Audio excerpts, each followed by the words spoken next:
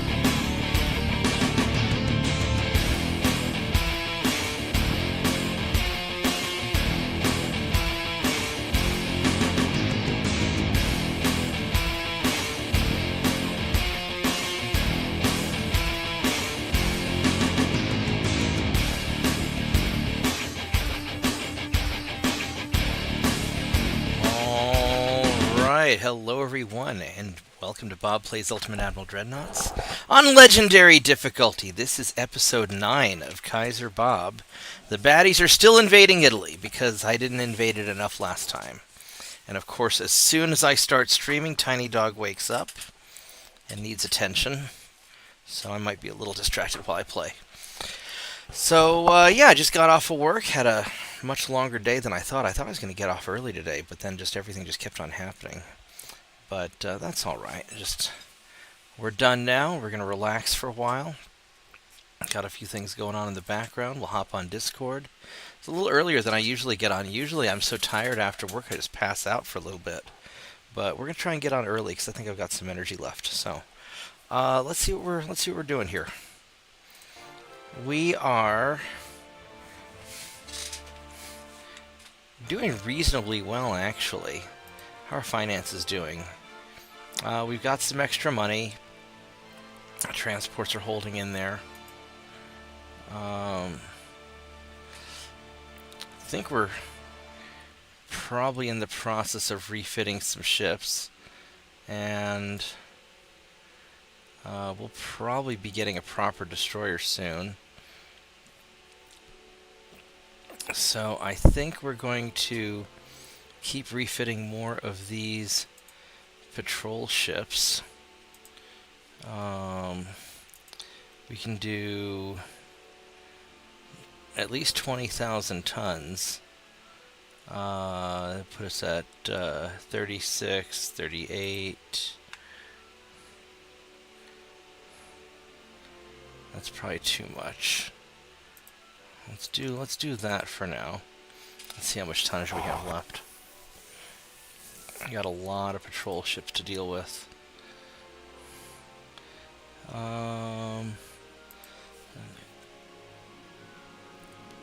That's going to put us just a little bit over if we do that. So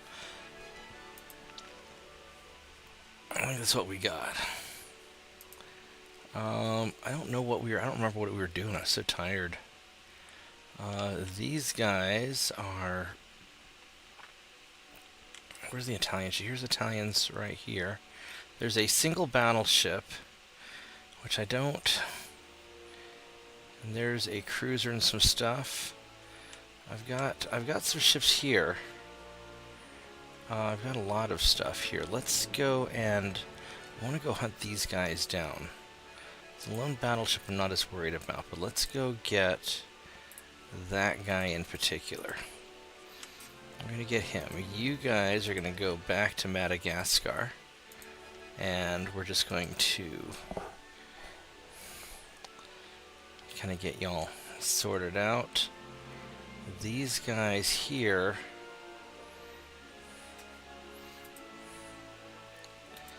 Did we already nail France?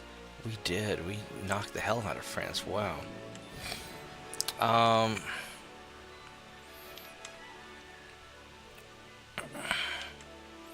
And we've taken care of Korea. He's got a lot of stuff right there. That's going to be a little problematic.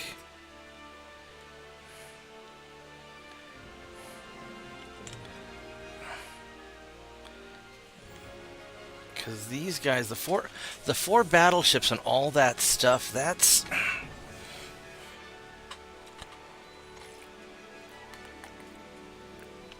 troublesome.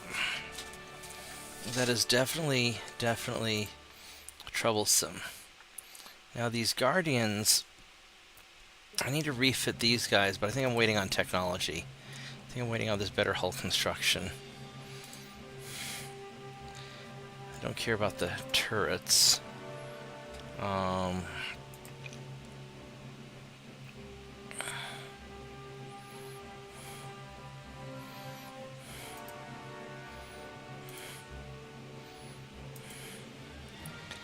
Alright, so I've got these guys here.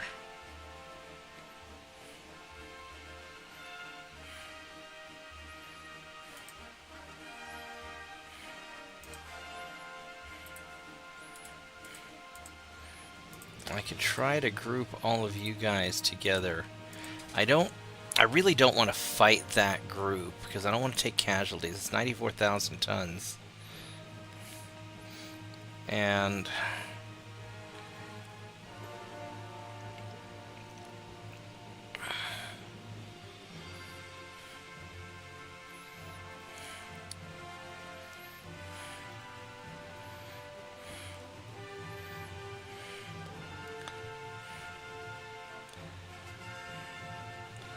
I think I want to combine you guys together, and maybe I can... I really don't want a large pitched battle, though. Oh, joy. Hey, Mitchell, how are you doing? Well, if it isn't groundhogs or the frickin' heat pump, it's ants. Oh, no. Oh, no. Are the groundhogs getting their vengeance, or is it ants now? It's now the ants had to go in, went in there to, I had a small bowl of French fries that my mother left sitting on the stove, left over from dinner. And I said, well, I'll grab those for a quick snack for the evening. Pull the lid off, pull the saucer over the top of the bowl, and it's full of ants. Oh, goodness. And they were crawling up from the crack in behind the stove. Oh, goodness. And then running along and crawling up into the one cabinet above, getting in all their dinnerware. And then over on the other side, I figured, well, I better check over here. And yep, there's another bunch that was coming out of a crack in the paneling, coming up through the wall, that were in the bottom two cabinets on the other side of the kitchen, where it had the cereal and all like that. Oh, no. Yeah. I hate ants so much. Yeah, so thankfully I've got some of that Ortho home defense stuff that you can spray on there and let dry, and it's, after it dries, it's safe. It's supposed to keep it away for 3 months, and so far what I've used it works. Right on. But that was not in my plans for the bingo card for the evening, to spend an hour and a half emptying out 3 full cabinets and then spraying that stuff on there and then cleaning out the stove and throwing away the food the ants got in.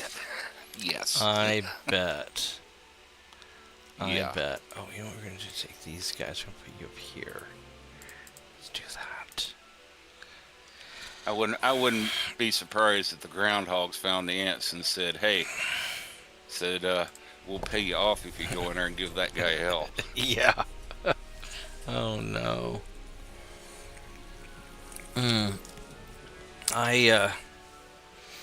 had a very interesting project today. I should post it in Discord. I do not want to go to war with England. Let me go post this in Discord real quick from my phone. This guy had one of those slimline computers, one of the little proprietary HPs, and he'd ordered an HP power supply, but he got the wrong power supply. But these things are super expensive, so we made it work. Oh joy, yeah. There you go. I posted it in general. I'm going to bring it up on the screen for everybody to see. So, this is what I was working on late today at the office with the oversized power supply in this poor little HP. It's actually a really nice HP. It's got like an 8th gen i7 and a decent video card, 64 gigs of RAM. It's like this little tiny gaming PC, but they sent him the wrong power supply, and the correct one would have been super expensive, so we just made it work with an angle grinder. Yeah. Oh, Jesus.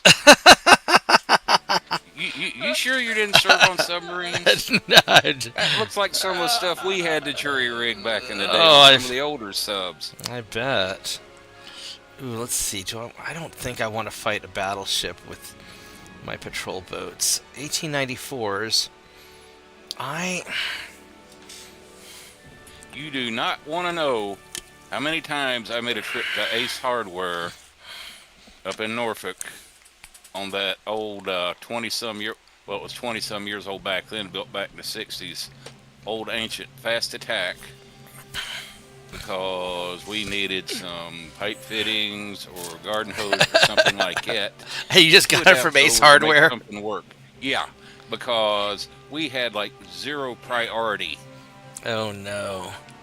You know, coming out of the shipyard, being old fast boat like that, outdated, forgetting something. Like when I first reported on there and started checking over the equipment, you know, the ship's lathe we had mounted in the back of the engine room, the belt was wore out, and put like a new belt for that lathe on order in 1988.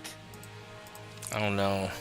When I left that boat in March of 1991, still hadn't shown up yet? we were still waiting on that belt to come in.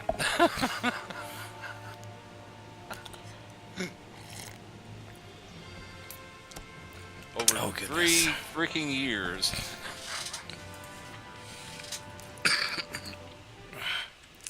Alright, so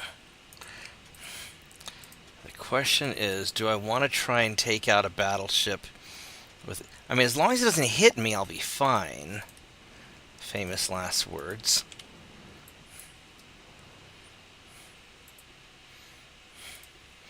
Alright, let's see if we can take this guy out. So I move faster than he is, so hopefully I can close the distance quick. Well, I'll give you that. That did kind of look like a precision job as far as, hey, as precision you could get with an angle grinder, you know. Yeah. How it cut that case. Well, and I had to give it some leeway because the case had to sort of slide on, and I mean, it was definitely rigged. We definitely Oklahoma engineered it. That's the polite way of putting it.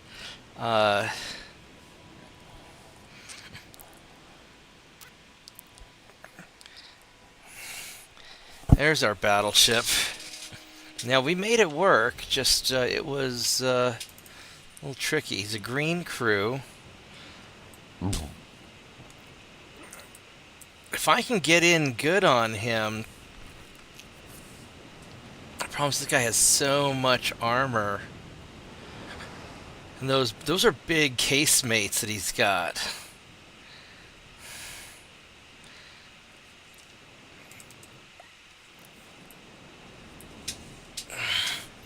This is probably a bad idea.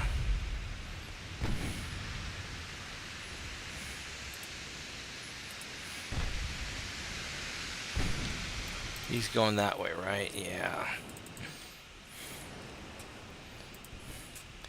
Where's his weak? His weakest armor's in the front. It's not that weak. Here, just nail the cruiser while we're closing in on the battleship.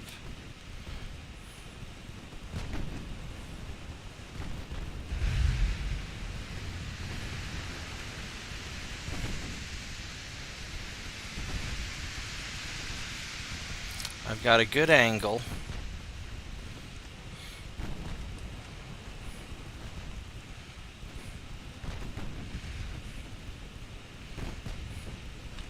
What's the armor on this cruiser like? What do you got? You got about 5 inches of armor, probably about 8 inches or so equivalent.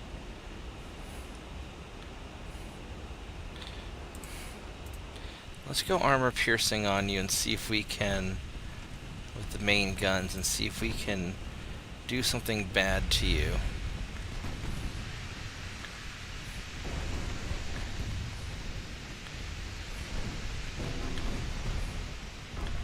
You know what I'm going to do? Actually, I probably ought to cut around behind this guy.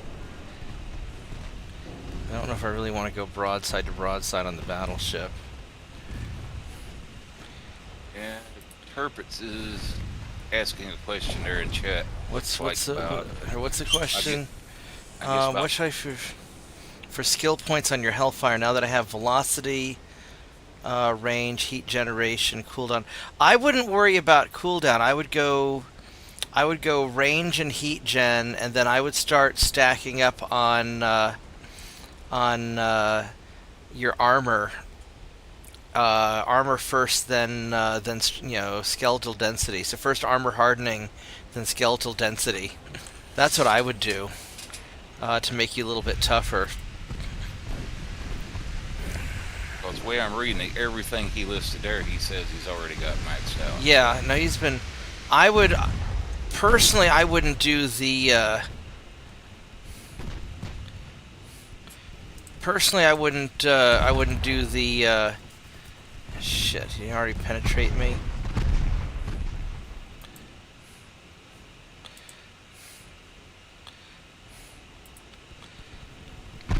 I wouldn't do cooldown, I don't think. I would probably do focus on armor and skeletal density instead. Let's go get this cruiser.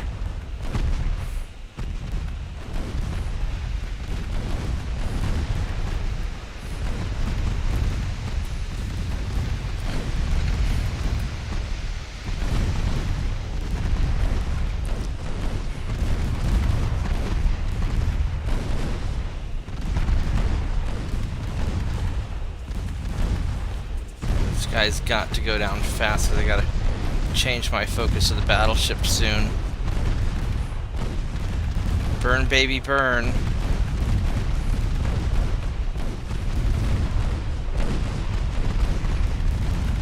These little patrol ships are surprisingly tough.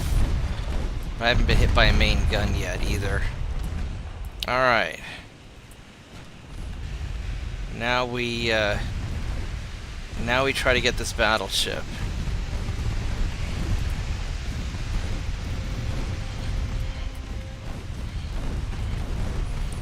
Now it looks like Saint 2.9 is really doing the Lord's work. I really like the 2.9 casemates.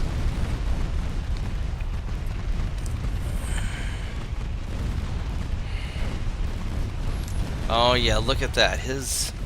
What's your damage and stability at now? Oh, you're already at 66% damage and stability. That's basically max damage and stability. Your torpedoes in the front or back.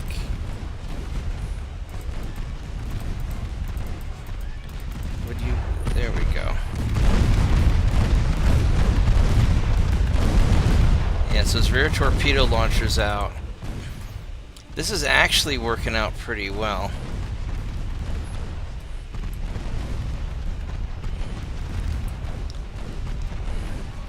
I was really nervous, but he hasn't hit me with a big shot yet.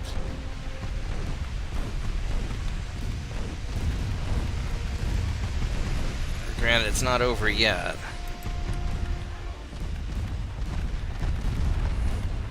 So much main belt armor compared to what I can dish out. Yeah, I'm about the same way. I prefer putting like 2.9s into casements if it's got them. I mean, early on, I'll do the 2.9 turrets just because they're the only Mark II turrets I have. Although eventually, I prefer to go 5-inch in the turrets just for the armor. Ooh, Yeah. he took a flooding hit. Yeah, because the casements, if I remember correctly, you put 2.9s in the casements, you can actually put a good bit more. You can actually put some armor on them early on. Right, they're just kind of heavy. Yeah, and casement guns in general tend to be a good bit heavier than if you put them in like single or double turrets. Yeah, just because they've got all that armor. Yeah, All right, that so- worked. That worked better than I thought it would. Yeah, so I like putting the 2.9s in casements if they got them, and then putting like any bigger secondaries I might have, yeah, up on deck or in the turrets or such. So I usually don't worry about overheat damage because I don't usually overheat myself that hard. I would do some hill climb because if you don't have jump jets, hill climb is really good for getting up and over all the stupid obstacles that PGI puts there. So I would try a little bit of hill climb.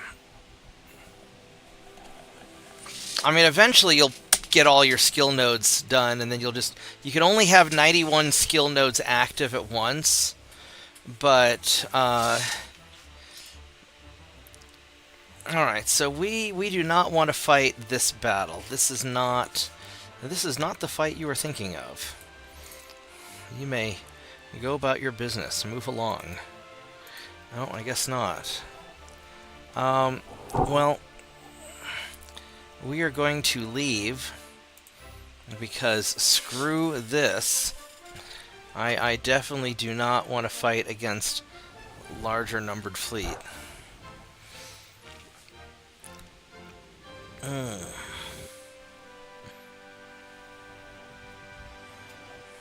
Yeah, I'm beginning to think possibly it might be time to give a call to a pest control company and have them go up underneath the house and spray for ants and the other critters there. Spray for hedgehog or spray for groundhogs. Well, I've already got groundhog spray. It's known as lead, but but yeah, it's basically father built this house. It's got a bare dirt crawl space down underneath the house. So, yeah. And Yeah, so Turpitz, as you get more experience, the overheat damage will become less important. You may also look at like laser duration. I don't know how many skill nodes you have active already, but if you're using your lasers a lot, laser duration isn't bad. Also, if you look further in the skill tree, you should see something called like cool run and heat containment, and some of those. Those aren't a bad idea either, because they'll further improve your heat efficiency. Alright, so we are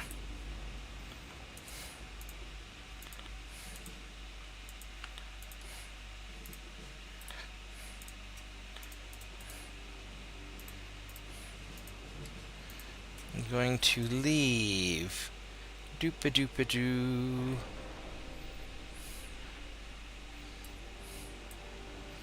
At least hopefully we're going to leave.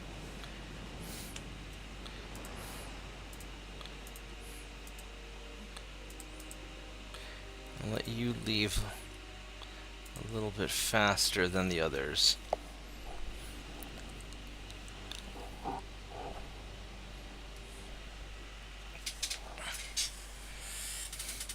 Okay. Yeah, so, I would look at like cool run and heat containment. You've got all the important stuff down, it seems. So then it just comes down to kind of what you want to do. You might, if you want to go faster, you could look for speed tweak. Your kinetic burst and speed tweak. Anchor turn lets you turn faster. Torso twist and torso yaw lets you turn the mech sideways and up and down a little harder.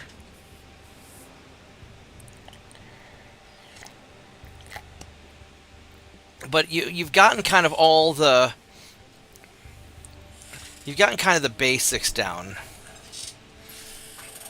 You know, you've gotten your survivability, you've gotten your missile-y stuff, you've gotten your range and velocity and heat management stuff. So, you know, just anything involving heat is probably a good idea.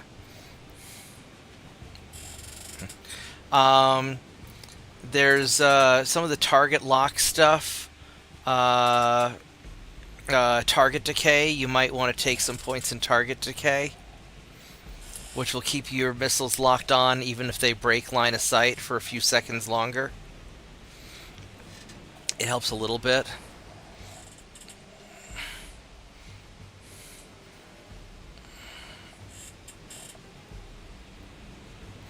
Seismic sensor is also good if you get 1 point of seismic sensor.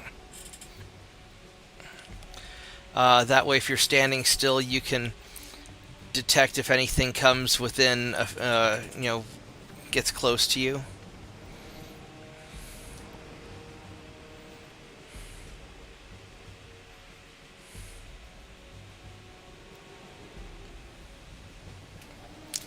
Because there we go. See, good job. You maxed it out. I'm probably going to be doing ships tonight. I don't think I have the fine motor control for MechWarrior tonight. I'm really tired. Otherwise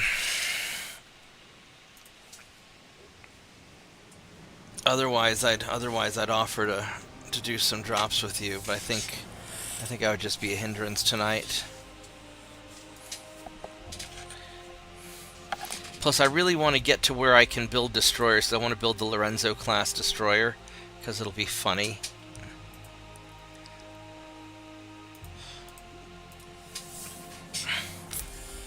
I already built a tiny jalapeno cruiser in my American campaign. It's awesome. Yeah, if you could max out the target decay, that's really good for missiles, for LRMs. And then 1 point in seismic sensor, you'll have to take some prerequisites to get it. 1 point in seismic sensor is good if you want to, if you're standing still and you want to see if like a light mech is sneaking up on you, or if there's somebody on the other side of a building. It's got a short range, but it's good. There's an awful lot of ships here.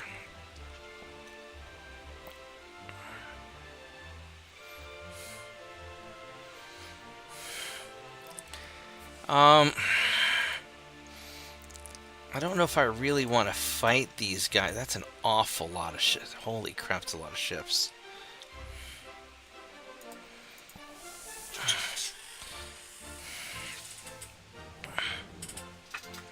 But that's what I would do. I usually run 1 point of seismic sensor. Now, radar deprivation is also good if you want to break lock when you get behind cover. Radar deprivation is your counter to their target decay.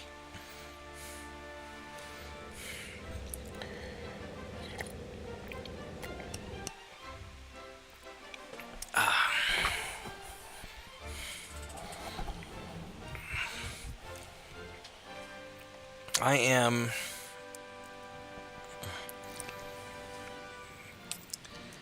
a little nervous about this. This seems too much like a fair fight.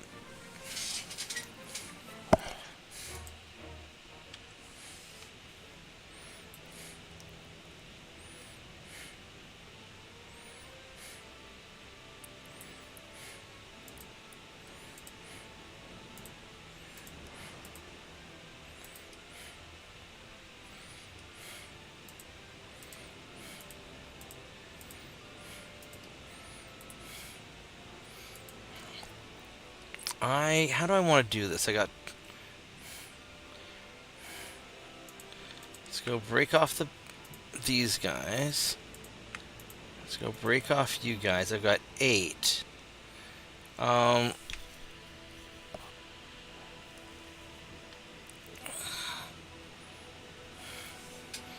think I'm going to do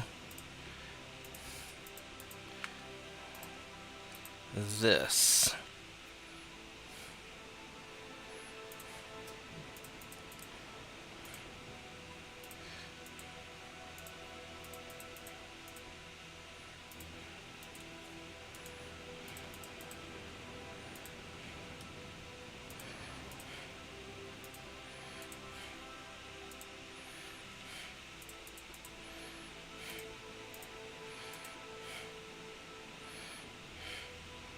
I think the torpedo boats need a GTFO.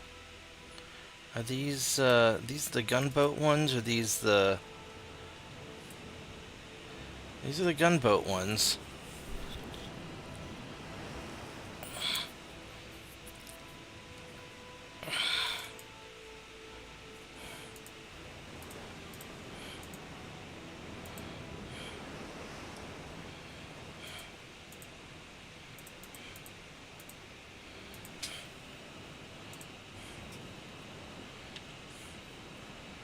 Alright, time for you to run away and at least get my guys into their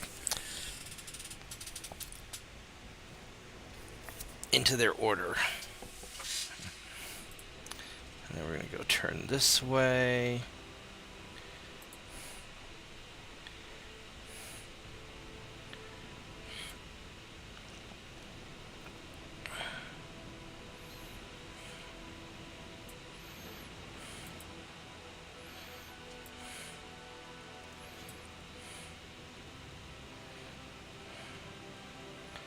There you go, this isn't so bad. Alright, so now the question is, do I want to try and get some? I almost feel bad for the country still in my campaign. What all is left? You know, you're doing Germany also, right?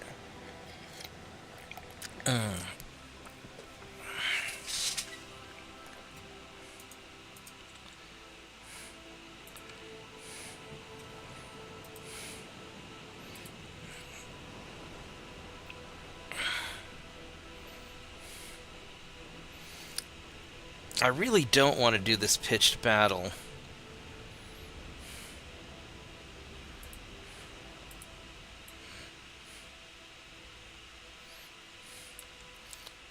You know what I could do? I could have the torpedo boat scout, aggro some things, and then run away. I wonder if I could do that. Oh wait, there's... I don't need him to aggro now.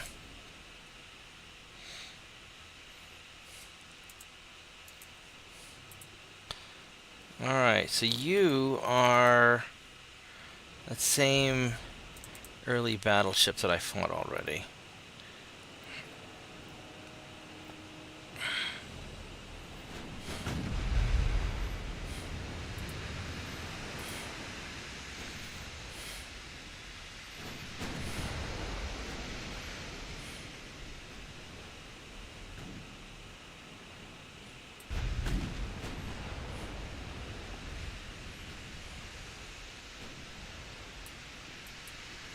Alright, so I see the smoke over there.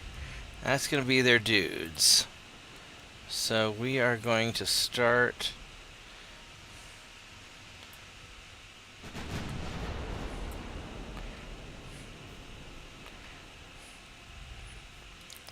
leaving their battleship in the dust. Those cruisers are kind of fast, actually. Oh my, look at all those light cruisers. This is... Alright, so you guys... You've got okay-ish armor. And then the heavy cruisers have pretty good armor, actually.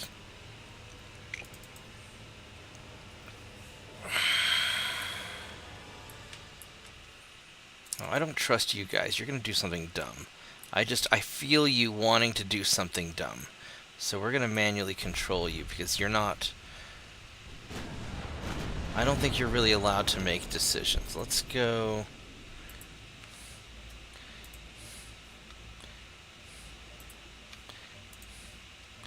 Let's go put secondary guns into this torpedo boat and make him regret his life decisions.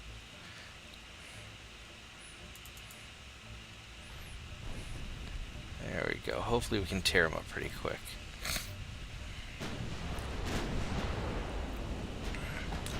Oh my goodness, look at all those things.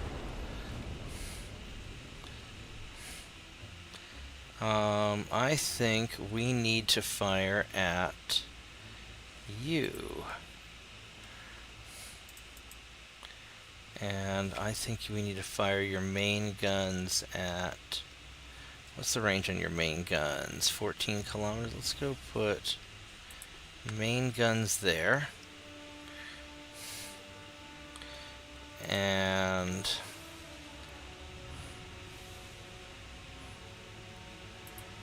put main guns there. I don't really care what you do. Alright.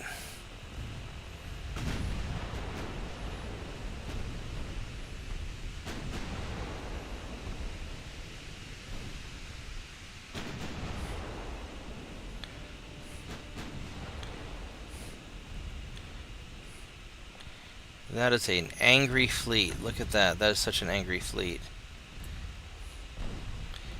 And we are going to leave.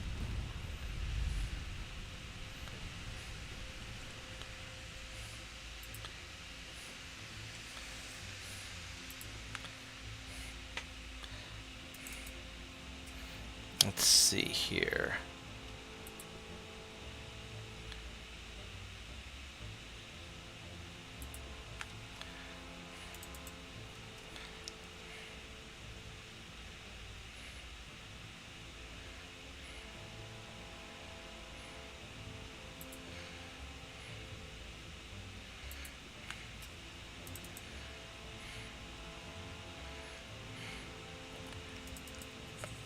Where are you guys at? You guys are all the way over here. I really don't know if you guys can... You're going to just get your ass kicked. I think you're going to just get in the way.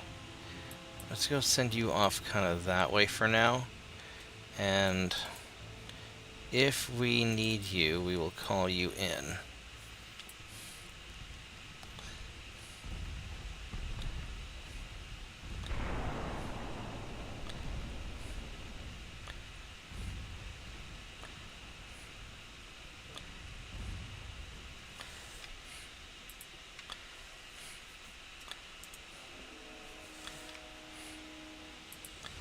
Let's go do...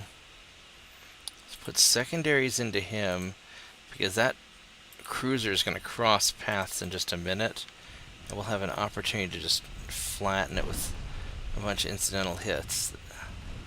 There we go.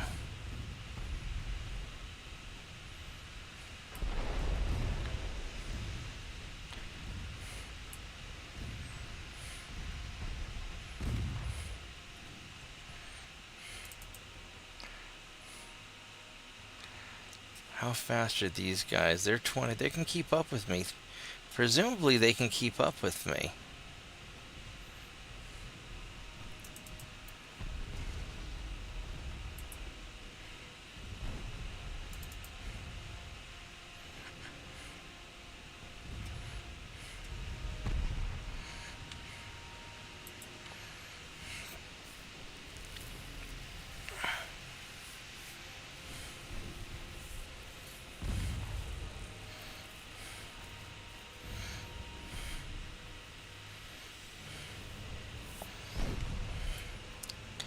Now I could try to circle around and get some of these guys. I don't know if it's a good idea.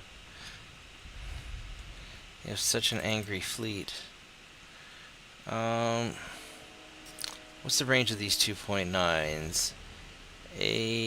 7 kilometer. I mean, they don't have a great range.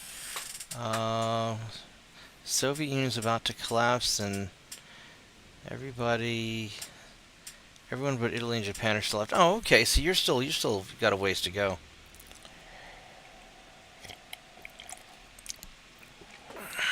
So he sank his torpedo boat. Do I want to try and circle around and take another shot? I don't want to get too close. And these are still the early... I mean, these Mark II 2.9s are good, but they're not... They got about an 8-kilometer range. 7 kilometers, realistically. And I don't know how close I want to get in on this. We can do it.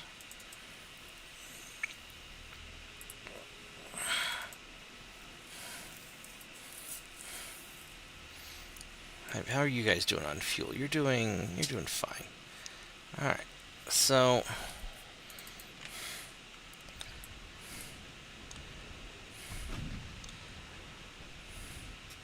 how fast are these guys? They're 20 knots, but they're only going 15 for some reason. We have a lot of sea waves, a little bit of sea waves.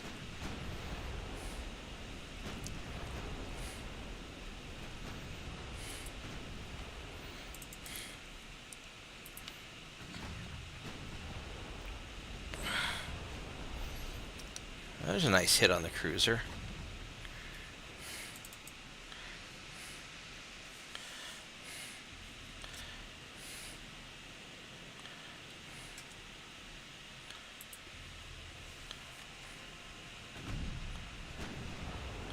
No, it didn't catch him in time. Just keep nailing this guy.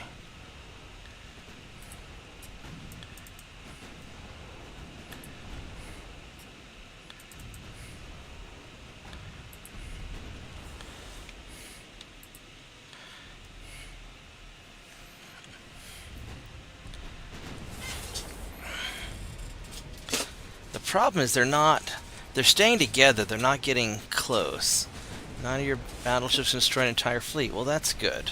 And 9, I don't know what year you're in, but 9's about as many battleships you can ever get together before they start to have a little bit of trouble. Alright, so we're at a range where we can hopefully start focusing down some of these guys.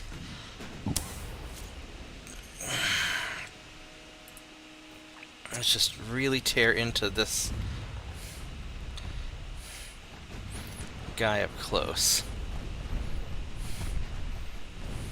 So he's getting tore up. I have to keep on him.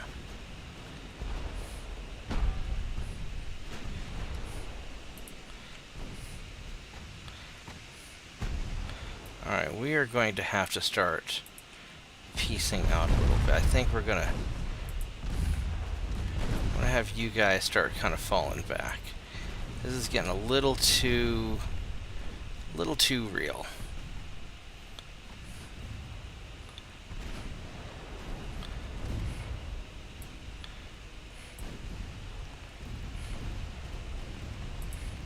Let's see if we can kind of thread our way through.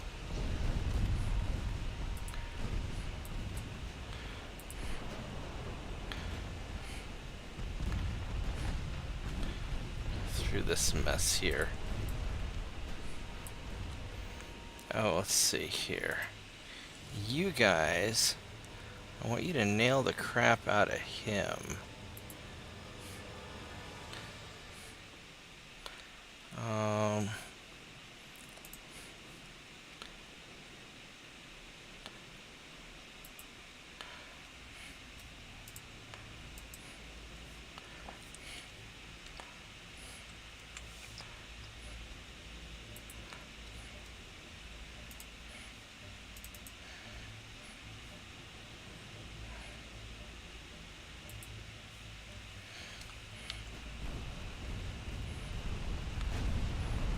There we go. There's a bunch of hits.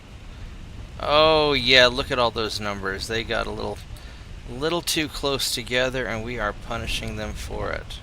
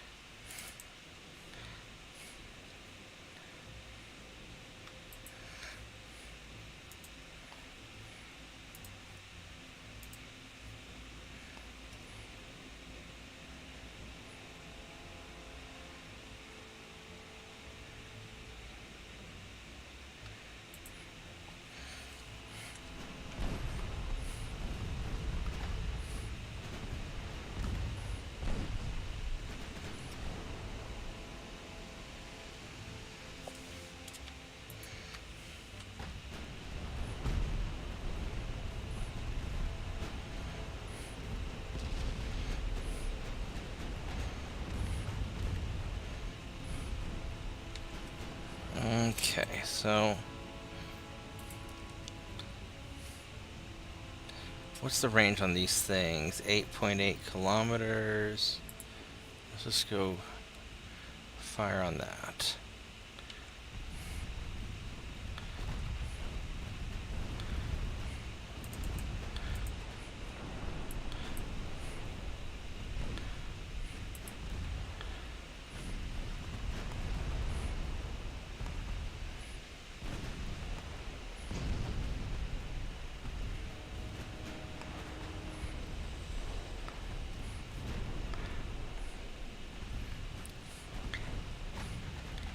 You are starting to take an awful lot of damage. You might have to. I think you might need to. Oh, you lost all your secondary stuff. Let's have you detach, and you're going to start kind of veering away.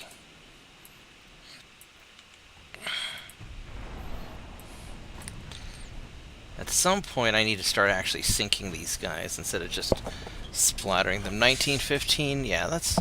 Yeah, you don't get, like, really huge fleets until later on. And with as big as you build your battleships, I don't know how many you're going to actually get.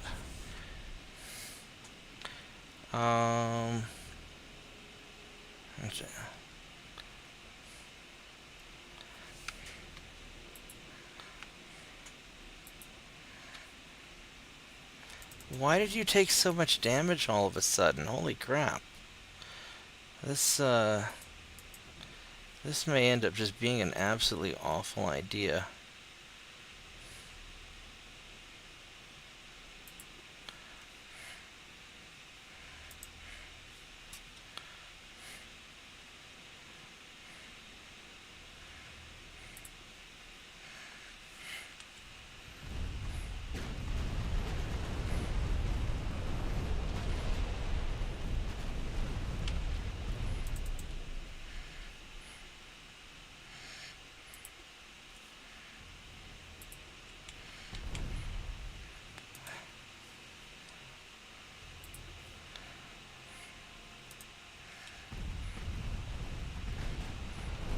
We're gonna have to turn you guys, we're gonna double you guys back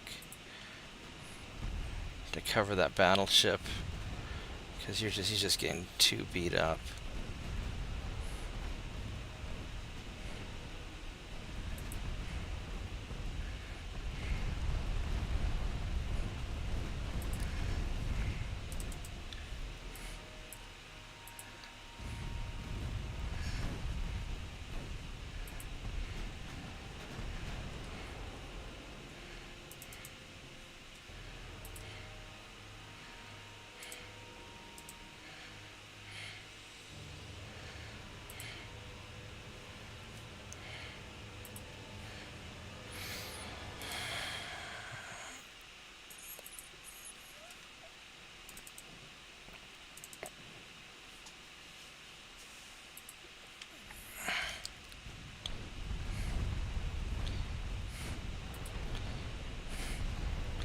Yeah, he's getting too beat up.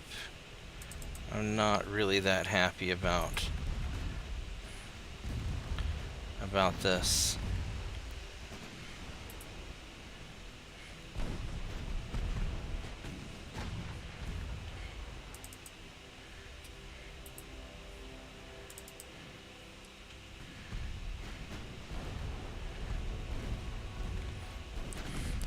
I did lots of just incremental damage just all over the place, but nothing just decisive. So I'm wondering if this battle was probably not a great idea. I probably should just listen to my gut and not get into the pitch battle. But I want to just kind of try.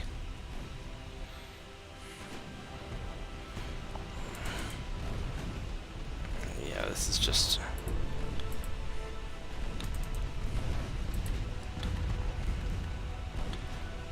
Because now they're all closing in, and now I'm going to be in a close brawl with a whole swarm of ships, and I really don't want to be in that situation.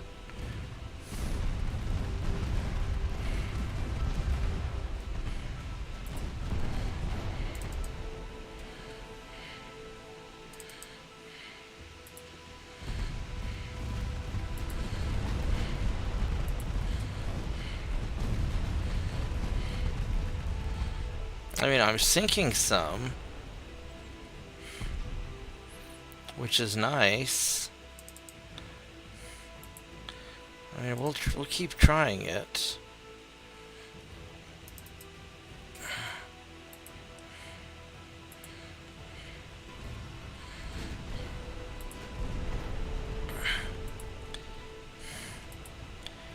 Because the problem is we're going to end up with all those light cruisers crawling up my butt here in just a minute. And that's not really what I want to do.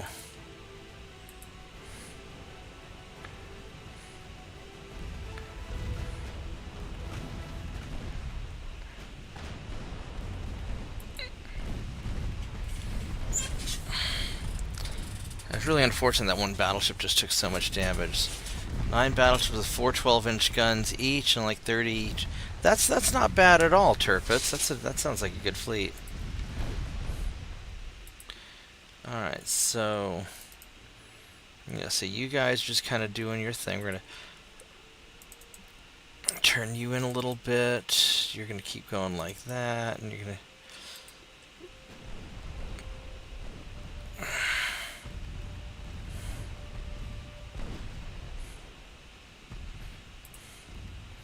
these guys have to turn back and cover him some more. These guys are going to have to turn back and cover him some more, so you're going to go after him. You guys are just going to keep firing into those guys.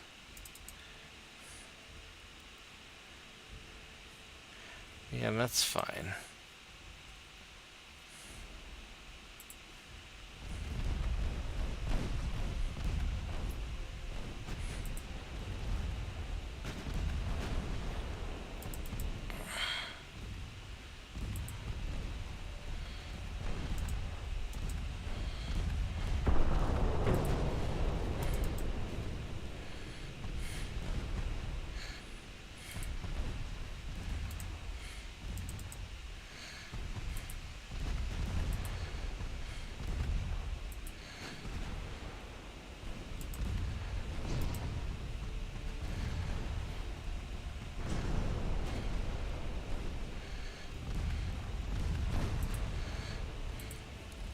So we're just going to keep turning those.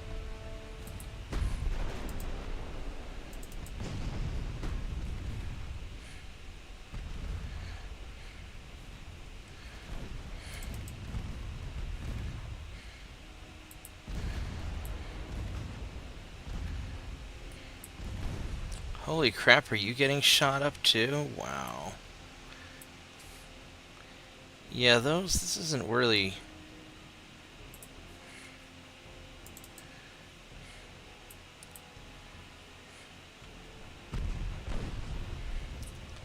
Jesus, they're not doing so hot. They're just getting shot the hell up.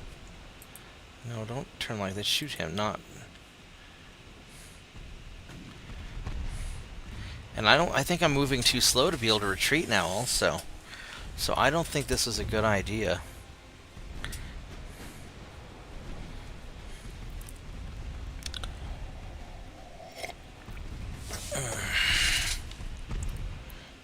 Yeah, because this guy's getting just all beat the hell up.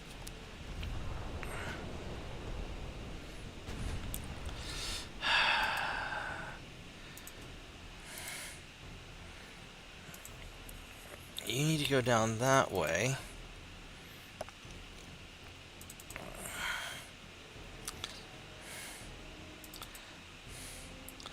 The problem is that I still have loads and loads of... This guy's going too slow to get away. He's going 5 knots.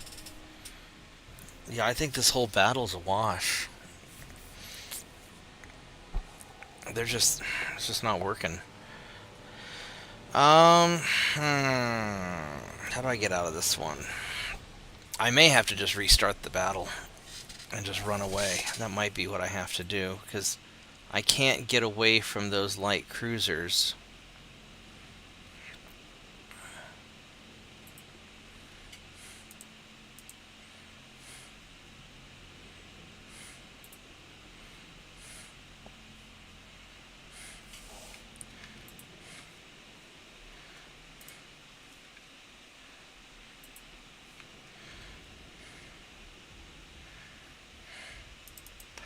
And I only have...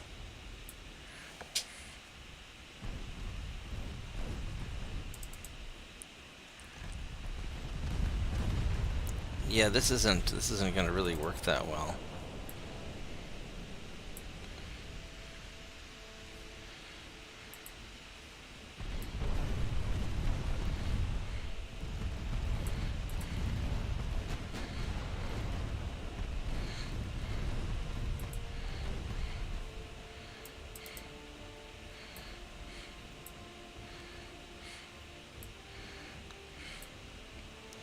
I need to turn you guys around and start dealing with the light cruisers. And then, man, you two guys, you're just gonna have to... I mean, we're...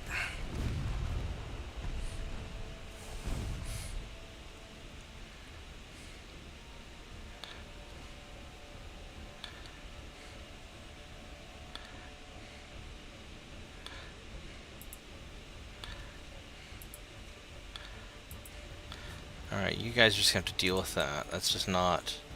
It's not cool, but that's what it is.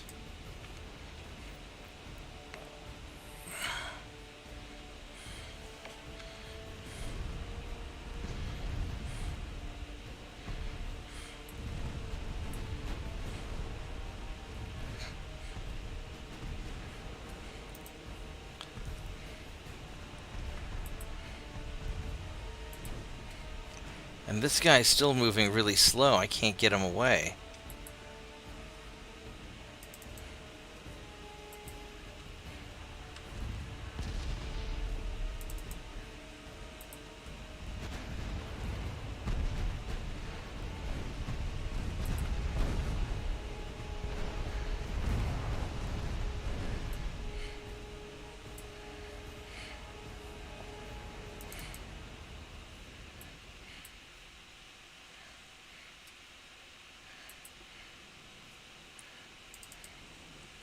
Those guys are so beat up.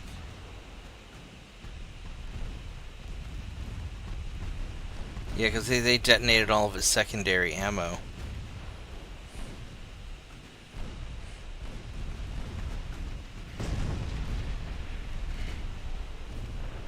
I mean, it's sort of working, but sort of not really.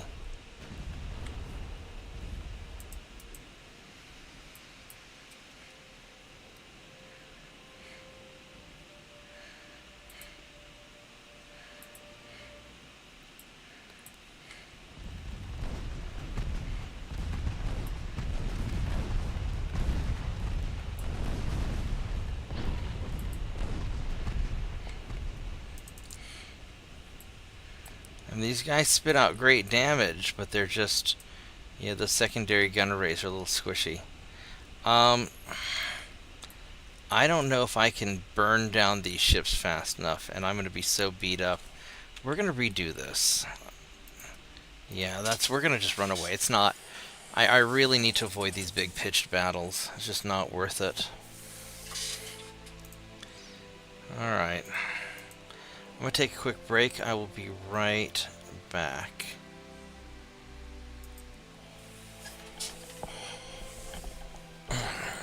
Time for another cup of tea.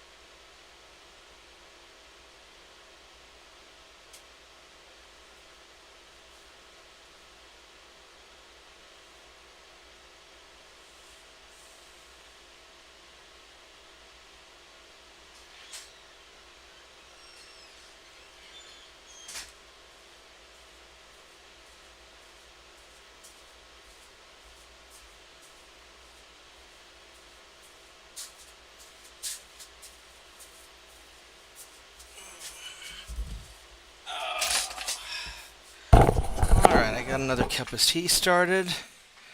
And what do we, 7.5, 6.5. That's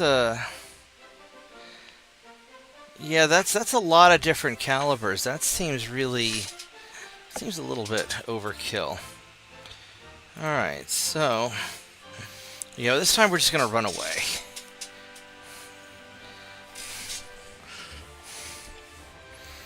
I was hoping to do a little bit of a fighting withdrawal and take out some ships, but then that one battleship just got hurt, and then he slowed down, and I could never get him away. It just isn't... It's not going to work out. I can't screw around with fleets this big, not unless I have a huge speed advantage. Which I just don't ever seem to get on Legendary, because my tech just never gets advantageous enough.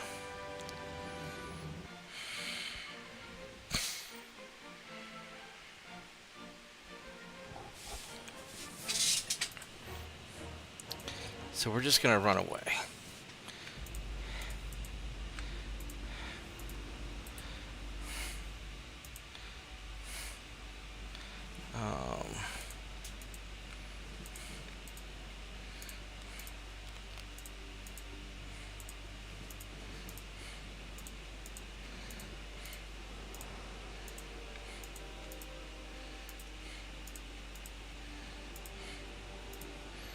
We're going to try it.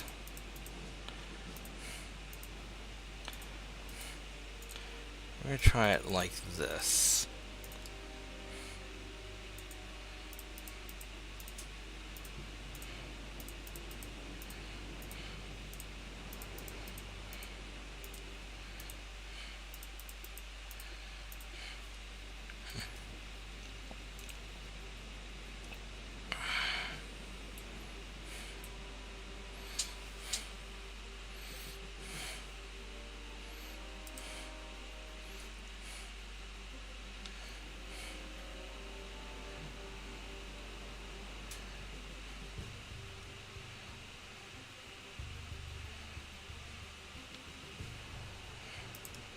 We're just going to have you guys follow him, follow him, follow him.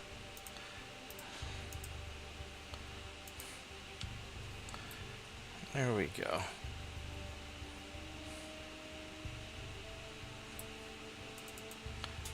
These guys, oh, those guys are way the hell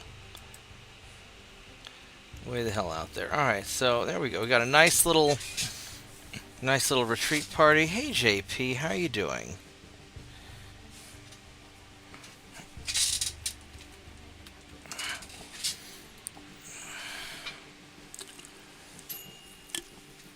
Oh, and my tea is ready. So here in just a second, when this is ready, we'll just I'll just go grab it. There we go. All right, I'll be right back.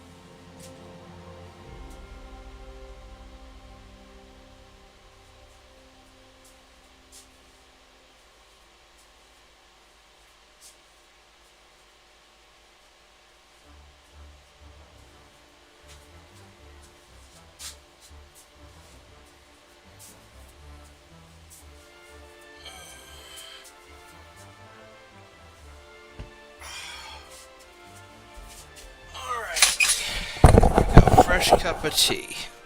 We got away. That's what I should have done the first time. Your 12-inch guns have hit 172 times. That's a lot of... Why have you been up 36 hours, JP? That seems a bit excessive. You're not in college anymore. Have you been helping Mitchell stake out the groundhog?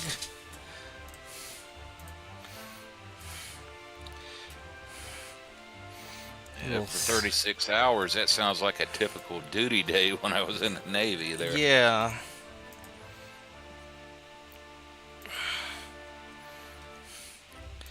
Wait, what? Are we having... why do you want to buy Guardian 7? Is there a... Are we having trouble getting all the... Oh, I haven't been assigning crew to... Oh, look at that.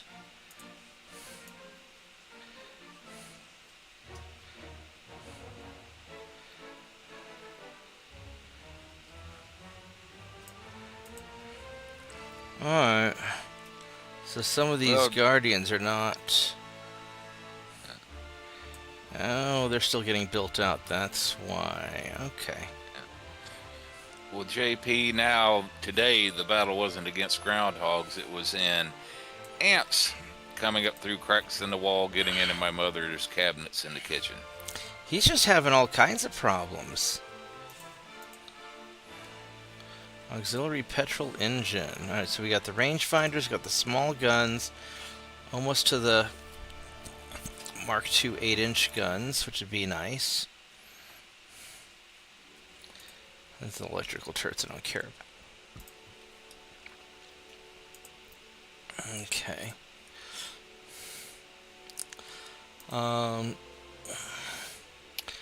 So we've got the induced boilers. We could keep trying to push through for geared turbine engines. You just didn't get tired till now.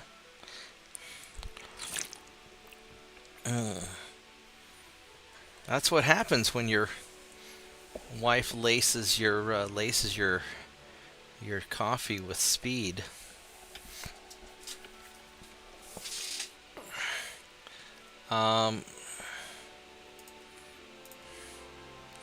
We can start trying to power through and get the next batch of engines. Or... I don't have a ship big enough to do the... I could try to get a next bigger battleship hull. Or get a... I don't really care about the destroyer design. Auxiliary petrol engine would be nice, but it's going to take a while. I'm not super concerned about it. We're just going to keep grinding engine, I think. Turret mechanism. Do we have...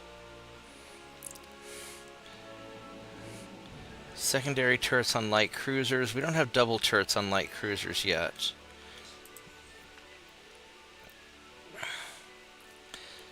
You know what I could do? Maybe I'll power through that.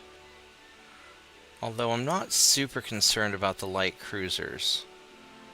No, I think I want the engines, actually. Let's go engines. Alright, so... we have...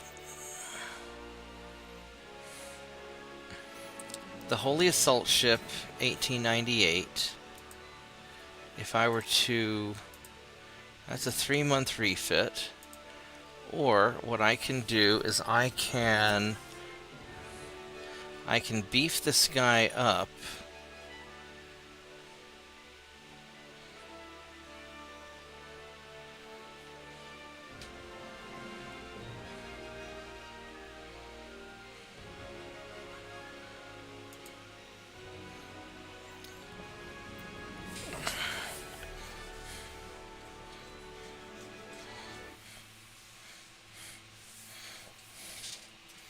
Alright, so if I beef you up, what do we got here? We got the Harvey armor.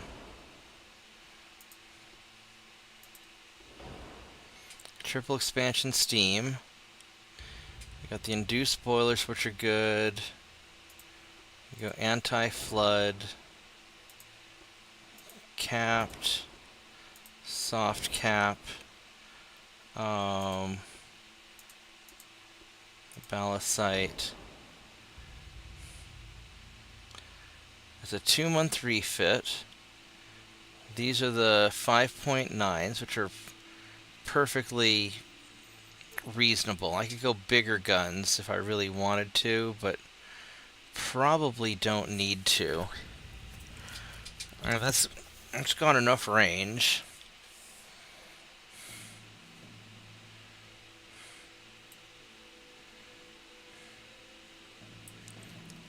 Can I? Oh, it won't let me put a. It won't let me put a turret in there, which is too bad. That would be awesome if I could.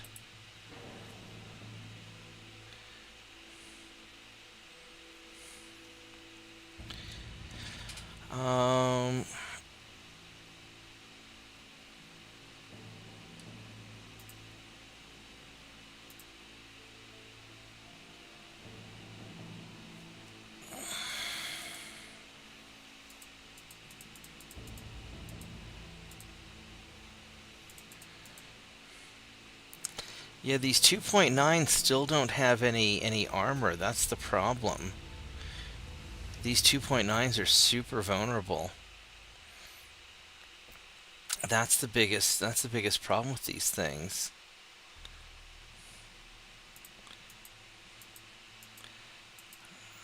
I can go longer gun barrels. That's going to put these out to 15 kilometers, which is awesome. You've got the same range as the others. Alright, so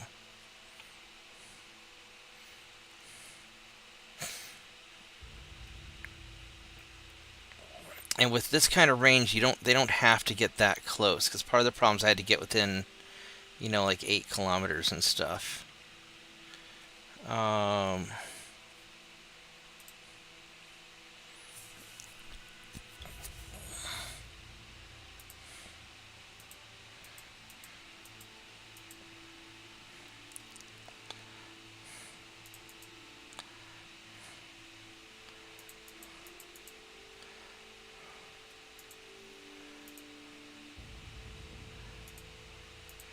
We just keep on jacking this up.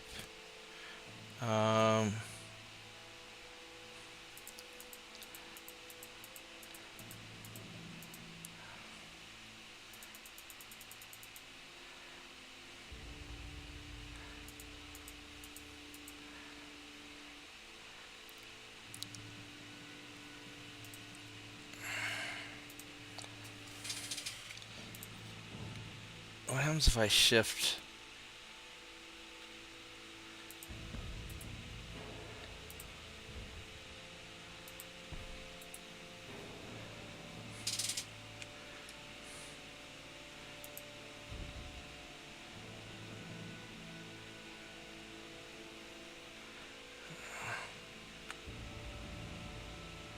That's interesting. So I can do that.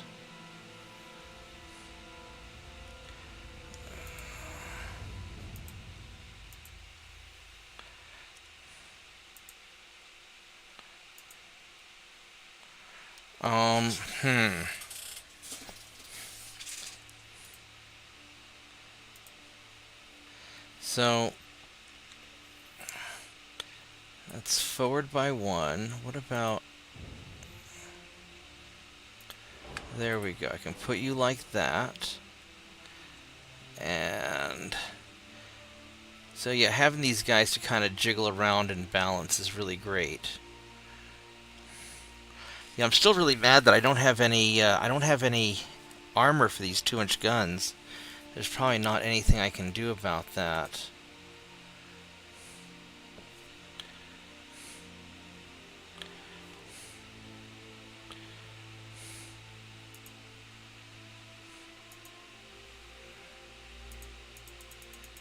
If I were to make the 9-inch barrels as long as possible,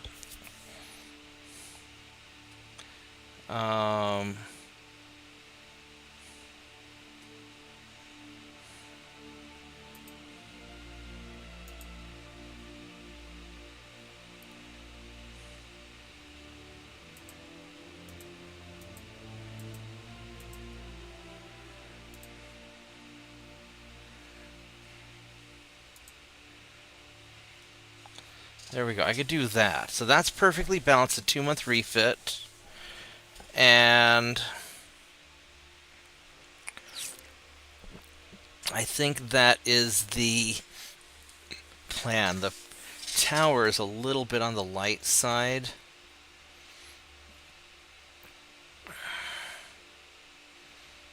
But I think this is as good as we're going to get it. It's a 2-month refit. And this will make these Holy Assault ships into really much more powerful fighters. With the 5.9-inch secondaries here.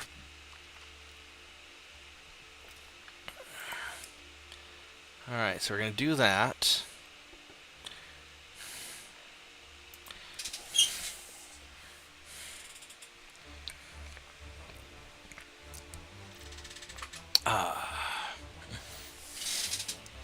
Now these patrol ships, these are already about as good as they're going to get. How many of these are even in? I've got a bunch of these in port, so I could do. How many of these do I have? I have. Holy crap! I have a lot of them. Oh my god. Wow.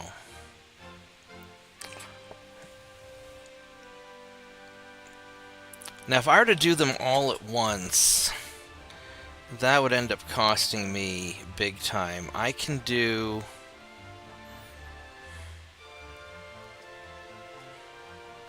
They're 12,000 tons apiece, so I could do like 10 at. I could do 10 a pop.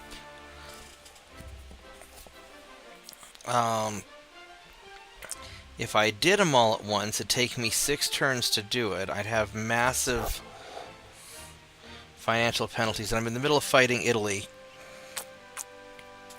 So now's not the time to do that. So first priority is let's see what we have to invade. And what we have to... Here's an ambush. What do we have here? 7 torpedo boats? No, we're not going to do that. Battle in the Mediterranean. 1 battleship versus 1 battleship. These guys really aren't made to go battleship on battleship, so we're not going to do that. We can invade this turn.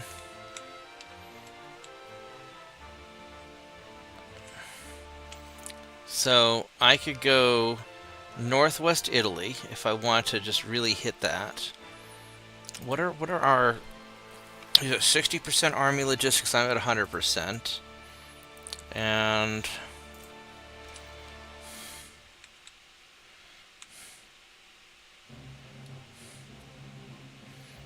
or I could grab Montenegro at the same time, because Serbia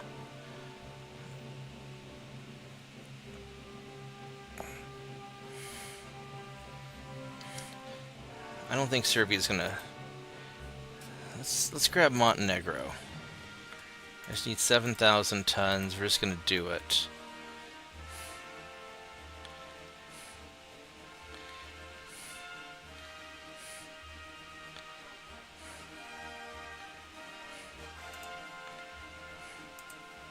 So we're gonna go put you guys here.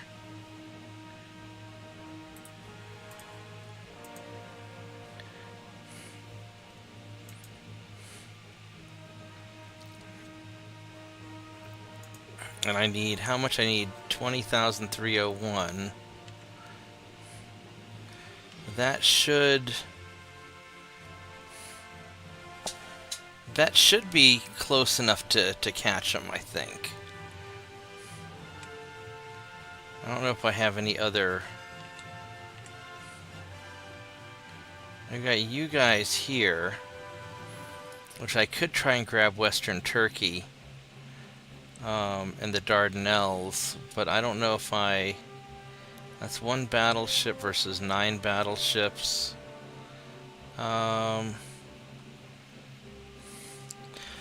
Surely 1 versus 9, I should be able to handle that.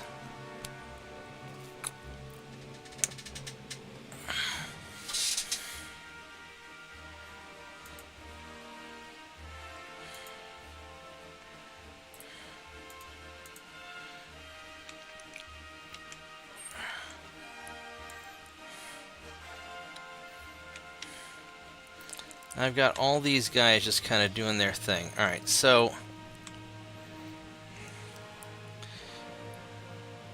getting some of these assault ships ready are probably important. Probably not super important, but it probably needs to be. That's a lot of victory points, Turpus. Especially when they only have 73. That's kind of nuts. Oh, I've got this going on up here I totally forgot about. Yeah, so we got you, babe. And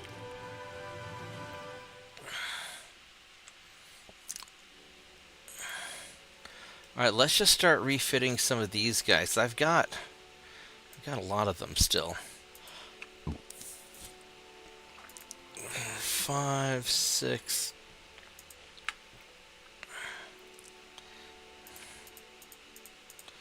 So we can do 6 of them.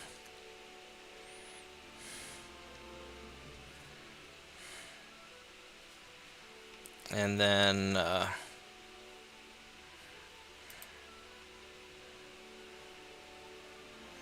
we've got another 20,000, about 18,000 tons. So we'll do 3 patrol boats.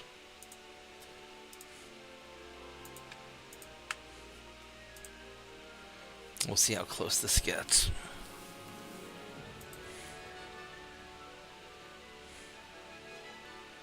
$37, yeah, because we're going to have a hard time getting any closer. So this will be good enough. Alright, so here we go.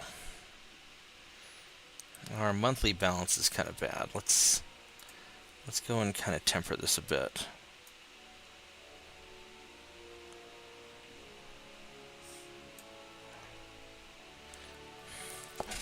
Alright.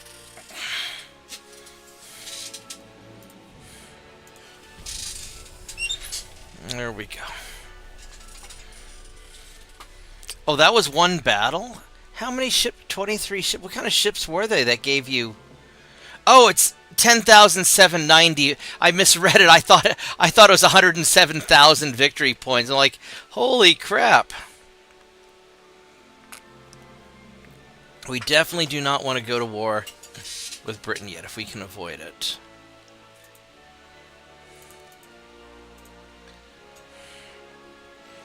And you're going to run away.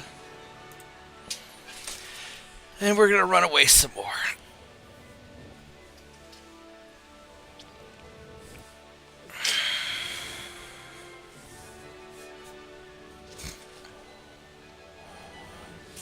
Hopefully my army will get off their butts and invade northwest Italy. That'd be kind of nice, but I don't know if we have the chutzpah to do that. I think we'll just have to kind of slowly grind away their ships.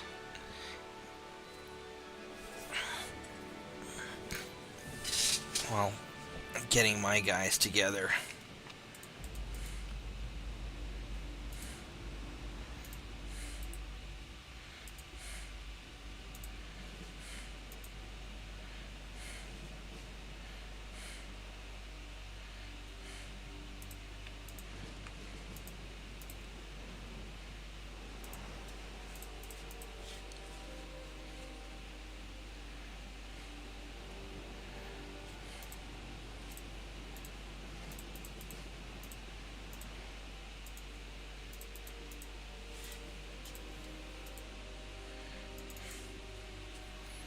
Alright, let's try to run away.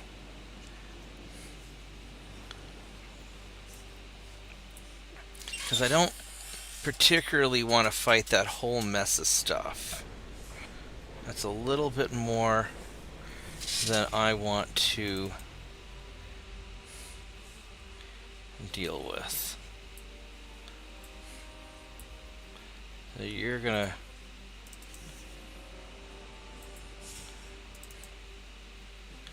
Yeah, you just get out of there. But that's okay, because we're fast enough, we should be able to keep up pace.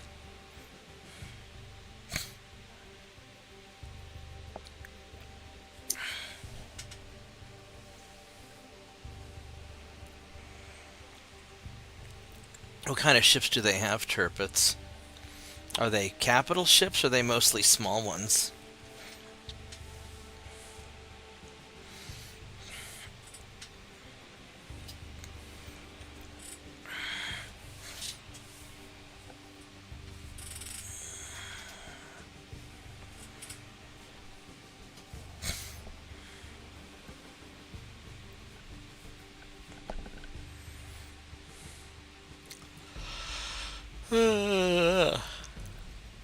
There we go, we're making it.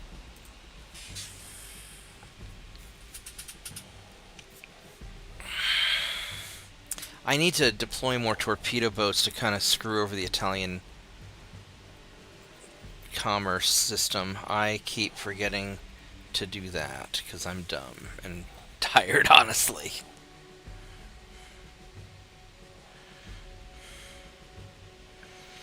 Can't believe it's only 8:45. I mean, I guess I got up super early today, and today was kind of a rough day. I had to go deal with a lot of bullshit in the morning.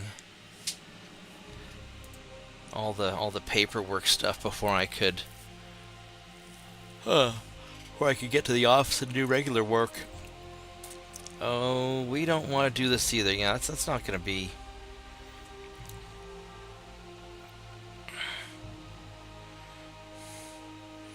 Oh, Italy's invading Greece, huh?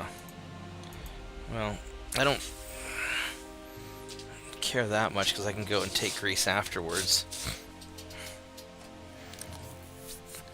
Building 50 ships is a lot. So it's mostly, it's about half small ships. That's a pretty good spread of ships.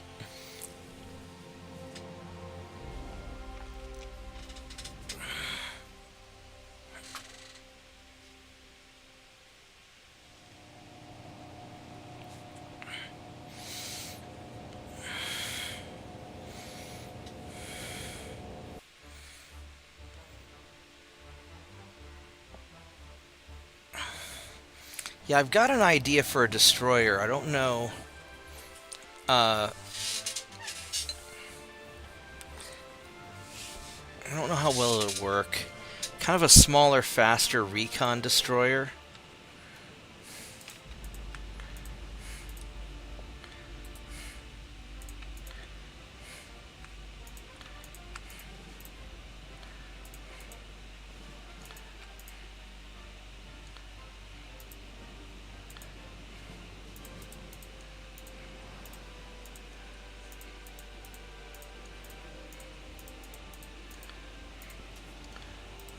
Let's get you guys out of here.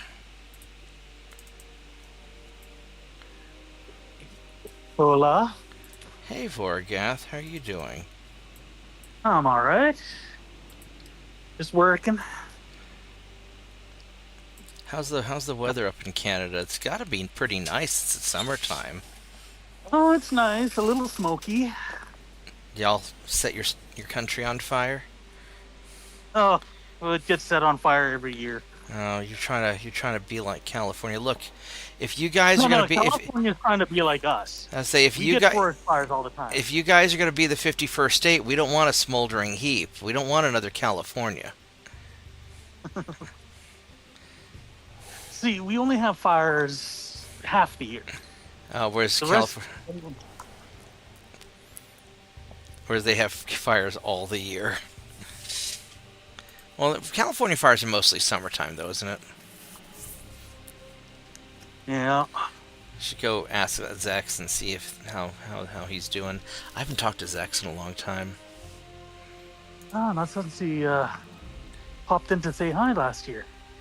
Awesome. Oh, look at that. This is a small group. Oh! I might be able to get these guys.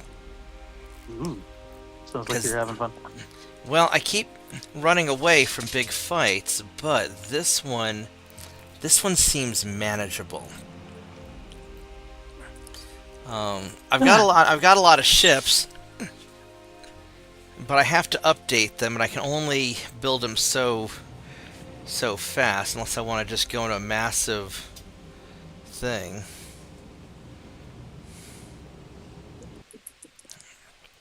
Hey, Shadow Wolf. No problem, JP. As a matter of fact, it's been so long ago there, I don't even remember what it was talking about. Yeah, see, it's one of the nice things about being old JP is that he doesn't remember what he's going to tell you. So he probably forgot that you're even talking to him. I'm sorry, I couldn't resist. I had my interview today. How'd it go?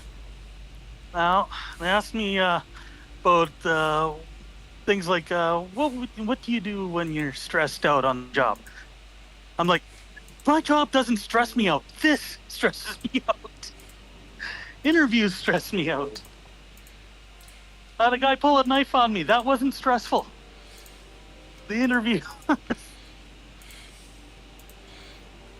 The interview is more stressful than getting a knife pulled on you.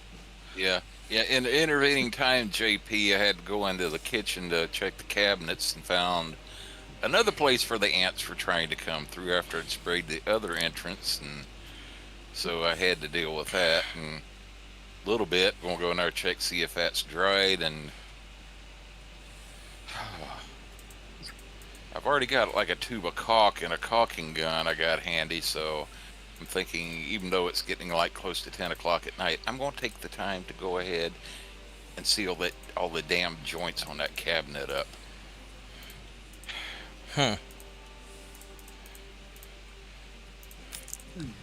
Let's go and... Anyway, I'll let you go. I gotta get back to work. Yeah, they'll get mad if they catch you doing this stuff, huh? Well, good luck with the interview. Check in now and then when you can. Yeah, I'll be going to Alberta over the weekend. My mother's competing in the skeet shoot. Right I'm on. going to, yeah. Well, So, good. Well, see you good later. luck. Take some pictures. Share some pictures. I will. All right. All You right. take care, Vorkath. Good night. Yeah. Good night. That's pretty awesome. All right. Yeah, but his mother's into skeet shooting. I would say that's a lady you don't want to trifle with. Oh no, probably not.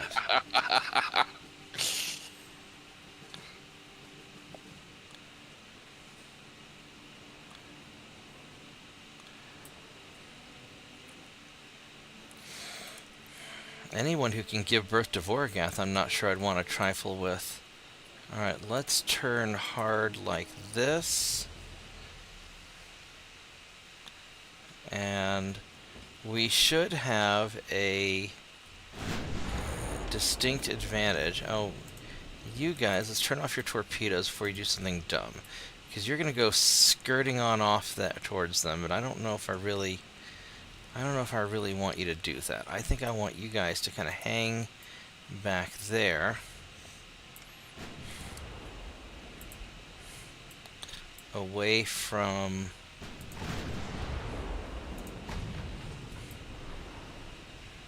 Oh, that kind of reminds me of a old joke about, down in Texas, one woman got wise to her husband was cheating on her. So one day she grabbed her firearm and followed him to where met his where he was having an affair with a sweet young thing, Right. and busted in the hotel room while shall we say he was without clothes. Right. And she said she pulled out her firearm and said, I'm going to make sure this doesn't happen again. I'm going to shoot your private parts off. And he looked at her and tried to get down on his knees and beg and said, hey, come on. He said, at least give me a sporting chance. And she said, okay, you can set him to swinging. Oh, goodness. Oh, goodness. That's all I have to say to that. Alright, here we go. Let's try this.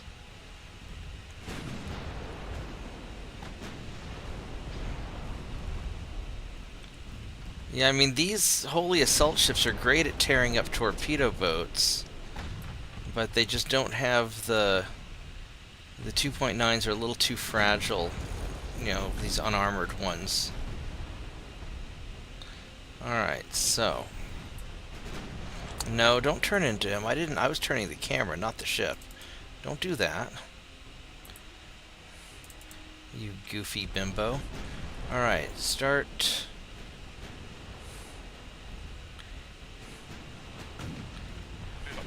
Time to go back to the kitchen and do some more here.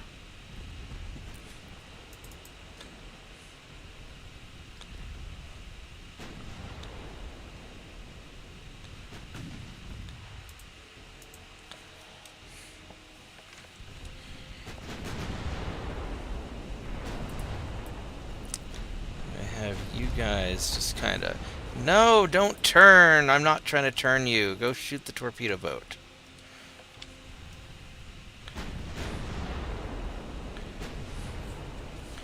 Here, go shoot that torpedo boat.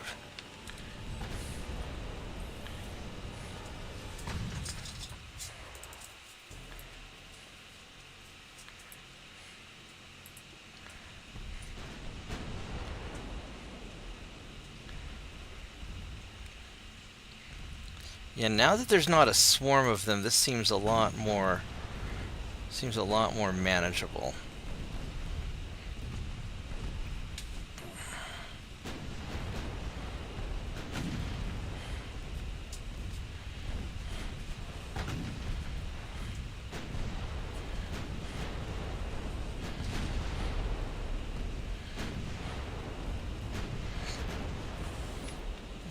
Put the secondaries on you, please.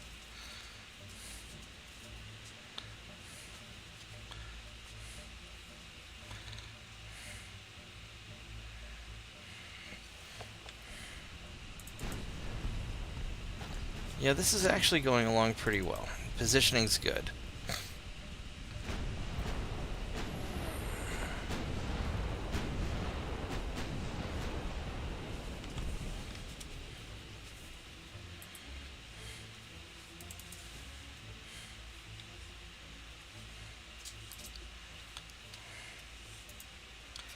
Let's go.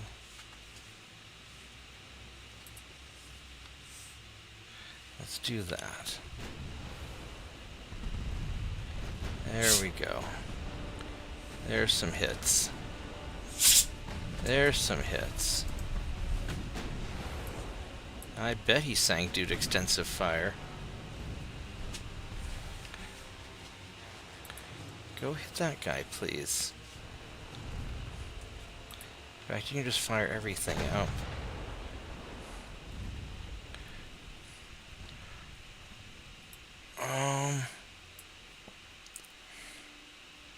I guess I'm going to go back to following you. You guys really got out ahead. This is probably not what I want to do. Let's have you, at least for now, follow. And let's just start turning kind of in a little bit.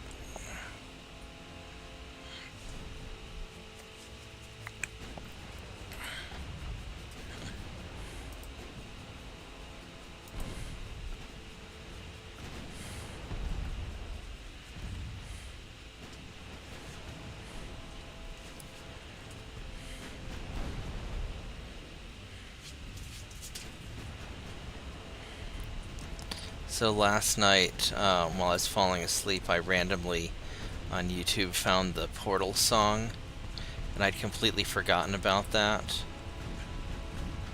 Do you remember that game, Portal? Where you had to basically survive against this awful AI. Oh man, did you just flood me, you hooker? You hooker.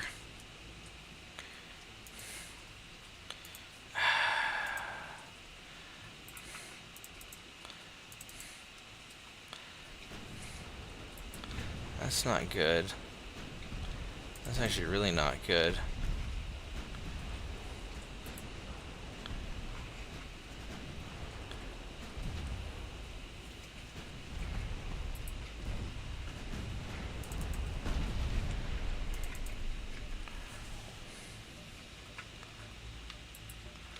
Let's go and we're gonna go pepper that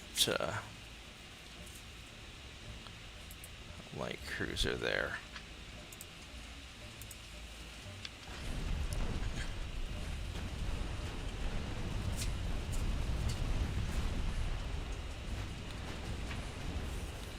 There goes that torpedo boat.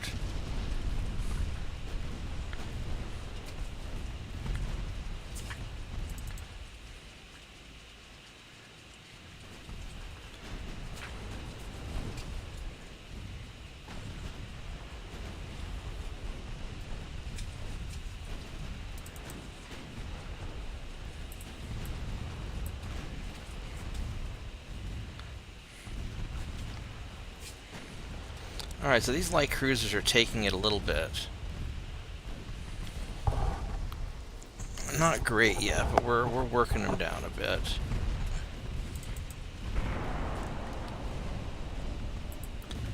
They're slowly getting there.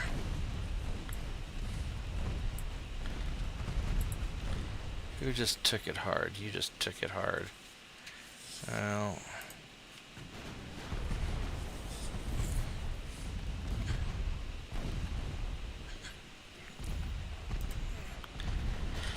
They're getting beat down. We're gonna win this fight. I don't think I'm gonna take too much damage. Jesus, you're getting fucked, aren't you? Yeah, he's... So he just had his 2.9s just detonated their ammo. That's the big problem with... I love the 2.9s, but their lack of casemates... Or their lack of barbettes really is a hindrance.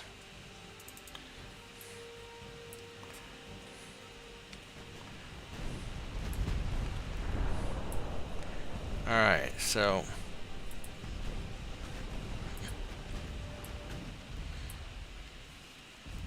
now these torpedo boats, you need to go faster. And just start peppering these guys. How are you taking... You're just taking holy shit. How are you taking so much damage all of a sudden? Your armor's supposed to be pretty solid.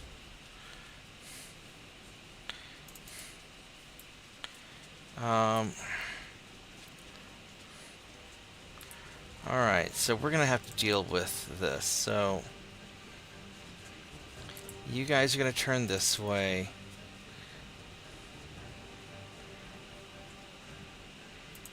This group of 3 battleships.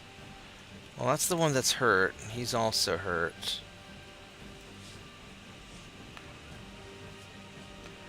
We're going to have to turn around, I think. We're going to end up kind of crashing a little bit.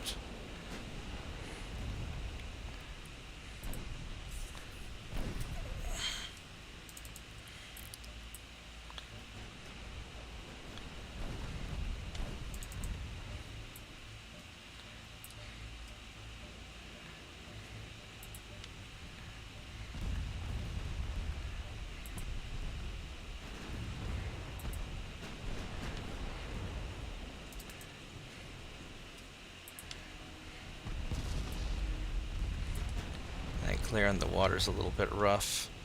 Alright, so we're just gonna kind of ease on around here. 2 guys left.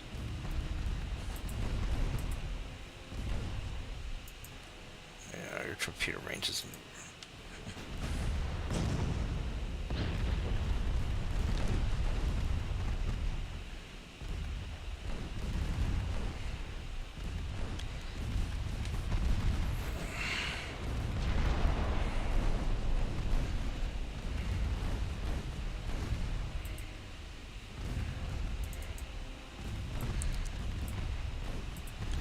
There we go. So this will take care of that.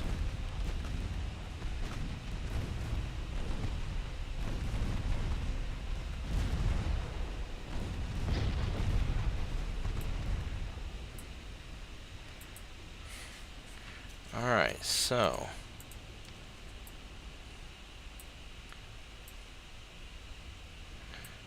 I don't know where the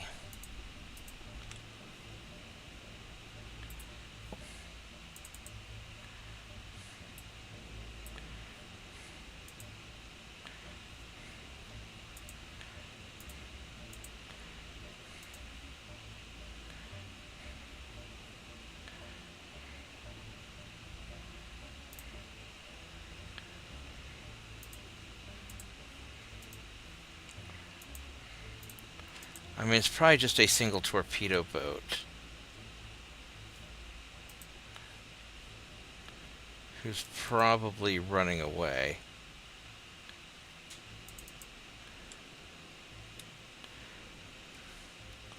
But maybe we can take him out. My arm got all bit up by something. I don't think I got enough ammo. Thinning out the herd one ship at a time. Yeah, that's what I usually do. Just thin them out a little bit at a time. That's probably the safest way to do it. That torpedo boat's probably long gone, actually. We're not going to mess with him. That's just going to take a long time. So we got 9 ships and this torpedo boat. And then our guys all got experience. That's not bad.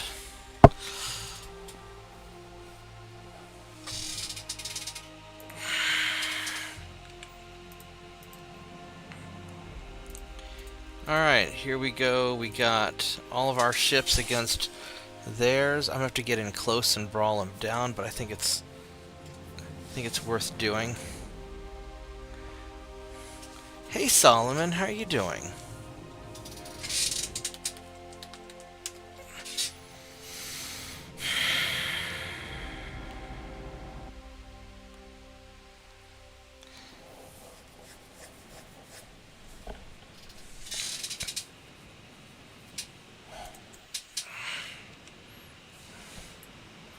Alright, so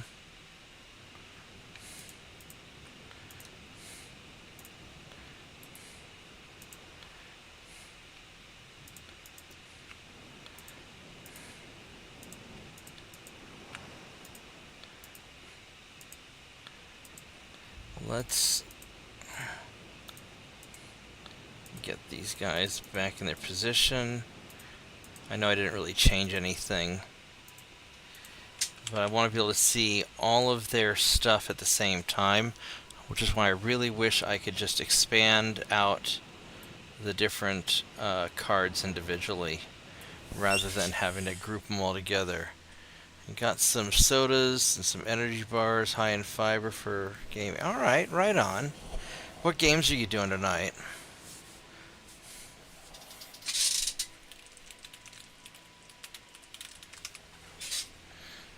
You doing Final Fantasy or Ever Scrolls or Elder Scrolls?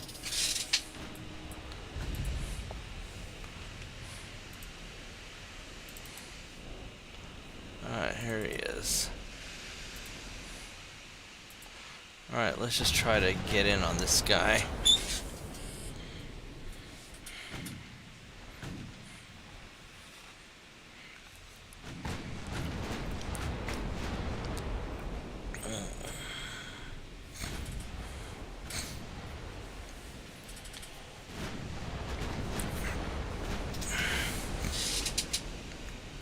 Yeah, he's only 15 knots, so I should be able to catch him no problem.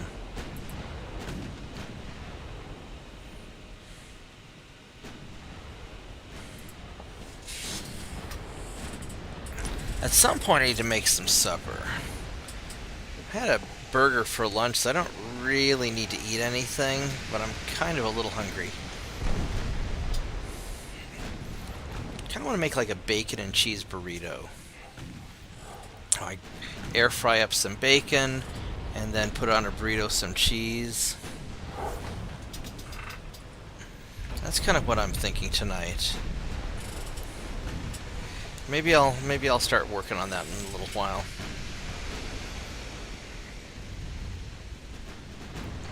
Or maybe I'll just hold off and wait, because I'm hungry, but I'm too lazy to cook anything right now. Let's go hunt this guy down.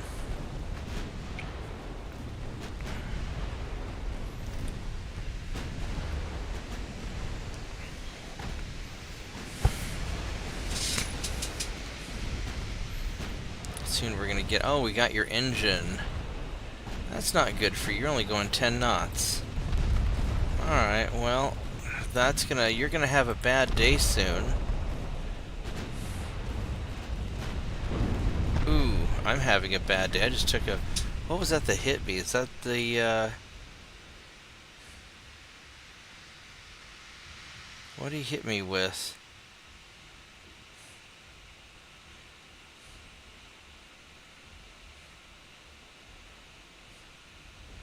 I can't even tell what he hit me with because he's hitting me with so many...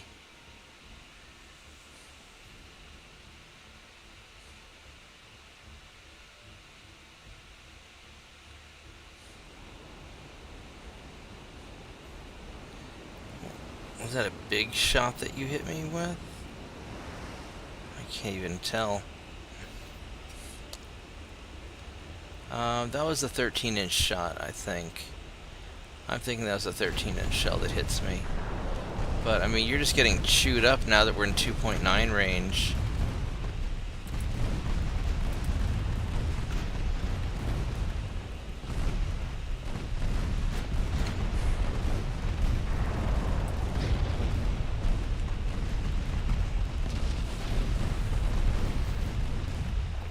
And you're just getting burnt up.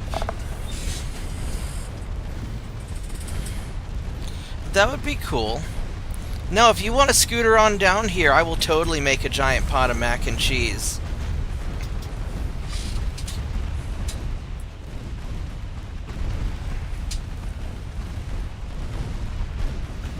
Maybe we can get Solar Kraken to join us, because he doesn't live that far away. Get Andrew and Lindsay over here. We have a big mac and cheese party.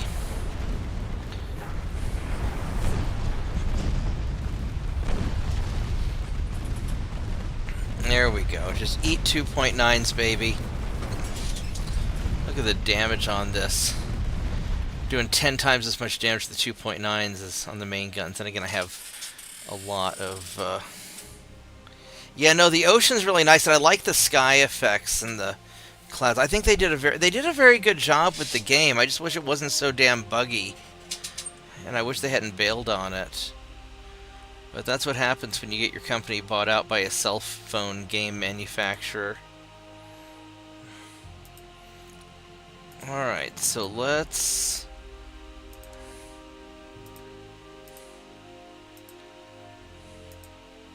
So I got Albania. 28%. So you're not really making any progress. I've already got one turn on here. Alright, so let's... Got 988 crew. So we got to get one of these Guardians up and running. And make sure we don't have any more that are low crewed. No, they're still... Alright, so 2 turns and...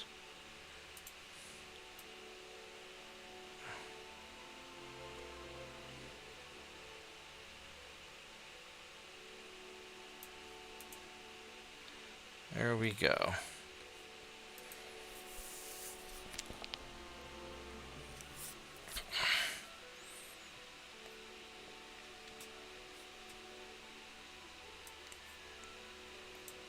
Having a little trouble with this. Let's go refit some more patrol ships. Although honestly, I'm kind of tempted to go with bigger. Go put some big guns on the patrol ships instead of the So the 4 6-inch guns go like 2 7.9s.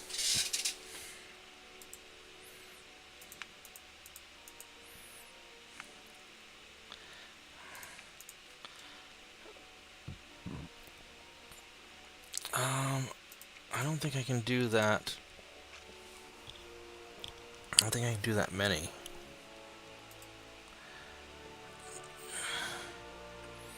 $35. I could do one more.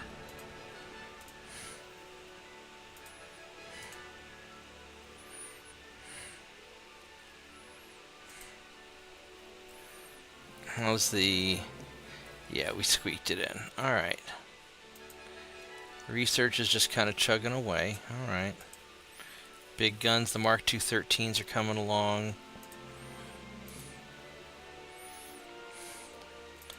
And then, what do we want to do politic-wise?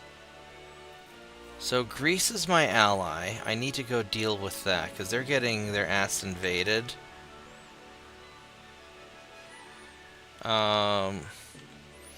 On the other hand, I could just let them get invaded, and then I could go and conquer it back, which is kind of an assholey thing to do, but I could do it. It'd actually be kind of funny. So, the number of ships you can bring into battle depends on your crew, and your technology. So, right now, with my naval communications, I can have a maximum crew in a task force of 7,000. So, however many ships I have, as long as I can have up to 7,000 crew in that fleet. So, whether that's like, 5 or 10 battleships with a lot of crew, or, hundreds of torpedo boats with a small number of crew. As long as it doesn't exceed 7,000.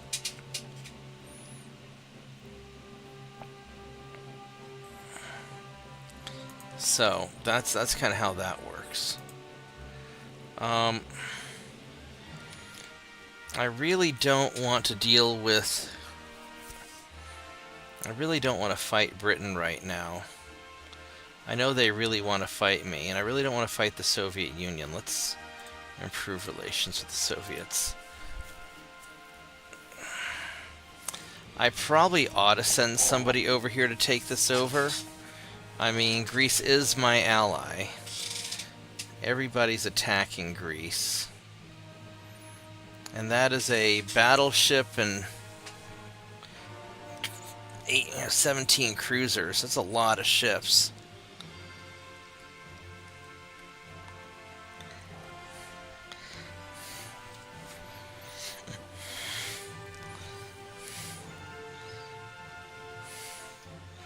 So I can have 7,000 crew, currently.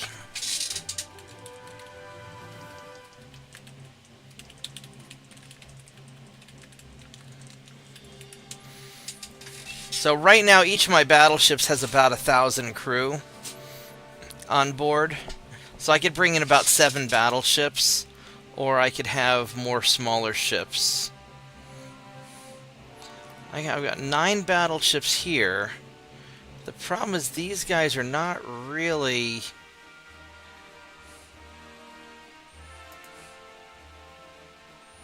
And these are regulars trained.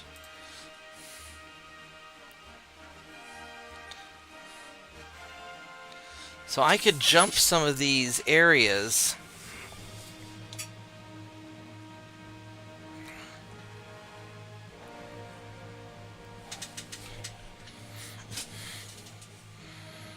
Now,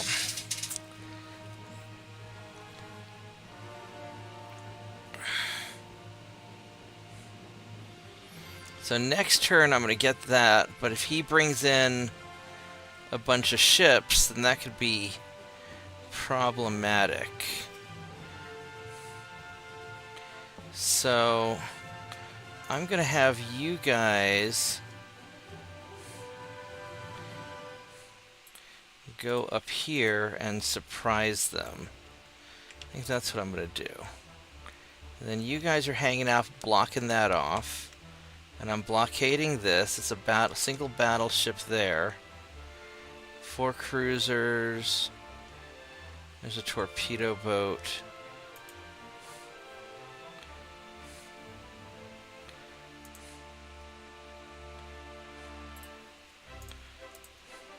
Oh yeah, that's right. I need to go and start nailing all your stuff.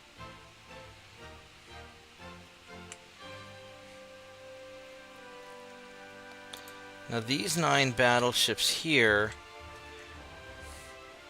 I could go and save Greece.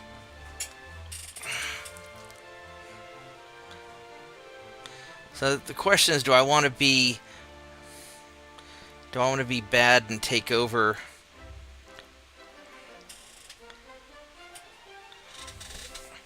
Let them take over Greece so I can take it back. Although Greece has been doing a really good job fighting the Ottomans for me. So I think I need to support them. I think I need to support my homies.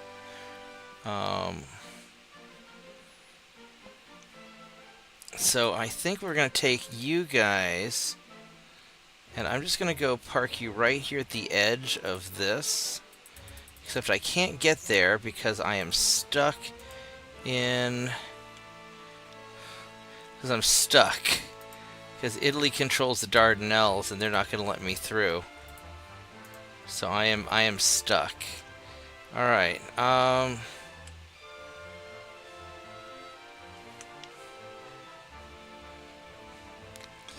they've got a few turns, so I can go and send stuff afterwards to help.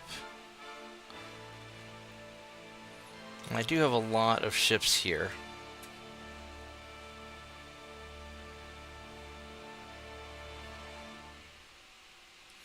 Oh, I've got 27 battleships here. I've got all these Guardians. What do these Guardians have? How good are they? Let's go check these guys out. I was going to upgrade them first.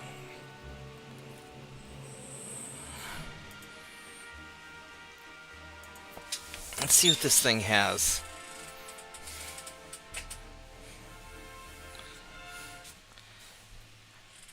Well, I'll save them. I still have 5 turns to save their butts.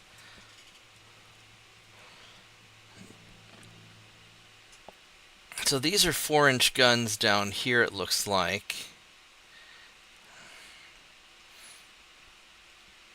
And these are 3.9s. So these might be pretty effective. They're 20 knots. They're not... I mean, they're not great. They're not bad. I could send them out as is and try and go and take out that fleet.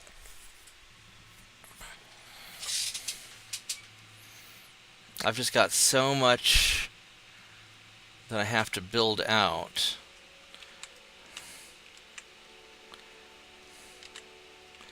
And you guys, 1 battleship and a lot of small ships. Oh wait, I wonder how much armor they have on their guns.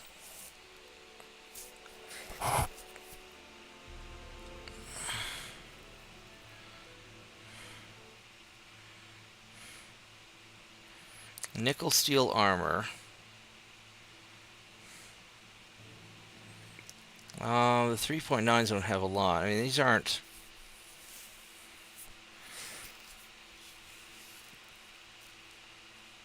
Let's try it.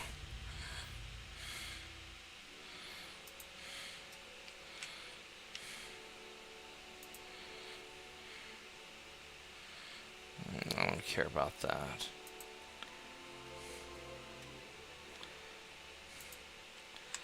Alright, so we are going to try and hit you with 1, 2, 3, 4, 5, 6.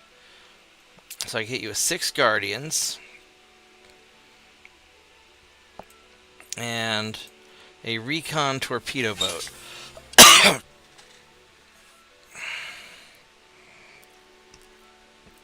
just to give me a little bit better reconnaissance.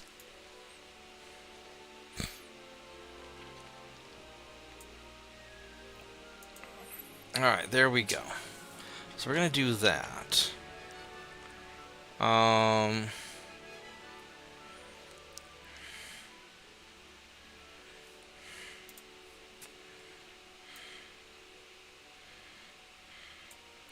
There we go. This will be sufficient.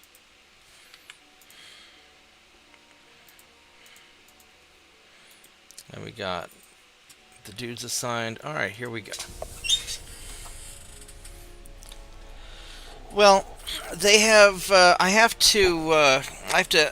got a little bit of time before Greece falls, so I just need to get there in time. And I've got like 5 turns to get there. 5 months to get there, so I got plenty of time. Oh, hey, look.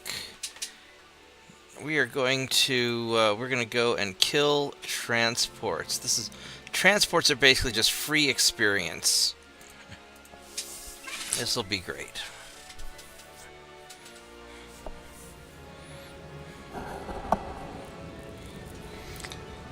Transports are at least free experience for battleships.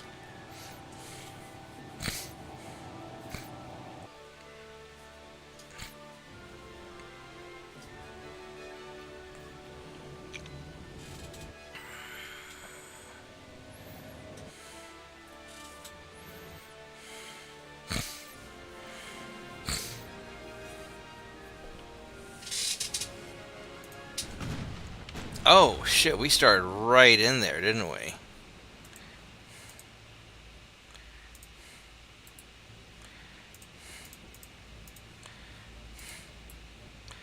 Alright, well then.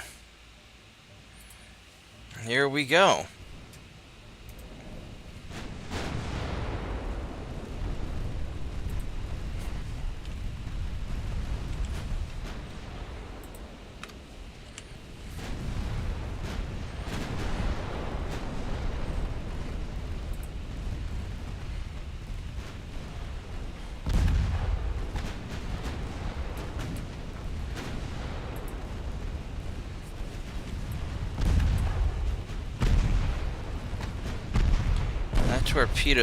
The torpedo boat's just all asses and elbows.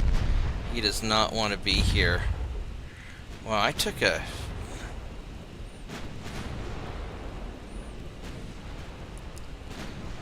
pretty solid hit.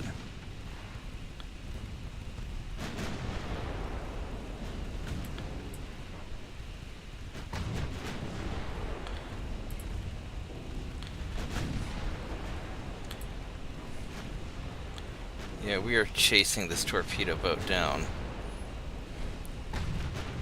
Alright, there we go. Now back to our regularly scheduled transport massacre. These transports did a lot of damage, all things considered. Since we started out really close.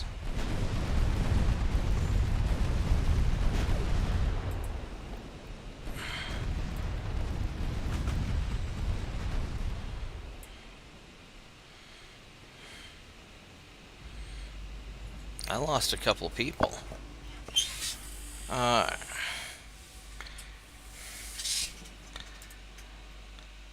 it's not so much that I'm going to Hail Mary Greece. I'm going to... I'm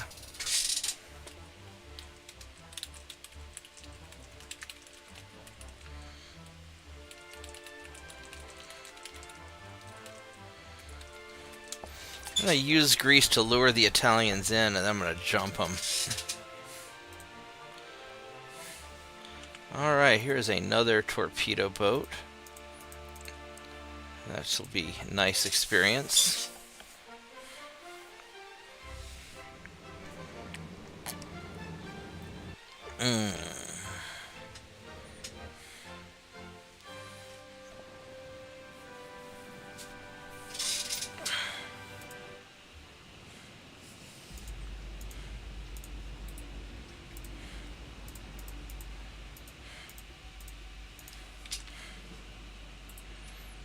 Alright, let's go catch this guy.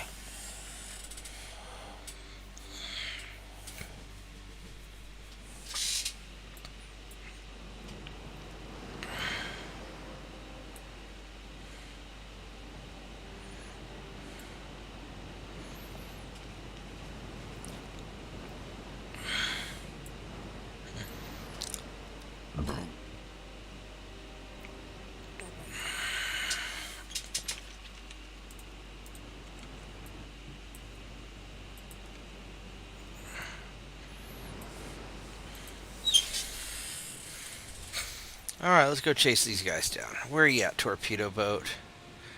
He sees me.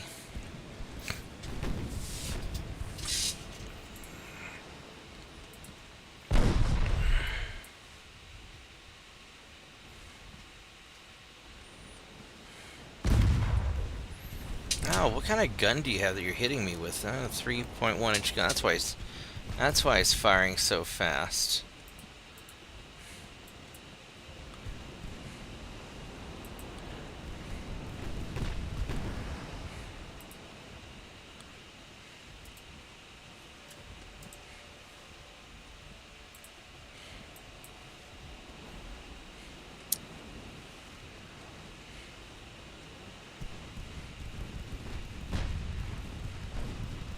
Uh-oh, I hit you.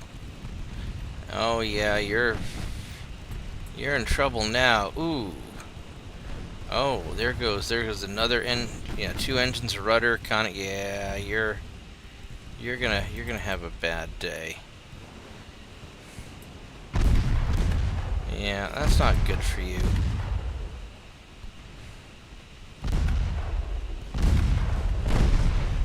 All right.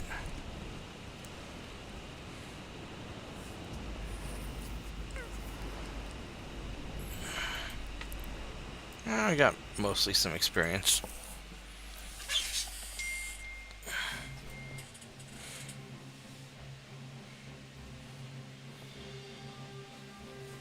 What did you just send me, Solomon?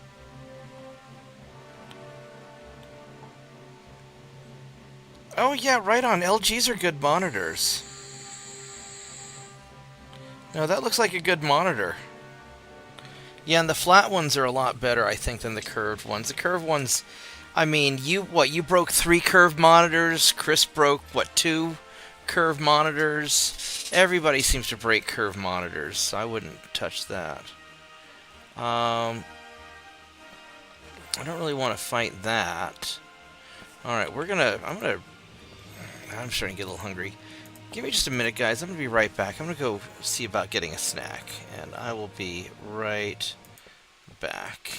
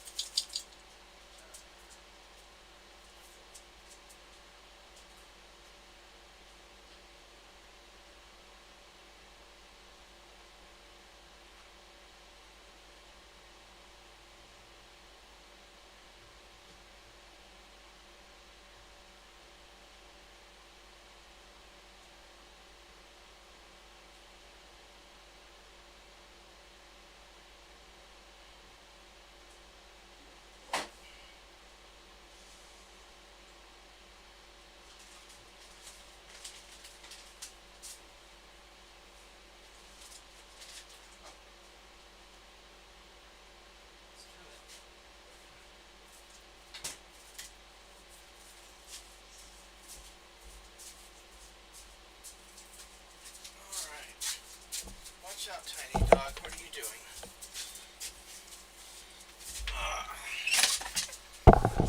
Alright, I'm back. I think my mini fridge might be turned down too cold. My bacon is frozen. I'm like, what the heck? That's not right. That's what microwaves are for. Well, I don't want to make an entire block of bacon. I'm just trying to make a couple slices of bacon in the air fryer so I can make a bacon and cheese burrito. At least that was the goal. I guess we'll see what happens. I was able to claw the bacon apart with my fingernails and get it into the air fryer. So now we'll see how you could have tried running some warm water over it. Yeah, probably, but I didn't think about it. Yeah, the craving for bacon overtook the thought process. That's there. right. That's right. But that's okay. So, now it's in the air fryer and cooking. And then in about 9 minutes, bacon should be almost ready. And then we'll make a burrito with cheese and bacon. My new battleship. What did you do with your new battleship? Let me guess, all big guns. It's gonna be like 4 quad 16-inch gun turrets. That's my prediction. At the minimum. One of these days, Turp is gonna surprise us. Just you watch. Well, that was fun. About a half an hour or so, caulking up the inside of the lower cabinet in there. Oh joy. That doesn't sound very fun. Well, it's even less fun having to deal with ants. No, ants suck. Now, can't the ants just make it through the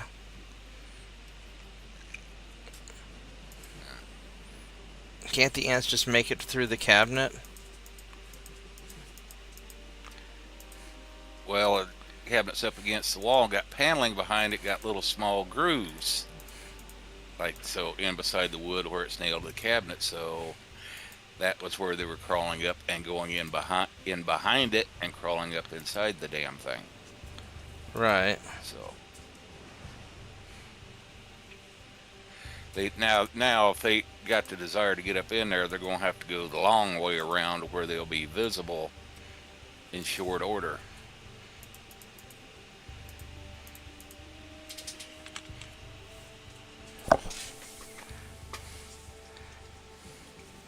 Oh, that's right. That's right. You're right, Turpitz. So let me guess. You have 4 triple 16-inch gun turrets. Hi, tiny dog. What are you doing? He said he's got a 5 twin 13-inch. So. Oh, that's pretty cool. But basically, what size ship is it, though? Oh, 21 knots for 1915? That's not bad.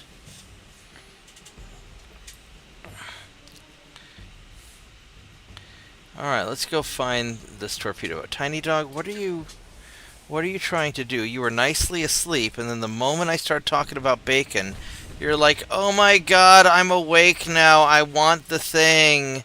I want the bacon. That's totally what you're doing. Yeah, you made the mistake of uttering the word bacon out loud within earshot. Yeah. And they say dogs can't understand English. It's like, ever seen the one little short, kind of like a meme, where the guy is basically his dog is a former police dog. It was. Oh yeah, then they're like, and he's going down the grocery list. He's like, get some cheese and some bacon. He says cocaine, and the dog's like, what? Yeah, that dog's like, what? What do I need to Don't I need to bite you? Yeah.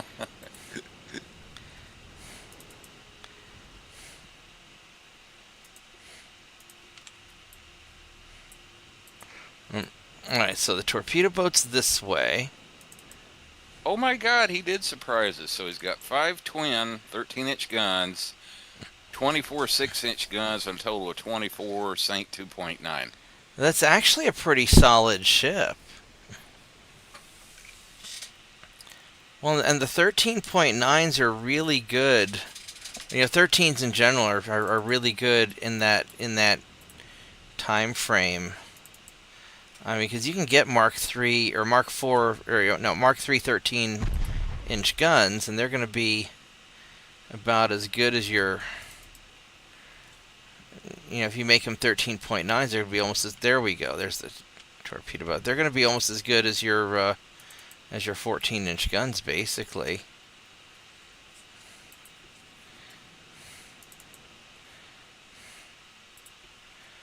All right.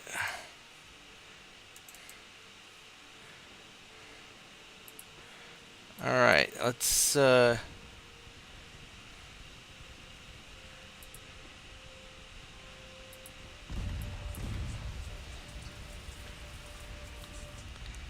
Yeah, these gunboat yachts aren't playing around.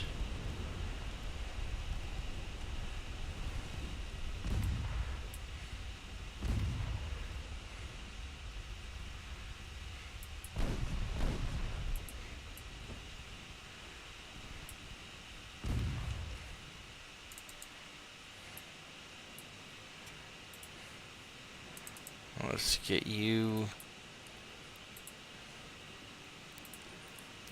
in there.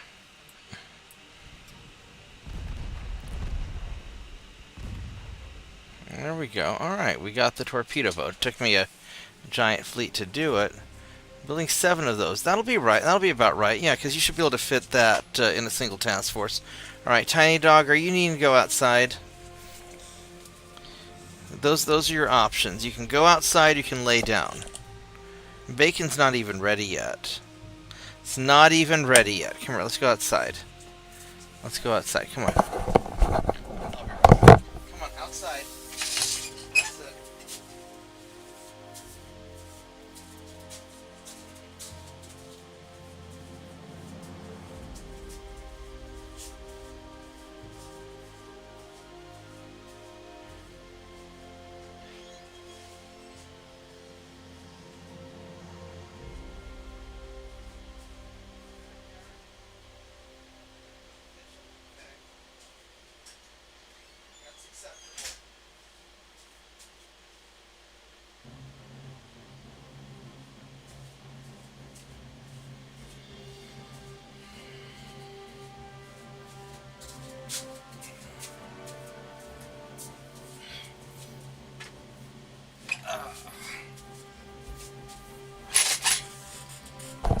Bacon's almost ready anyway, so let's see what we...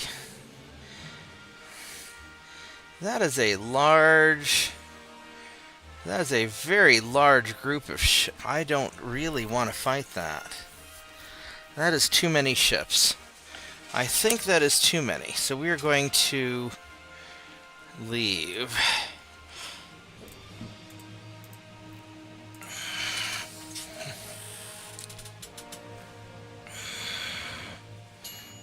Oh, and my bacon is ready. So give me just a moment here. I'm going to go make my burrito.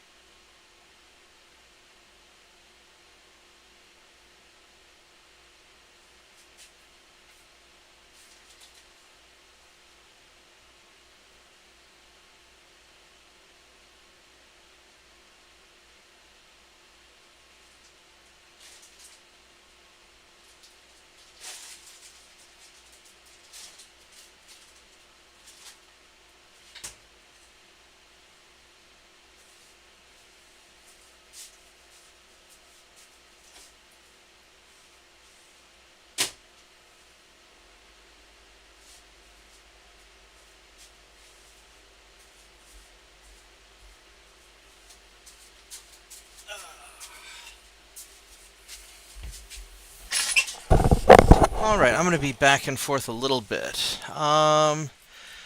Which is better, coincidence or stereoscopic? So, coincidence is better for up close and brawling, and stereoscopic is better for long-range sniping. At least that's my general understanding of it.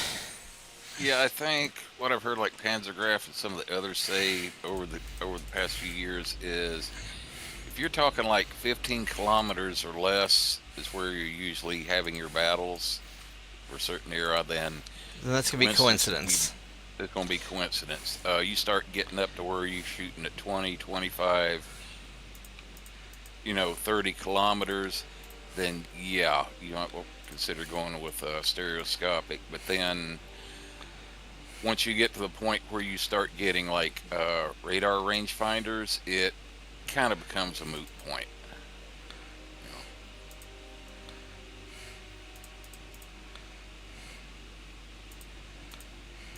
Which that's if you're playing the vanilla version. If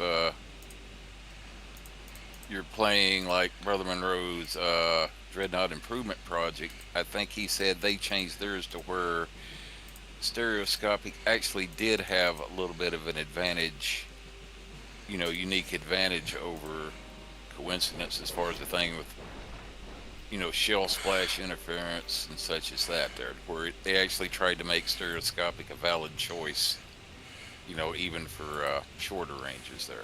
Yeah, I find that most of the time I'm using coincidence because I'm usually fighting in the 5 to 10,000 meter range.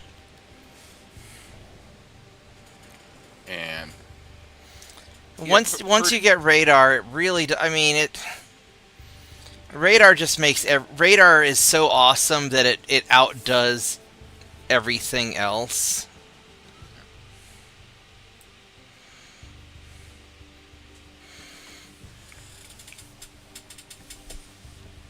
But yeah, if you're going to be shooting at targets more than 15 kilometers away, stereoscopic is probably better. Stereoscopic is better, and if you're shooting up close, what you can do is you can equip the different targeting systems and check your percentage to hits on your guns at different ranges and see what you like better. I typically stay with coincidence because you have a faster targeting time.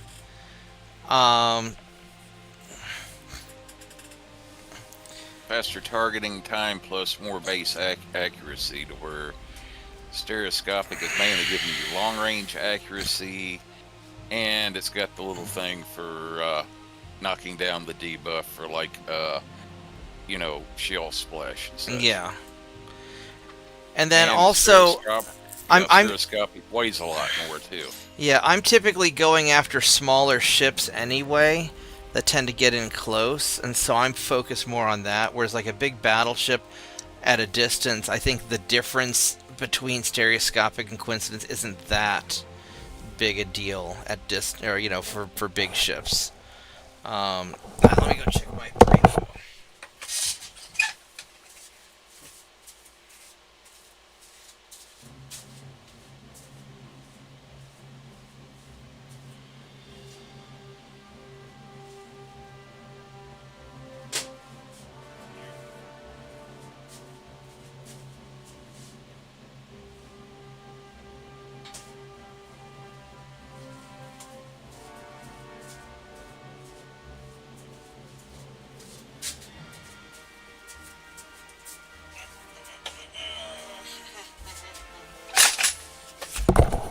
Alright, I have a bacon and cheese breakfast burrito that is really a supper burrito because it is supper time.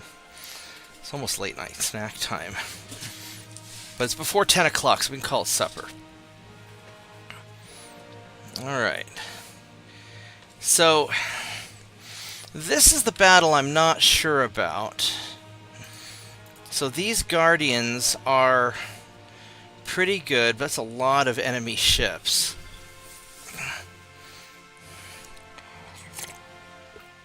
So, I'm probably going to have to ixnay this battle. These are cadets, they're probably not going to hit very well.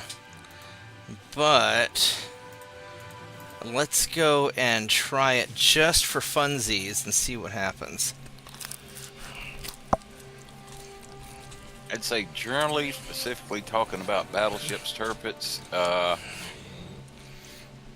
yeah, that's going to depend on the battleships. Once you start getting it, I'd say you start getting guns to where you can start hitting out past 20 kilometers. And they're like, something like at least Mark IIIs, and you could got the range where you're hitting out 25 to 30.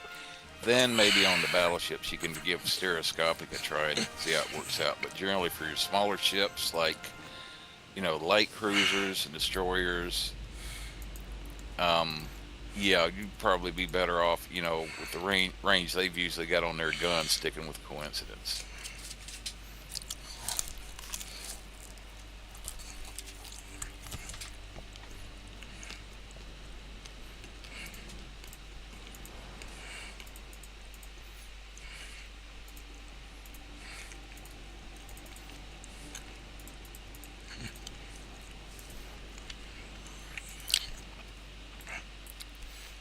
All right, so let's see how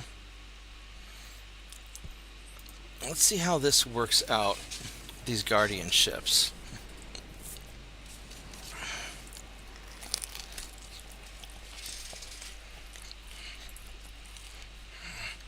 Yeah, that wasn't on my bingo card, having to spend 4 hours tonight dealing with ants.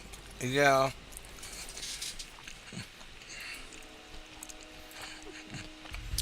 Of course, it wasn't on my bingo card there Sunday evening, crawling up underneath the house to check things out and finding a waterfall coming out of the freaking air handler either.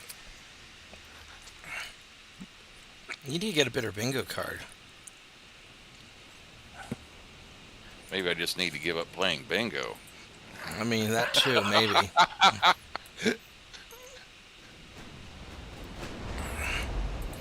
Alright, so there's the enemy battleship, and this is his kind of normal derpy battleship. Green guys. Alright, so let's...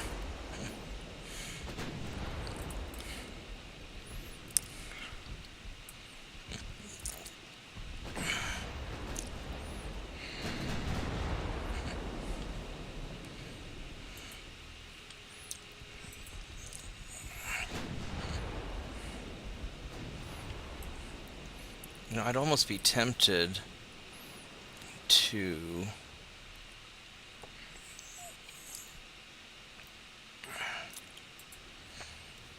Which way is this battleship going? You are going that way.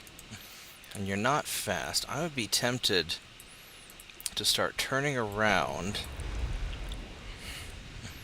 And let's see if we can outmaneuver...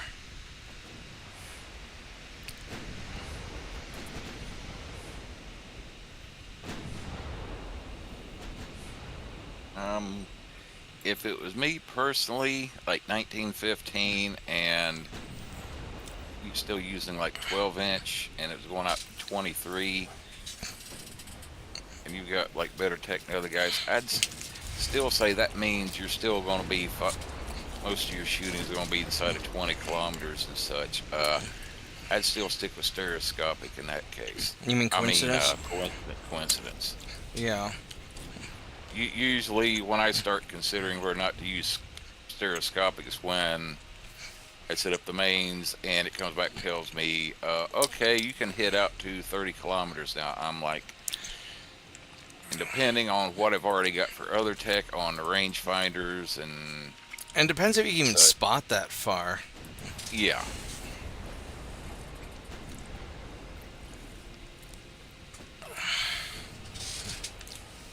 If nothing else, coincidence is always a safe bet. Yeah. Yeah. I pretty much always use coincidence.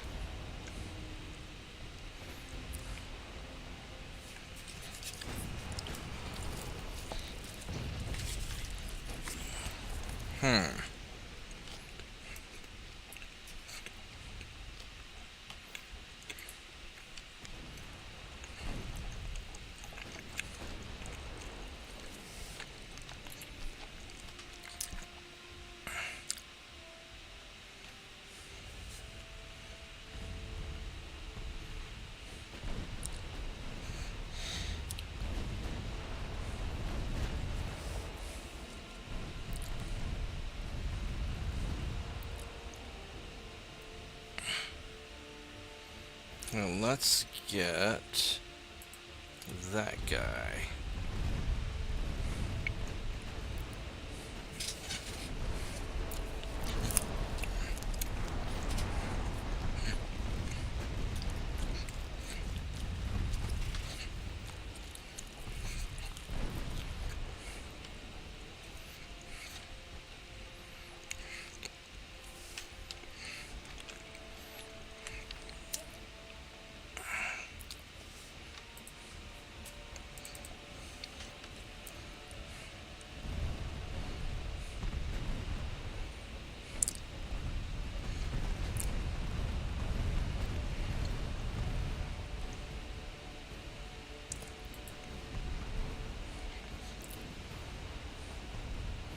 Let's start turning these guys. Alright, so let's go detach you.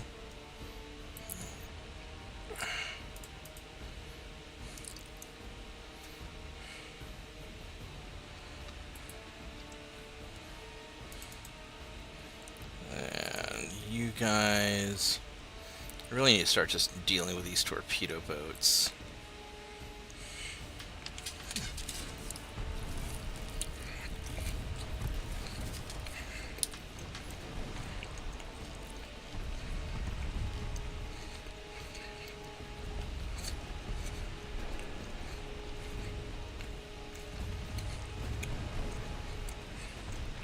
There we go.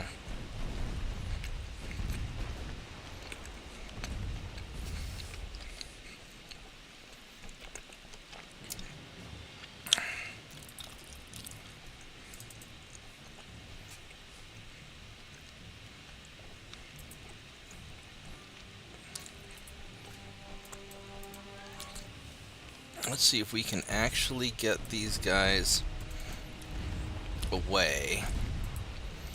Because we've done a good job skirmishing down a few ships.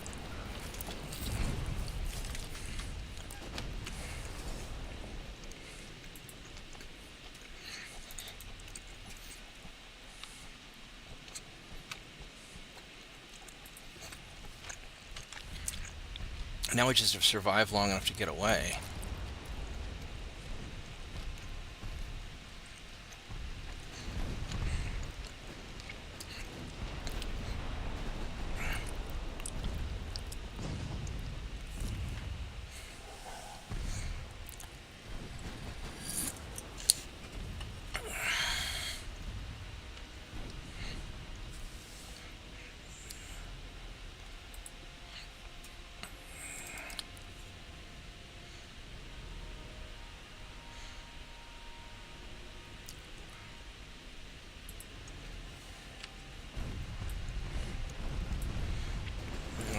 Just fire into the clusters.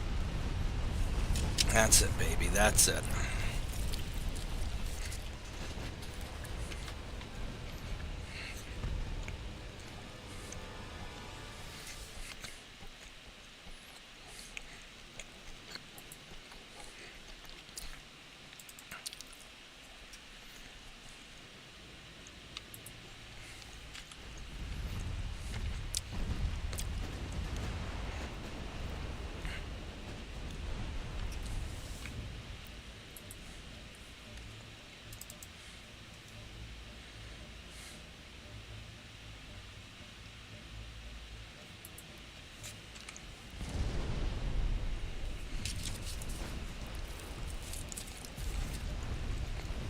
Alright, this is working out all right.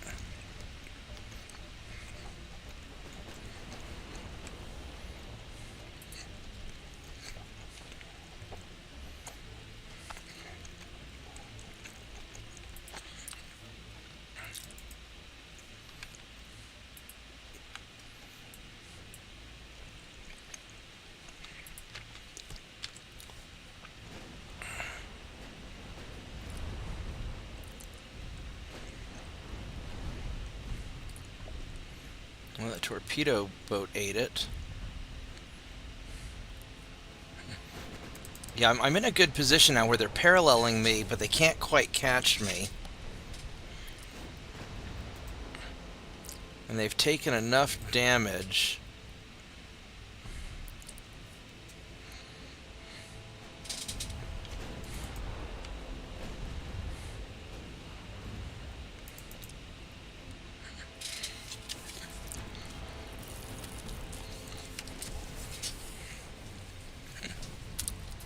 Because at this point I can get away.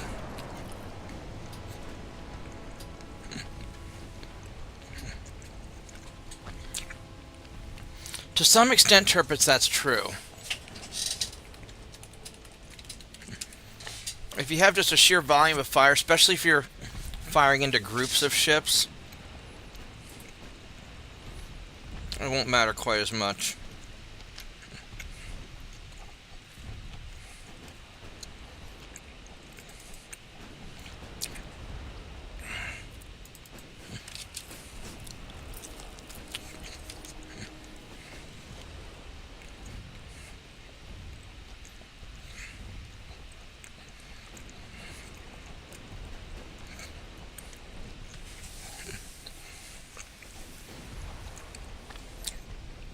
I think this is a successful engagement. I sank some ships.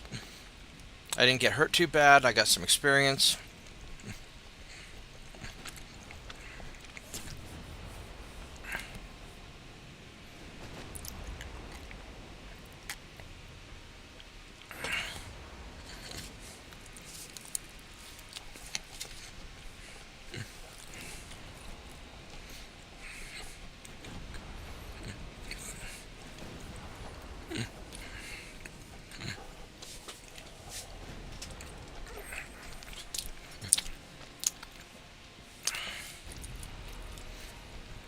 I mean, I could keep trying to dick around with these guys, but I don't...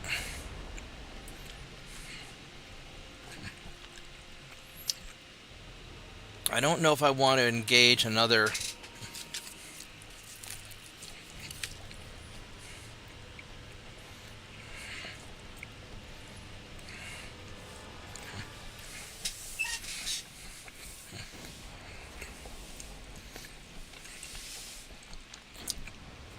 I think I'm going to just leave, because it was a successful raid. I don't want to jinx it.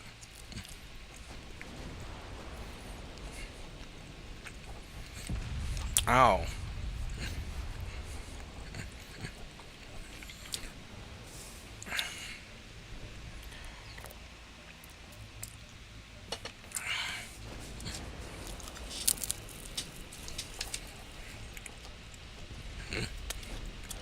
I mean, I could try to fight more, but I don't know.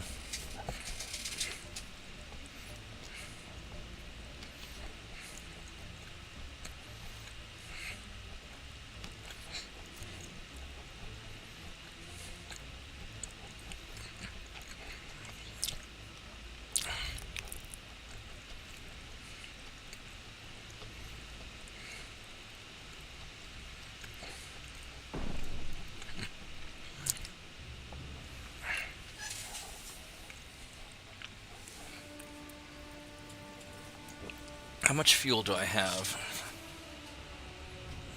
75%.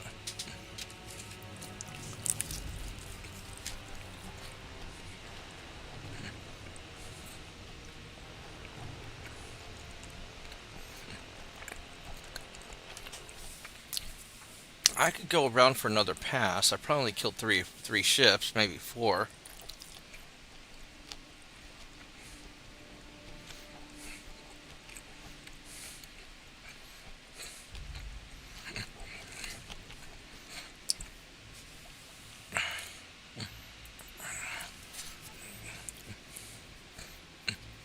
I don't know if they're still pursuing me, though.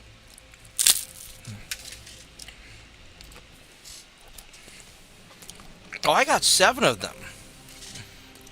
Nice. Well, mostly torpedo boats. Okay, I got all their torpedo boats.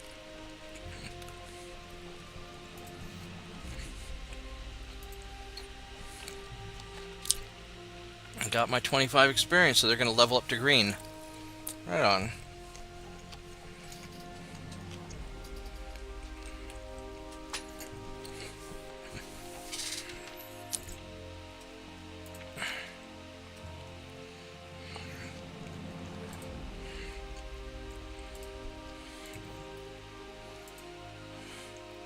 I got Northeast Italy. Alright.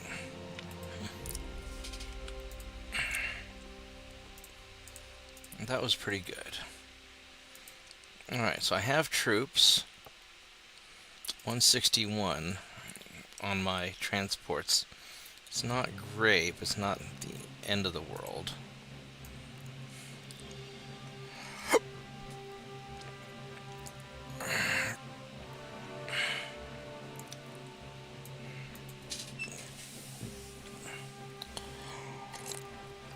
Alright, one more turn on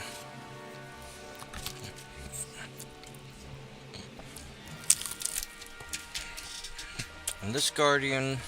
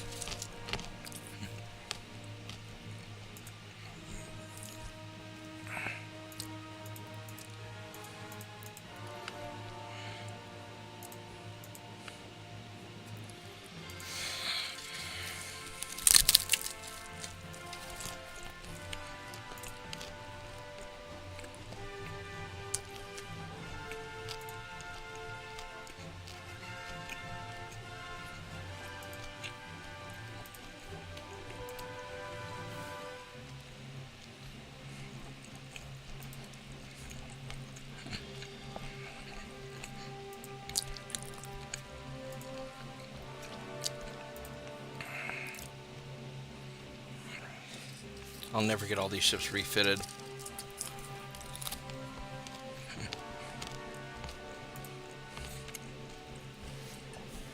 I may just have to take the financial hit and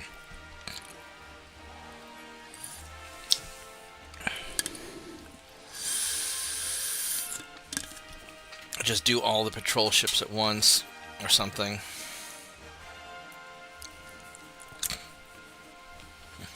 I mean, I could.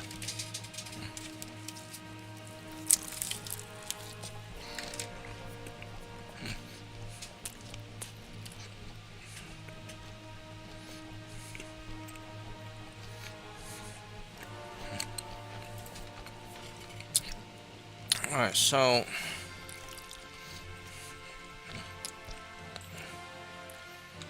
how are you still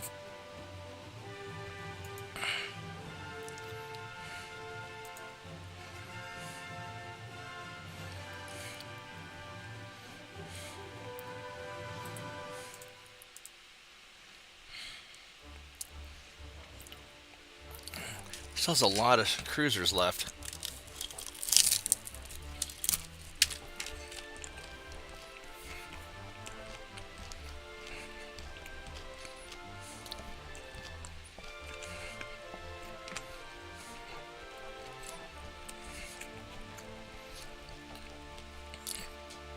So I could get southern Italy.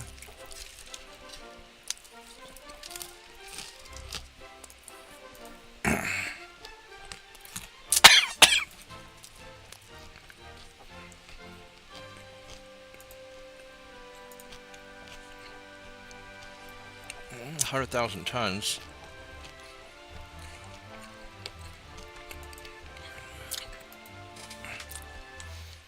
I don't care about grabbing this stuff in here. I mean, I could.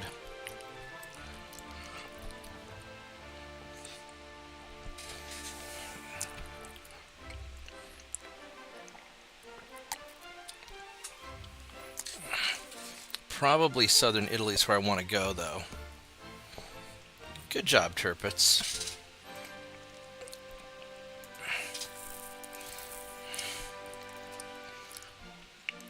No, because he's attacking. The army's doing something. That's amazing. I never would have expected that.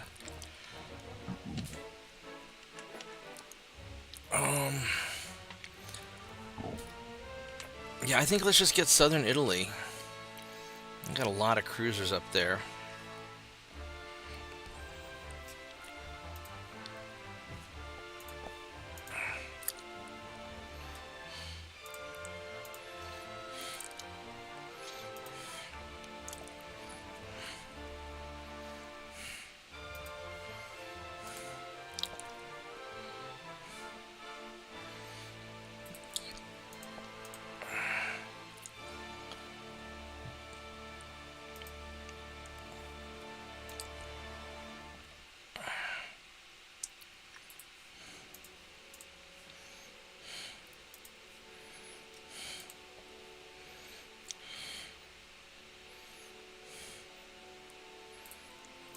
So we're going to move you guys there.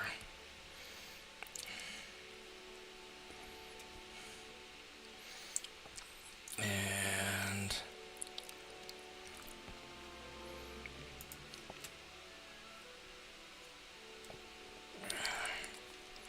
these guys are getting a little beat up.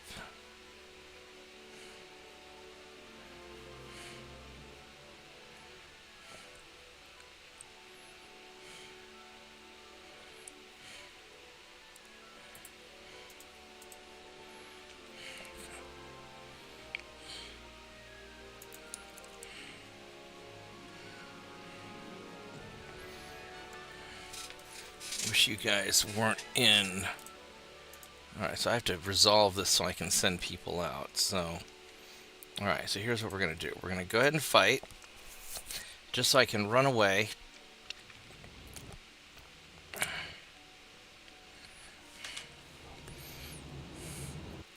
So I can deploy these guys in other capacities.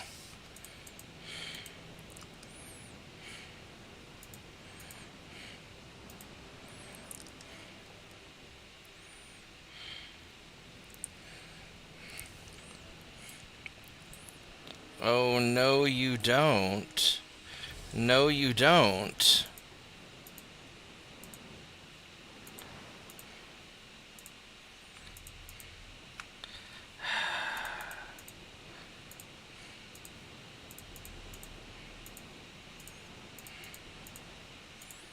You guys aren't allowed to make decisions. I want you to run away. Don't.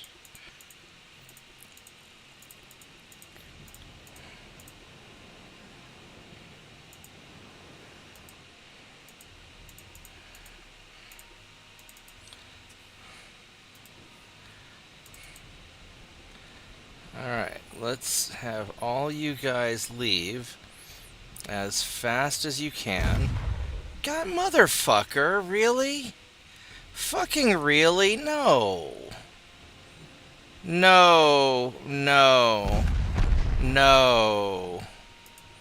No. No, I'm sorry, but we're not doing that.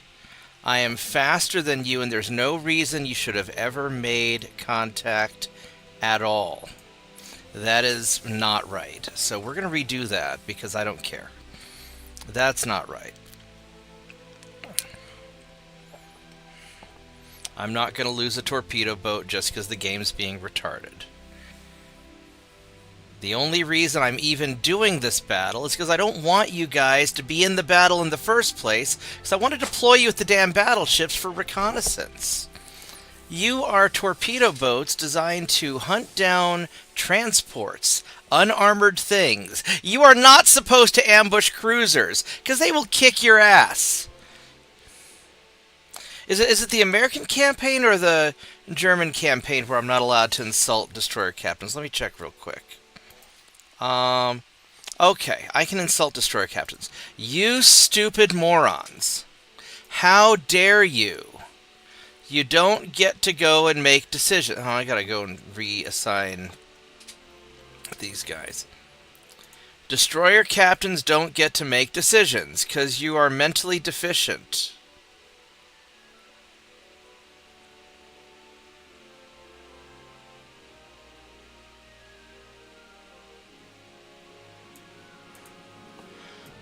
There we go.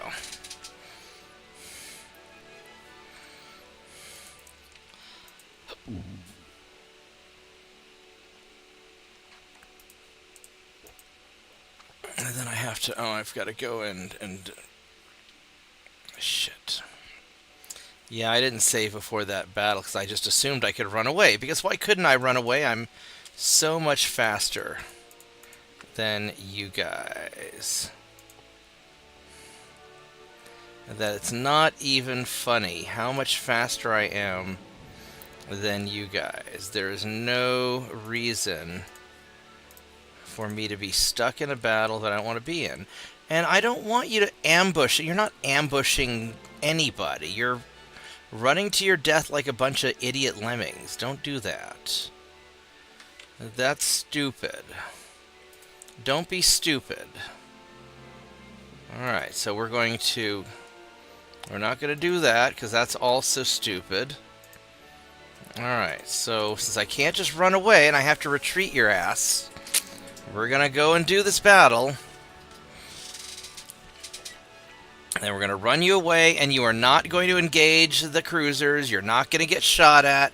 You're not going to get flooded. You're not going to get your damn engines destroyed. You're not going to make any decisions at all because you are too dumb to make decisions. There we go. So, you're going to run away. And you are going to run away. None of you should even be in this fight to begin with. You're not even allowed to leave port unless I tell you to leave port. Don't be doing that shit.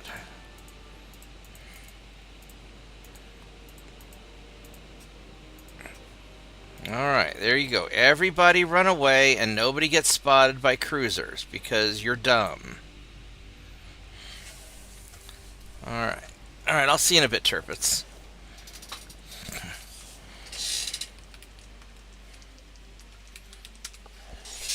Oh, and so ends the great hairy teeth-gnashing battle with the ants. Oh, did you finally get them all?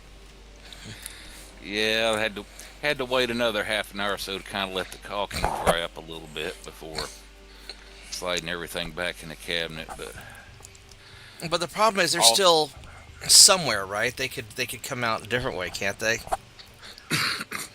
Oh yeah, they like finding nice little ways to come out. You know, bottom line is going to have to resort to probably some pest control, at least around the perimeter of the house and probably up underneath as well. So.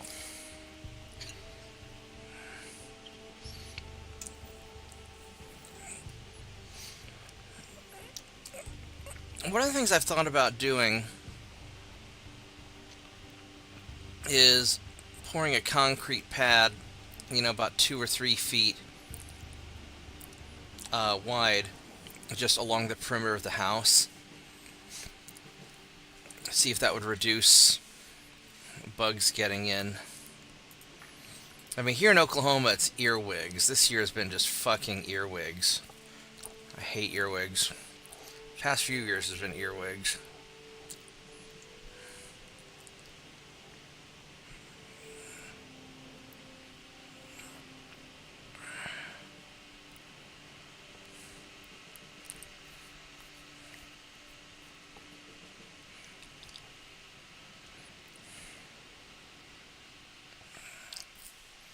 Alright, there you go. See, that was... Look how much better that was. Now you just wasted fuel, though, but it's better than getting your ass shot off. Alright. Now can we please deploy you? Alright, good. See, look, you're not...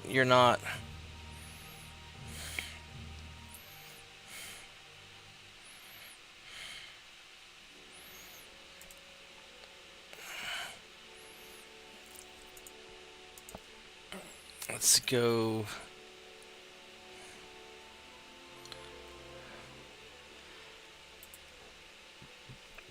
There.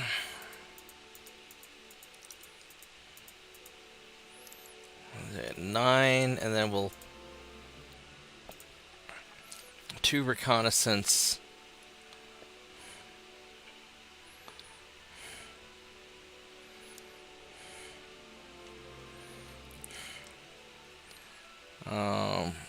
We'll do one reconnaissance and...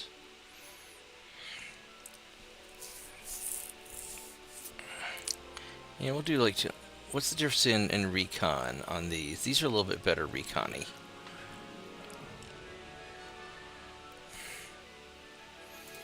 And we'll do 2 reconnaissance guys. Alright, and then we'll have you guys go over here. 3, 4, 5, 6, 7, 8, 9. With 2 reconnaissance guys. Boop. And you guys are gonna go boop.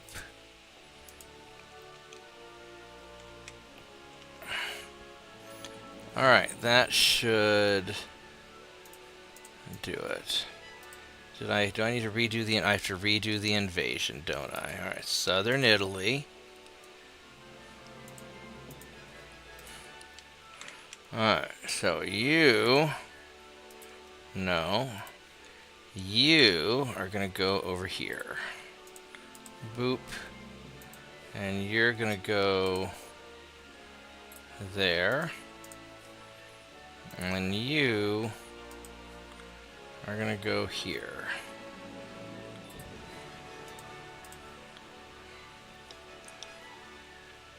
And then you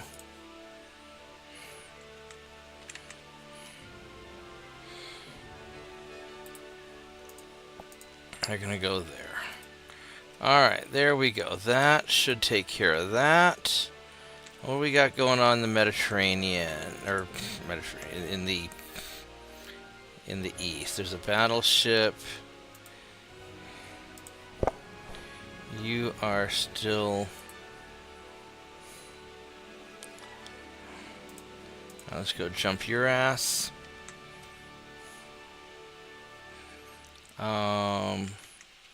There's nothing really Italian over here for me to go and antagonize. I could...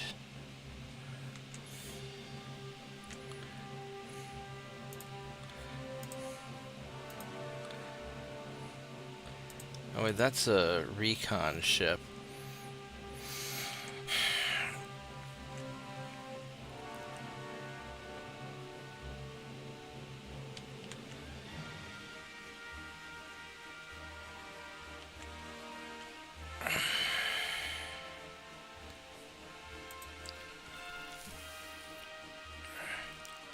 How bad does China hate me? China hates me... They don't hate me, huh? They like me now. I don't know why. Alright, so... That's the big fleet with all the battleships in it that I don't want to deal with, but I don't want you sinking stuff. So we're just going to keep playing tag over there.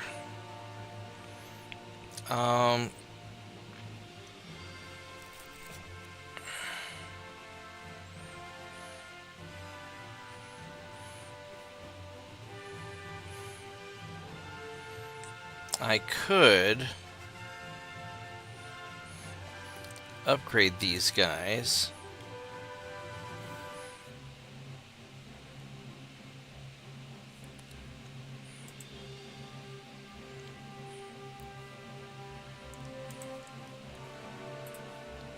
Let's put you there.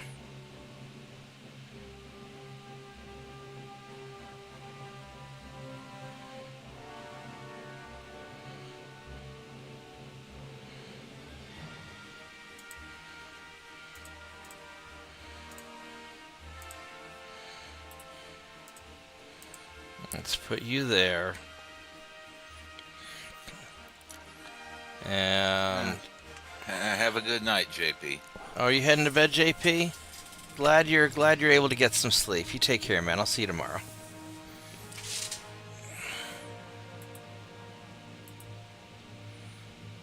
And these guys we're gonna...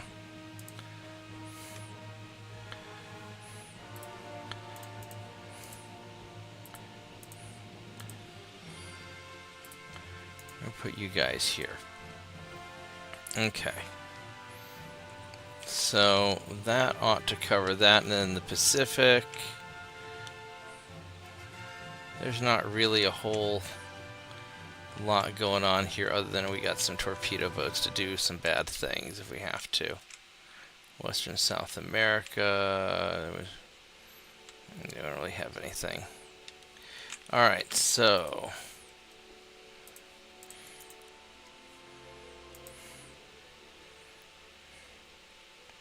this is all just going to chug along for a while.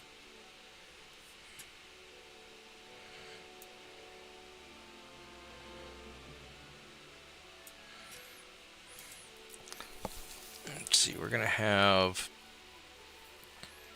that in one more turn. Yeah, so we'll be fine.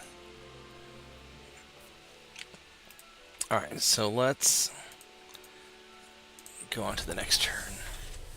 Oh, wow, I've already been playing for 3 hours. No wonder JP's tired. Well, that and he was up for 36. No, we do not want to go to war with Britain. That's dumb. We're already fighting Italy. Alright, hey, look. Let's go sink these guys. This is going to be Adriatic Sea. Alright, I don't even see it. Great. Let's go fight these guys. This will be a good fight.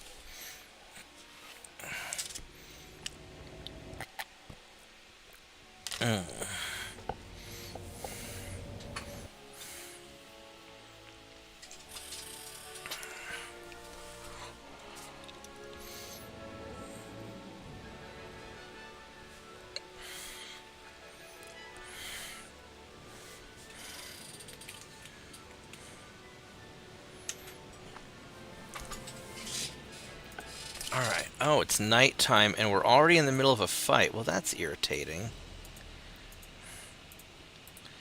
Alright.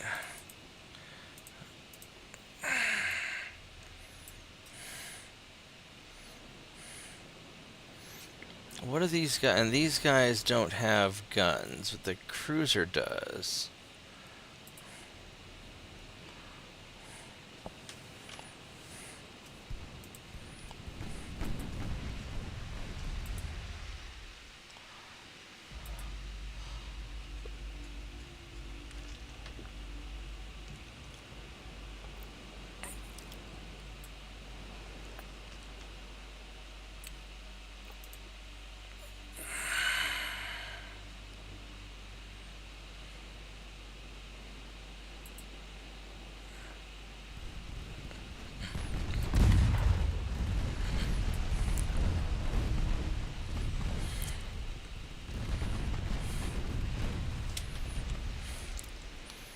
What would be nice would be if we could... There we go. Please fire all that stuff at...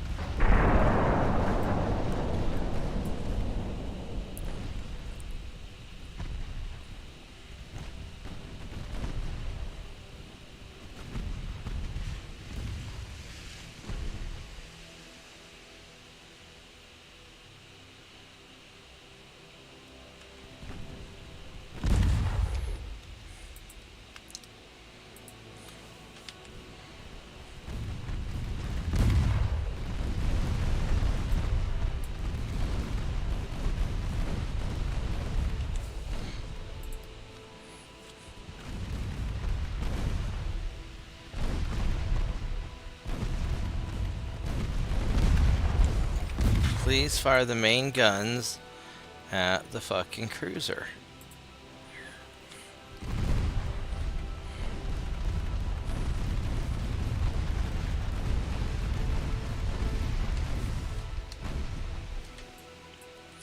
Which way are you passing? You're going to be passing that way.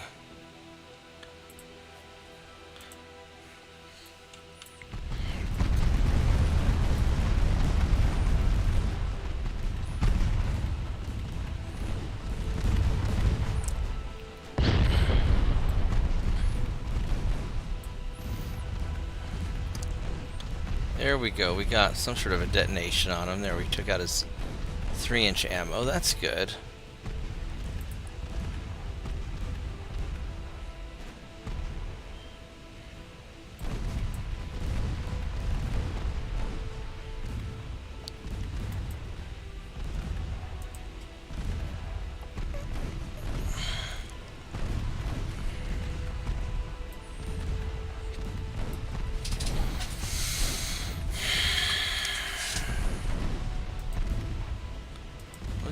cruiser even have? It's just sort of a... It's one of the bathtub cruisers, so it's not really anything to write home about.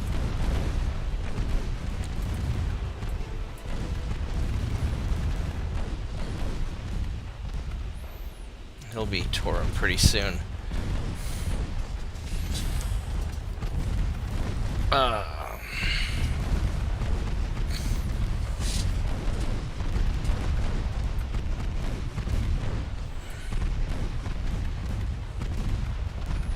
little bit more, and there we go. All right, good job. All right, let's. We're not going to end the battle now. We're going to sink all the transports now.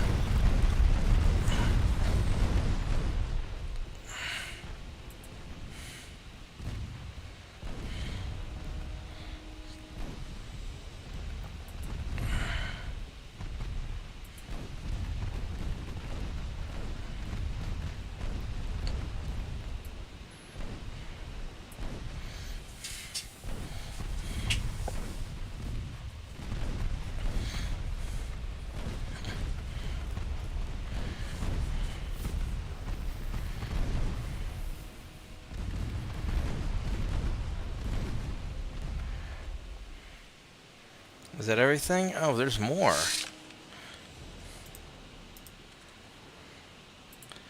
Alright, let's go find it.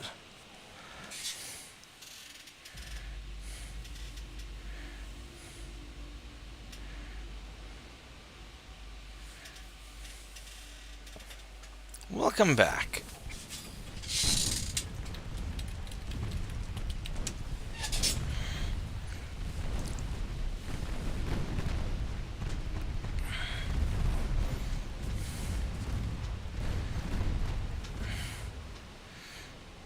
Alright, there we go. Good job. That's got to have knocked Italy down a chunk.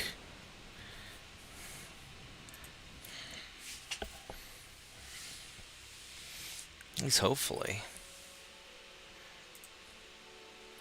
Well, we don't want this fight, that's for sure. That is absolutely for certain. We do not want this fight. Time to leave. Nope. Well, we're still gonna run away. We're gonna pretend like we're French and run away. Ramen sounds like a good idea too, actually. But I just ate my bacon and cheese burrito, so I'm a little bit full right now. But maybe I'll do ramen later.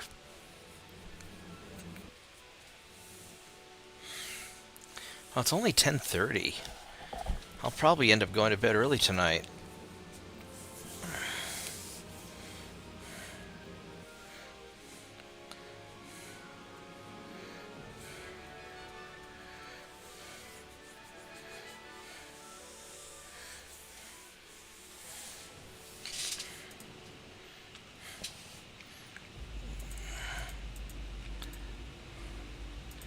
Alright, so...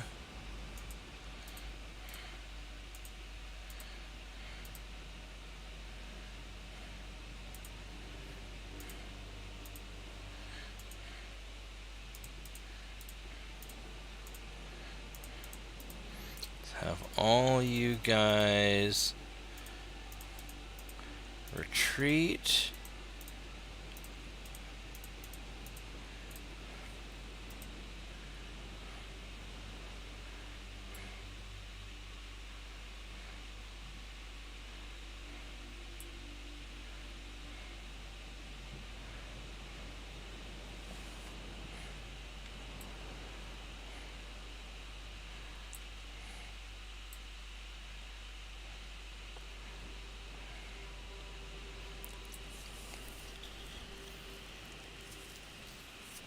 Hopefully, we can get away.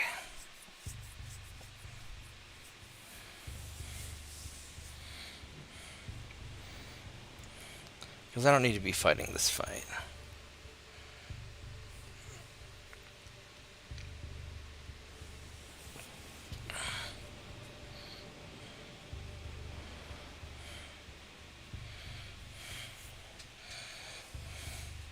I don't know how I got my arm all chewed up. Some bug just bit the hell out of me last night, I think. Here we go. Now we go faster.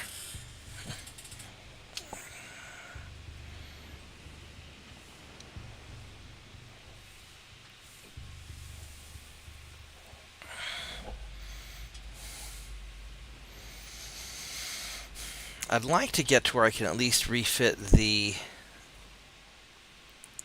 Guardian, make that a little bit better.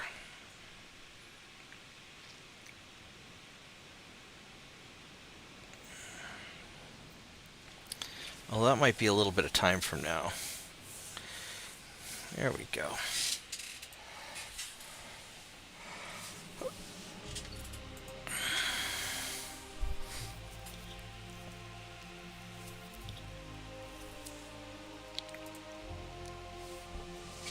Alright, we caught this guy. That's good. Let's go get him.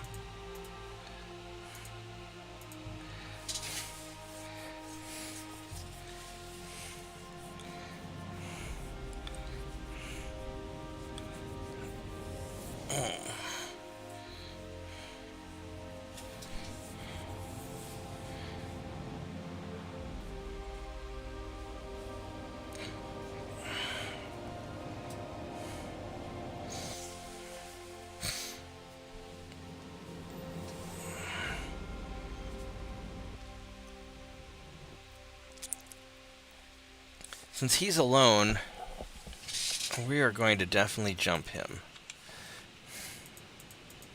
Let's go just group everybody together.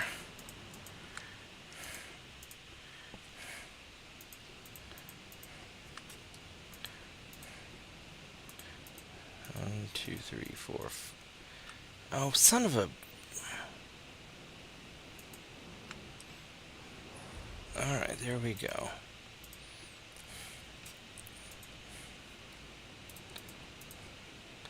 Turn you off.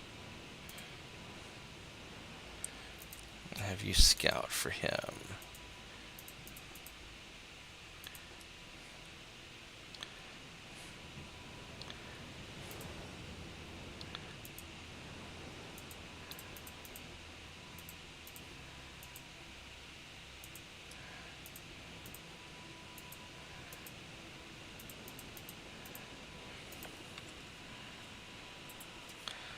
Alright, let's go find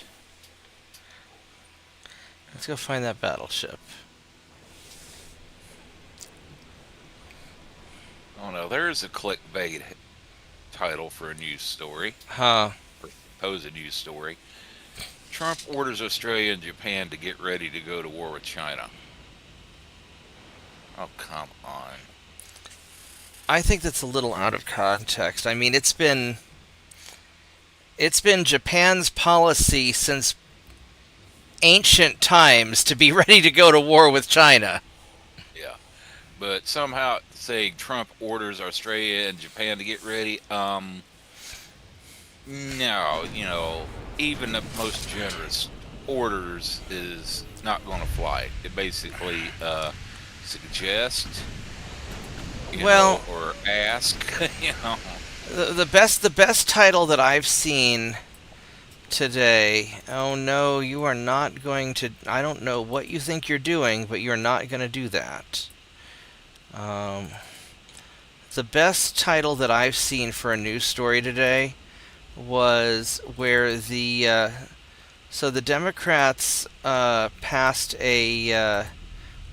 or proposed a bill that would require the Justice Department to release all evidence about Epstein, with no redactions. And then the Republicans voted against it because the way that the bill was worded, there wasn't any. It would require the Justice Department to release the evidence without protecting the victims, right? Without protecting the because normally when you have a case like this, you would redact the names of the victims or blur out their faces in the videos, things like that, right? And the way that the bill was written was specifically to prevent that. So the Republicans stupidly voted against it because they just walked into the trap, into the setup. And then the news report says Republicans block releasing the Epstein evidence, or the Epstein list, which is sort of true but not true. They they left out the context of the way that the bill was worded. It would have been essentially an illegal bill because it would have violated the privacy of the abused girls. But they, of course, Republican congressmen are stupid, and they walked into the trap and allowed themselves to have a news story, set up. But that's probably the biggest misleading news story I've seen in a while. There we go. We got that. I still think I should. Well, I'd probably get in trouble with YouTube, but it's not like YouTube's promoting my videos anyway. I still think I should make a clickbaity video called like "Dalton Student Talks About Epstein," because Ooh, yeah. because I went to Dalton School. Now, granted, Epstein was fired a couple of years before. Let's see. I would have started Dalton in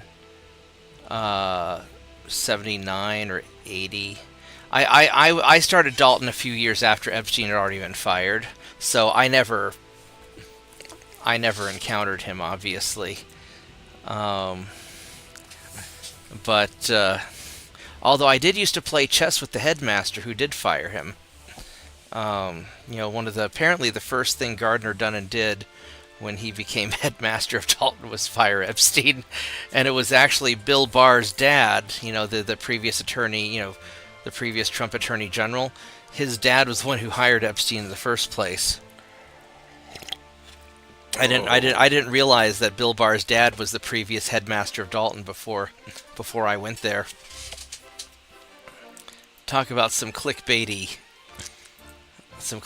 titles. Yeah, having these high reconnaissance torpedo boats in the fleet seems to really help me catch these cruisers. But then again, it's also in the Mediterranean where they don't have a lot of room to run. But yeah,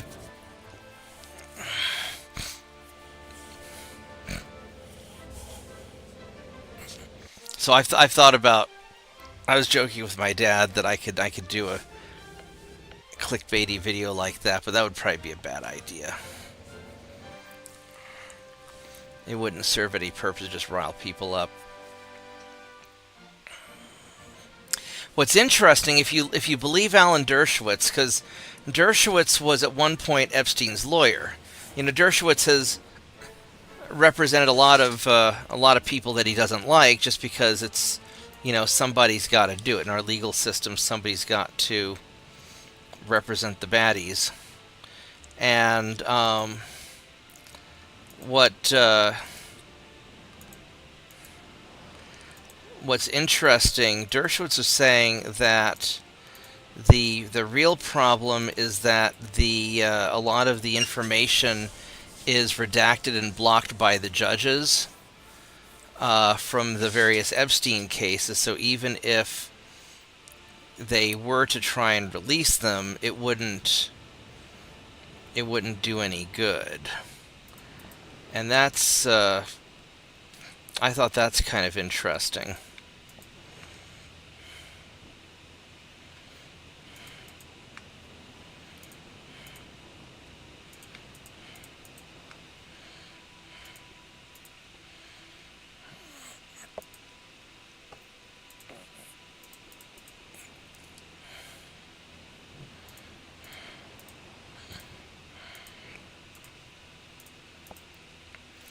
I think the reality is that when the FBI raided Epstein's island, They announced that they were going to. So they arrested Epstein, and then they announced the raid on the island, and then waited like a week or a few days before they got there, and that would have given any of Epstein's co-conspirators plenty of time to empty out the goods, or the CIA or whoever Epstein may or may not have been working with. So it would have given them plenty of time to get rid of anything really bad. And what I suspect probably happened was that Epstein probably outlived his purpose. And so they probably left evidence to incriminate, left the evidence that would incriminate Epstein, but then got rid of anything that would incriminate, all the other people that he allegedly was involved with. That would be my suspicion. Because if anybody had anything, they would have used it against their political rivals by now.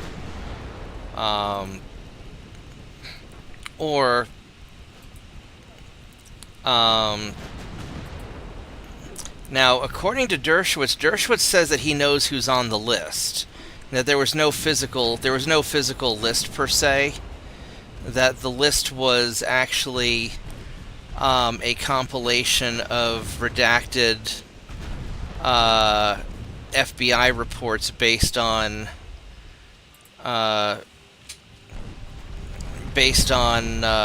the victim's testimony. And so if you're to believe Dershowitz, the list is actually an FBI report that previous administrations had made that judges then redacted. And he says he knows who's on the list, but he's bound by a court order not to talk about it. He says that nobody on the list is currently in political power, which would imply that probably, like when they're saying rumors about like Prince Andrew or Bill Clinton or people like that, potentially those people could be on the list. But probably none of the, if you believe Dershowitz, then none of the current senators or people would be on it, but that there's an awful lot of people who are no longer in political power who could potentially be on the list. And the way that he worded it was interesting. He made no mention of like tech billionaires or business elites or anybody like that. All he mentioned was that nobody on the list is currently in political power or currently serving in office. So, if you believe the rumors about like people like Bill Gates or whoever, Dershowitz's statement doesn't say anything one way or the other about people like that.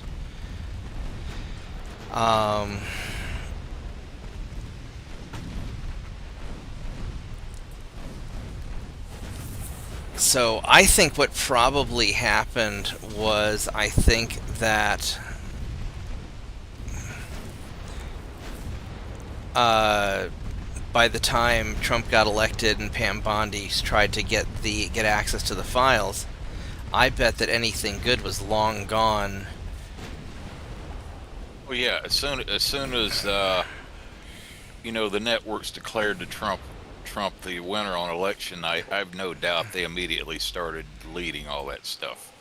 Well, I don't think the FBI ever had it, because I think that probably some intelligence agency would have grabbed it during that week before the FBI raided the island. That way they could use it as blackmail material. Yeah. That was the one theory about that I thought would have held the most water. That, like you said, either the intelligence agencies grabbed all the stuff so they had blackmail material, or Epstein was being used as an intelligence asset from the get-go. Well, and I mean, because Ghislaine Maxwell's dad was working with the Mossad. Another thing that's very interesting is Trump basically tried to sideline the Epstein stuff almost immediately after Israel stopped trying to start World War III with Iran. So it could be that Trump made a deal with all the people. Because let me tell you a story about people from the Middle East. So one of my buddies was working at a tech company, and his job, he was down in Texas, and his job was whenever clients from the Middle East would come to town, his job was to take them around to all the strip clubs, like the really skanky ones, and make sure they had a good time with lots of happy endings, if you know what I mean. Yeah. And yeah, I spent 20 years in the Navy. I know exactly what you're talking about. yeah, so anyway, his theory had always been that people from all over the Middle East were probably on that list because, you know, not trying to say anything bad about people from the Middle East, but you know, every part of the world has bad people, and quite often the people in power tend to be maybe not so great. So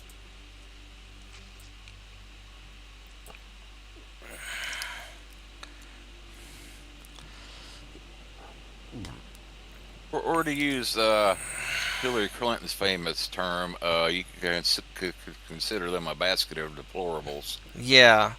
So In the true sense of the word. yeah, so it's entirely likely that if Trump did get his hand on the list, you know, he could have said, I mean, it's entirely likely that people, very inconvenient people all over the world, could be on that list, and Trump could be like, hey, look, everybody's going to stop fucking around or I'm going to release the list. Now, I don't think that's the case. I think that that's wishful thinking. I think that more likely somebody like the CIA or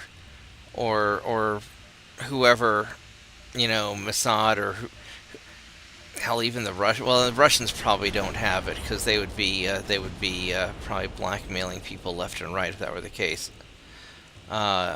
But you know, somebody probably has the list, or has evidence, has videos, or has whatever was in Epstein's vault, and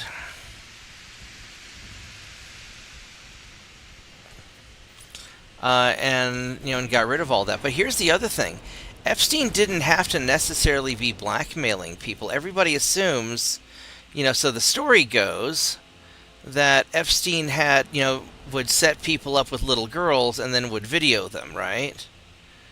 And that's, you know, video them having sex with underage, you know, children, and then use that as blackmail material to be able to get his way with things. You know, if the moment, you know, people talk, and bad people talk too, the moment it came out that Epstein was videoing, you know, certain naughty things and using it for blackmail, people would have stopped going to his island. You know, the word would have somehow gotten out. I think that he probably was not videoing people doing naughty things. I think he was more of a facilitator. Hey, you do, you know, just like my friend taking care of the Arabs down in Texas. Hey, if you do this thing that I want, I'll do that thing that you want. And, you know, because why would a criminal keep evidence that would land him into a whole lot of trouble? So that's kind of my thought. So I don't think there's as much stuff as people, you know, as people imagine. I think Dershowitz might be right. Yeah. What really gets me though is that regardless of anything else the man has done or is doing right now, trying to get done right there, the amount of people that have just lost their minds over this and saying, "Oh, he broke his word, releasing the Epstein list, so I'm not going to support him anymore." I'm like, for Well, the I'm least really important, mad about. yeah. No, I understand. I'm really mad about it, but I also understand. So if it's as bad as we all think it is, and it probably is very bad, right? So Yeah. if it's truly that bad, then there's no telling, what kind of pressure, I guess that's a good way, what kind of pressure is being exerted. So if you listen to, so one of my friends, a number of my friends worked for the government doing things that they can't talk about. And what they would say, or what they'd been saying, is that since the Obama era, there's been essentially a bureaucratic civil war going on in the government, where there's different factions fighting over control over the government. And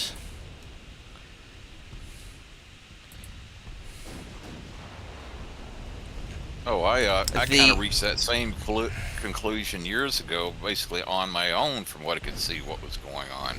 I think it's very likely true. And so the problem is that whatever I'm sure that whatever we think it is probably a lot worse. I think that we probably have no idea how bad it really is. And I'm pissed because, I don't care who has to go to prison. I think that if they were doing bad things to underage girls, I think they need to, or underage boys, or whatever they were doing, I think that, I think that justice is more important than, in this case, is more important than protecting Middle Eastern allies or European allies or people in our own political system or business leaders or whatnot. But I also don't know how bad it is. And this is one of those things where it could be like World War III bad. It could be one of those, hey, if we release this stuff, the world's going to end. And that wouldn't necessarily surprise me. If it turns out to be just so much worse than anybody can imagine.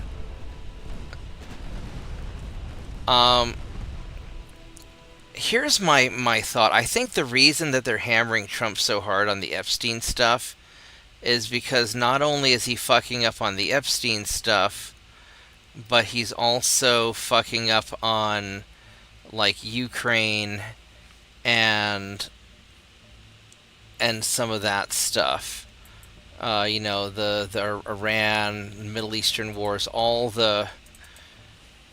Trump's listening to Lindsey Graham an awful lot. He's surrounding himself with the same neocons and rhinos that all the MAGA people hate. And I think the reason they're turning on Trump on the Epstein thing, if Trump were just to say, hey, it's really bad and for a whole lot of reasons I can't release this right now, you're just going to have to trust me on it.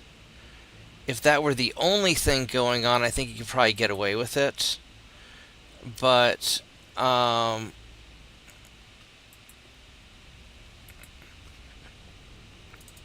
because he's also doing all these wars and, he's kind of going against a lot of the stuff that he said he would do, probably for many of the same reasons, I think that his base is going to turn on him a lot more. They're going to be a lot less forgiving.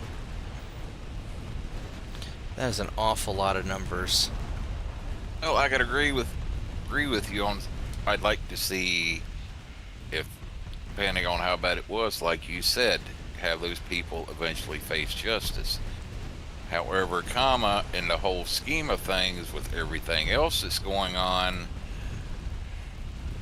that's a little bit for some of the reasons you mentioned, like, it could be way worse, like World War III worse and such, compared to all the other stuff trying to tackle right now. That's kind of down on my list of importance.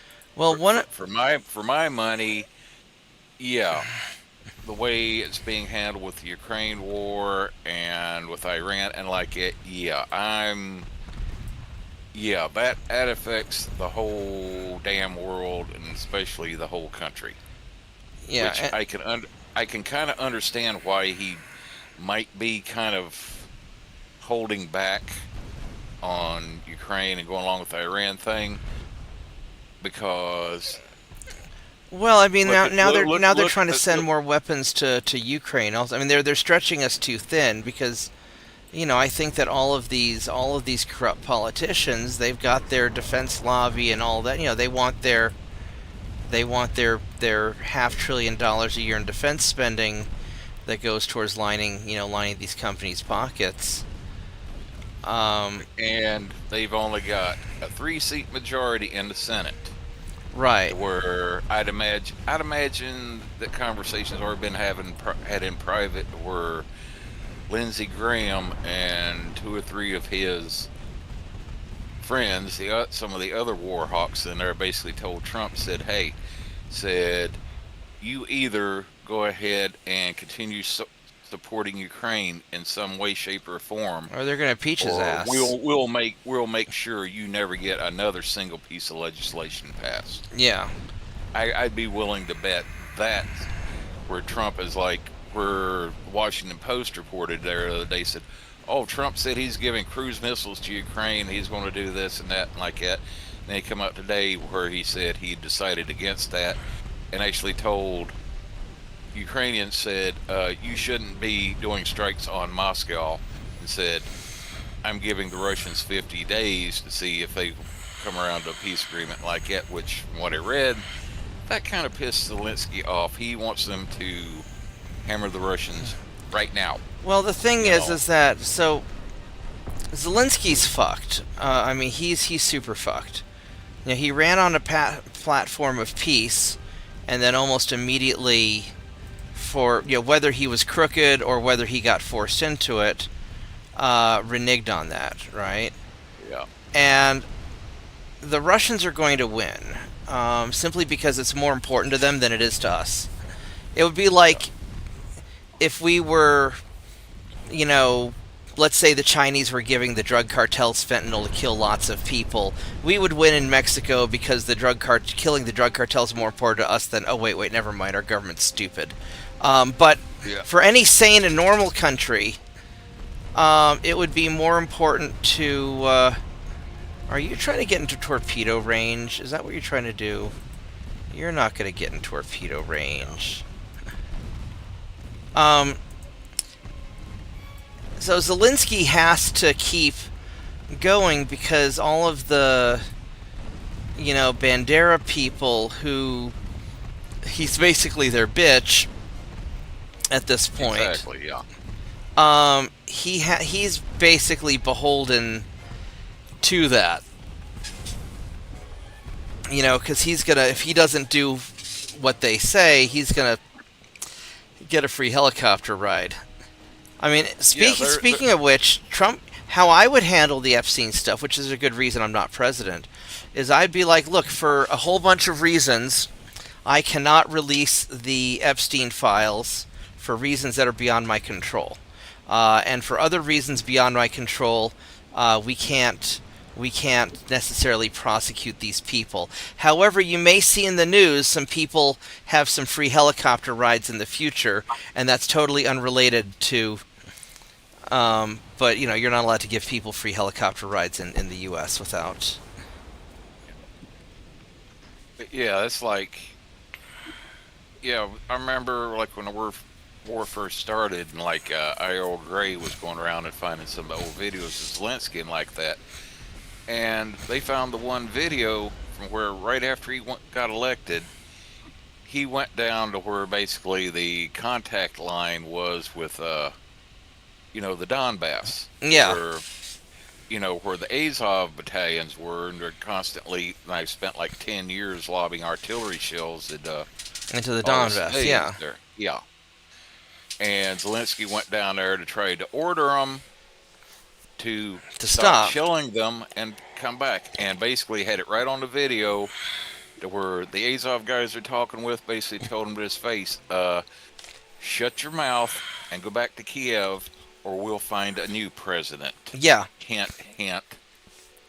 Well, and right after Zelensky got elected, a lot of his cabinet members had very obvious accidents, where they fell out of buildings and fell out of helicopters and shot themselves in the back of the head twice and jumped in front of a train. Yep. Things like that. All the normal Eastern European stuff. And so, so Zelensky's fucked. He's always been fucked. Yep. Hey, Turpitz. Hi. So, no, I think that most likely what's going on is Trump has an impossible situation that he's dealing with. Because keep in mind, like 80% of the elected Republicans hate Trump more than they hate the Democrats. Because the GOP is a party of losers. Their whole reason for running is to get elected but never have quite enough of a majority to get anything done. That way they can promise the world and never have to deliver, and they can just keep making their money. The Democrats and Republicans are both corrupt and awful in their own different way. And the problem that Trump created was that he won, and he won with enough of a majority that the Republicans are now being held to task, that they have to keep their promises they've been making for decades, and none of them want to, because, the Republicans are basically just, the Diet Coke of Democrats, they're just as bad, only fewer calories. Yeah, two sides of the same coin. So... Yeah, it's just, my thing is, like you said, if anything, I think Trump should be catching more stick as far as promises about ending the war in Ukraine and then doing the bombing on Iran and all that stuff than than for freaking stuff with Epstein there. I mean, now Epstein's a self-created problem. That Trump made the problem himself. He talks so big about Epstein, and then when he got into office, what he probably should have said was, "Hey, I just got into office, and I'm told that all the shit's been deleted." And then he could have thrown the Democrats under the bus and really fucked them. Yeah. Whether it was true or not, he could have. That's probably exactly what friggin' happened. Yeah. Well, even if it's not true, that would be believable, and he could have just fucked the Democrats with it. But instead, Trump had to be like, "Go, give me more time," and he dicked around because I don't think he wanted to. Trump doesn't like admitting that he gets beat sometimes. He can't admit that he's wrong or that he got screwed, and he's just digging himself into a bigger hole. And so on the topic of Russia and Ukraine and that whole fiasco over there, yeah, I've been slowly, little by little, keeping an eye on it, and I feel like what is really going on over there is Putin's trying to recreate Soviet Union. Sort of, not quite. So, what Putin has said, and I believe him, is effectively he's trying to reclaim all of the historic Russian lands. Essentially, he's trying to rebuild the historic Russian Empire, the Tsarist Empire, which is different from the Soviet Union. So, the official policy of Moscow seems to be that places that are ethnically Russian, they're claiming. So, Belarus, Ukraine, Russia, that kind of stuff, right? Places that were former Soviet Union that are not Russian, like Poland or places like that, they don't want to deal with because it's more trouble than it's worth. But they'd prefer them to be neutral. in a roundabout way, trying to recreate the Russian Empire, that would mean he would need to go into Iran, he would need to go into Poland, and just to name off a couple countries right there. Well, that's why I said. And if you're going, that's why I said sort of. Poland, He doesn't want Poland. And I'll get all of NATO on him. No, because there aren't any Russians living in Poland. No, what he specifically said was the historically ethnic Russian areas where ethnic Russians are still living who want to come back to the motherland. Those are the areas he's trying to reclaim. So, like, if you recall, his original demand in Ukraine was that he just wanted, he wanted equal rights for the Russian speaker, for the Russian people in Ukraine. He actually said all minorities, because there's a bunch of Poles and Hungarians and other people in Ukraine also. And then obviously he wanted to get rid of what he calls the Nazis, the Bandera people, who have been a problem in Ukraine for, well, since World War II. Yeah. So no, I mean, because really he doesn't. I don't think he's going to cross the Donbass, or he's not going to cross the Dnieper River unless he has to. Where exactly is that at? The Dnieper River runs through the middle of Ukraine. It kind of divides eastern and western. So I don't have a good map. Well, here, I'll pull up a Google Earth for you real quick. Hold on just one moment. Let me, It basically runs from Kiev down to where they're at now, sitting on opposite sides of the river down at Kherson. Sort of. So let's go pull up Google Maps here. So here's Ukraine, and this big river here. This river's fucking huge. It's like the Mississippi, only kind of bigger in some areas. Okay, so this is the Dnieper River. It goes through Kiev, or you're Kiev. Have to stream it to Discord because I'm not watching this stream, so I don't get. Oh, okay. Here, I'll stream to Discord also. Hold on a minute. Let me. Here you go. So you should be able to see it on Discord now. So, the Dnieper River runs through Kiev or Kyiv, depending on if you're speaking in Russian or Ukrainian. And then down through Dnipro, which used to be called Dnipropetrovsk. Then here's Nikolaev, Nikolaev's, Nico, whatever it is, I can't pronounce it. Oh no, here's Nikolaev down here, or Mykolaiv. So basically it just runs kind of squiggly through Ukraine. And so the parts that are historically Russian are these eastern parts of Ukraine and the southern parts. Like Catherine the Great, I think, was the one who founded Odessa. Maybe it was Peter the Great. It was one of the greats, right? Yeah. Yeah, I think it was like Catherine the Great. Yeah. Like that, where the Odessa region was. Yeah, all the southern coast here, this is all Russia. I'm talking pre-World War I. And so what happened was Khrushchev, I believe, was Ukrainian, and so when the Soviet Union was doing Soviet Union things, Ukraine was essentially a state, an oblast, effectively, in Russia, and so, or territorial region. So he combined parts of Russia and parts of Poland to create Ukraine. So like Lviv, this Lviv area over here, this used to be Poland. Poland wants it back.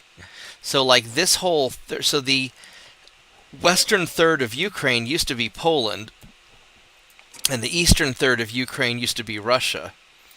And then the middle part was essentially Ukraine.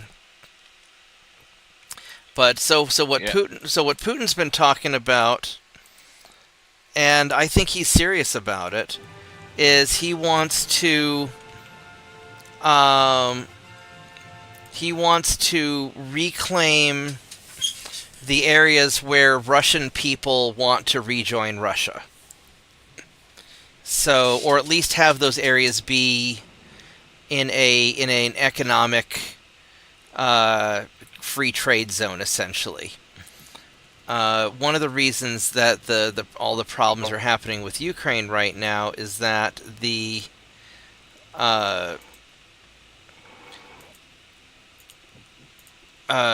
what's it called?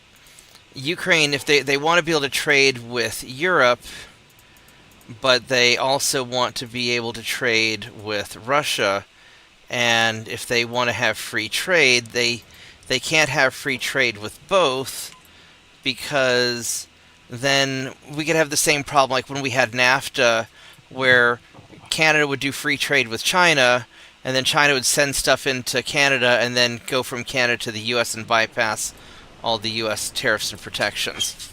So there's an economic reason on it also. But So, Putin trying to get as much of the Russian ethnicity, historical stuff, he's trying to get as much of that back as possible without pissing off NATO. Well, sort of. if you look at it, the way we've been giving equipment supporting them, he's already up against NATO. Yeah. The thing is that we don't. I meant like getting directly into a direct Well, war with NATO. So Ukraine. So for all intents and purposes, Ukraine is effectively part of NATO in all but name. And Ukraine has the largest army in NATO because Ukraine has more soldiers, or at least had more soldiers than pretty much anybody except for the U.S. and Turkey. Any of the European nations, their militaries basically suck. Yeah, I mean, even they're very just small. like a month or two before this war kicked off in our first part of 2022, we had National Guard units over in Ukraine training the Ukrainian army, doing exercises. Well, my brother, when he was back in the 90s, he was there in Ukraine training with the Ukrainians. So yeah, basically the way you look at it, the reasons the Russians are so wound up about this, they're looking at having NATO right up to their border, which they it's like the Cuban Missile Crisis, but with a land border. Yeah, or basically the closer analogy would be to it if back in the day when the Soviet Union was still around, if all of a sudden Russia had got friendly with Mexico. Or Canada. Actually, it'd probably be more like Canada. If Canada had gotten friendly with... with the Russians, and all of a sudden here you have the Warsaw Pact setting up shop on either, like I said, or either in Mexico or Canada right on our border. What the hell do you think we would have done in that case? Yeah. Yeah. And they were only telling us for 30 years, hey, don't do this shit. So, I mean, this is like the most predictable thing ever. And the only reason that they didn't go in sooner was because the Russians needed more time to prepare. Yeah. And also they had like 3 or 4 supposedly agreements, like I think it's like what, Minsk 1? The Minsk agreements, and Angela Merkel admitted that the Minsk agreements were just bullshit to stall for time to arm up Ukraine and get them ready to fight the Russians. And that kind of pissed off Putin. So I mean, we've diplomatically played this very badly, and the Russians just had enough.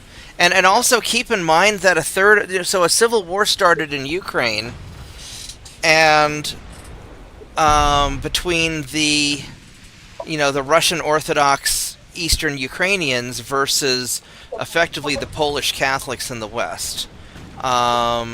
A little more complicated than that, but the Bandera people in the West versus the Russians in the East, and we supported the Bandera people because after World War II we had a long history of supporting Nazis, unfortunately, and Russia supported the Russians because of course they would.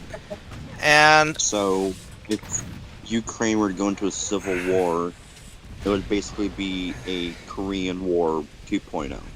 Well, I mean, they've been in a civil war since 2014. Yeah, I mean, really 2012, but it got bad in 2014. So, no, I mean, so the Civil War came first, So we think that the Russians invaded in 2022, whereas the Russians claim, from the Russian point of view, because they have long memories. So back in the 90s, when Ukraine gave Russia back its nuclear weapons, Ukraine signed an agreement. Which was a big mistake. Well, the Ukrainians couldn't do anything with them anyway because they didn't have the launch codes. Only the Russians could launch. And actually, So, we signed off on that agreement. The U.S. and it was the U.S. Great Britain and like that. And U.S. Yeah, so U.S., Britain, and Russia signed the agreement. So there's a treaty between the between Ukraine and Russia saying if we ever get fucked, you're obligated to come and save our ass. So when the Euromaidan happened and Yanukovych got kicked out by essentially the American State Department, CIA, the Brits, the German bankers, and the Bandera people, Yanukovych went to Putin and said, hey, here's that treaty. You're obligated by treaty to come in and save our ass because we just got invaded. Because that's how Yanukovych viewed it. So, I mean, there's several different sides to it. And essentially what happened was Russia wasn't strong enough in 2014 to do anything about it. And so they got their shit together and basically prepared for this. They prepared to deal with economic sanctions and became as independent as they could economically, built up their military and all that stuff. And, they used special forces and mercenaries fighting in Ukraine for the last, 10 or so years. And then Basically, one of the things I heard what the final straw was while they went in February 2022 was that the Russians caught wind that the Ukrainians were moving the better part of their army into position to where they were going to finish invading the rest of the Donbass. In other words, they were finally going to put an end to it by invading the Donbass. Well, and there were a couple of dumb things. Like Zelensky had talked about, 2 weeks before the Russians went in force, Zelensky was talking about restarting the Ukrainian nuclear weapons program, because Zaporozhye and Chernobyl were breeder reactors to make weapons grade material, for example. Then Kamala Harris was running around doing stupid things like safety mechanisms gave out in Chernobyl and caused basically in all of Europe except Spain, Portugal, and Great Britain to deal with. There's a big radioactive crowd. Yeah, I mean, I watched it happen on TV. I was a little kid at the time. But no, I mean, so the plus too, Zelensky started to, at the same time, Zelensky started demanding, I want to be part of NATO. Right. Well, and Kamala Harris is running around saying, I want to be part of NATO, and then Biden had a phone call with Putin saying that they would tolerate a limited incursion. So, I mean, there's a lot of dumb things happened all at once, and the Russians at that point were prepared enough that they went in. But, any idea that Russia's going to go past Ukraine into Poland, that's insane, because, first off, the Russians don't have the logistics to do it. And also, they don't want to govern people that don't want to be governed by Russia, because that's part of how the Soviet Union had so many problems. They don't want to deal with that shit. And also, on top of that, Article 5 would get invoked, and Russia would either stay conventional and lose the war, or go nuclear and everybody dies. Well, Article 5 isn't ironclad. Yeah, it's so for example, let's say. Well, isn't ironclad if one NATO country gets attacked, it's basically a declaration of war on all NATO countries? Sort of. So let's say Poland attacks Russia, and then Russia invades Poland. We don't have to honor Article 5 because Poland started it. So and it's right. also basically worded to where you join in and assist if you're able to. Yeah.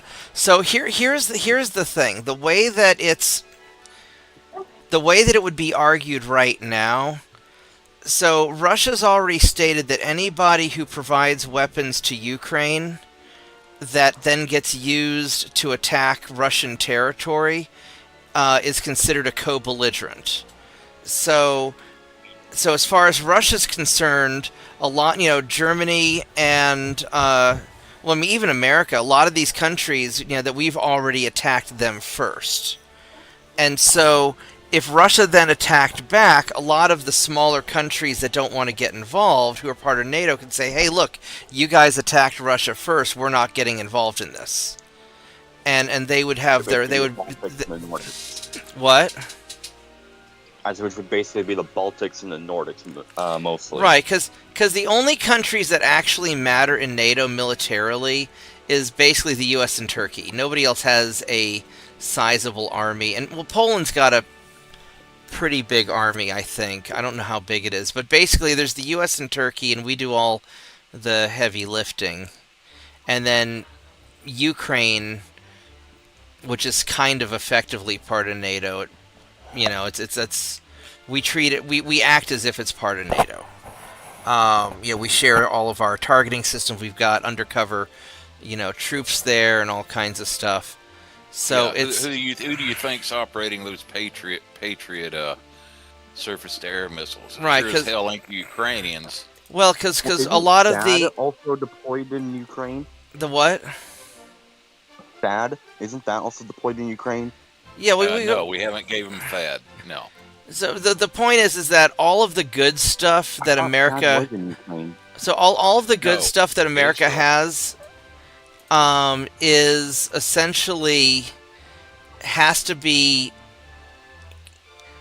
American launch codes, essentially. So like anything, so like the Patriots, to be effective, you need American soldiers. But like any of the long-range weapons, like the HIMARS that they've been using to try and attack Russia with, those rely on American targeting, information. So if we don't provide the targeting data, they can't, they're basically dumbfire missiles without us.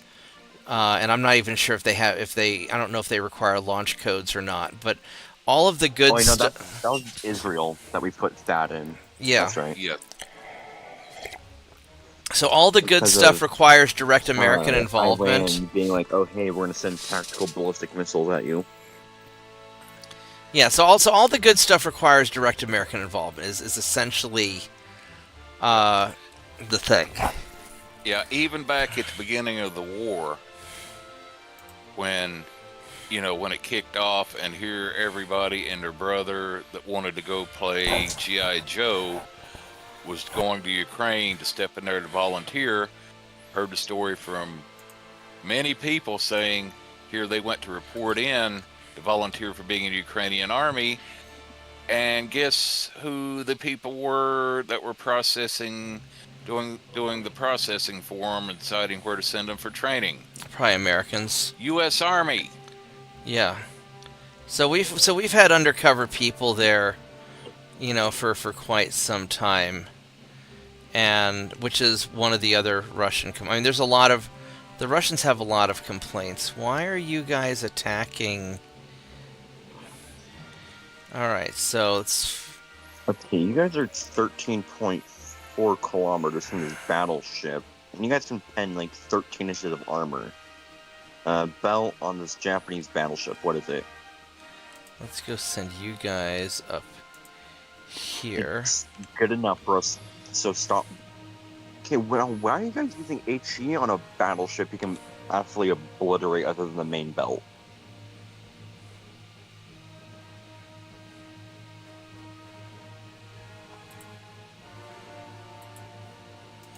Switch to AP. Let's go there. So, but anyway, but the point is that Putin's not going to, unless he's forced to, he doesn't really, there's no benefit in him going into even western Ukraine, because that's where a bunch of Ukrainians live, and the further west you go, the more Polish it gets. And the Poles don't like the Russians.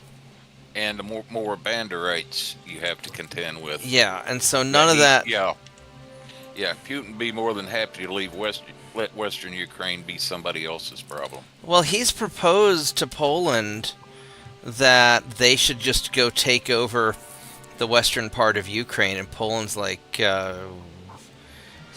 I think that there's a high probability. I couldn't tell you exactly what it is, but there's a high probability that Poland may end up with Western Ukraine before this is all done, just because it's in their interest to get their land back. They wanted it back for, since World War II. I think like other countries like Hungary and Romania, might be someone else too, have historic claims to chunks down in the southeastern part down there as well. Yeah. Let's see here. 16, 17, 18, 20, 21, 22. Bob. My new battleships are making awesome work of this Japanese battleship. Well, that's good. 16, The entire 17, bow, so basically like from the main tower down, all of that forward is just completely destroyed. Well, that's good. 27. I don't have a... I might be able to do...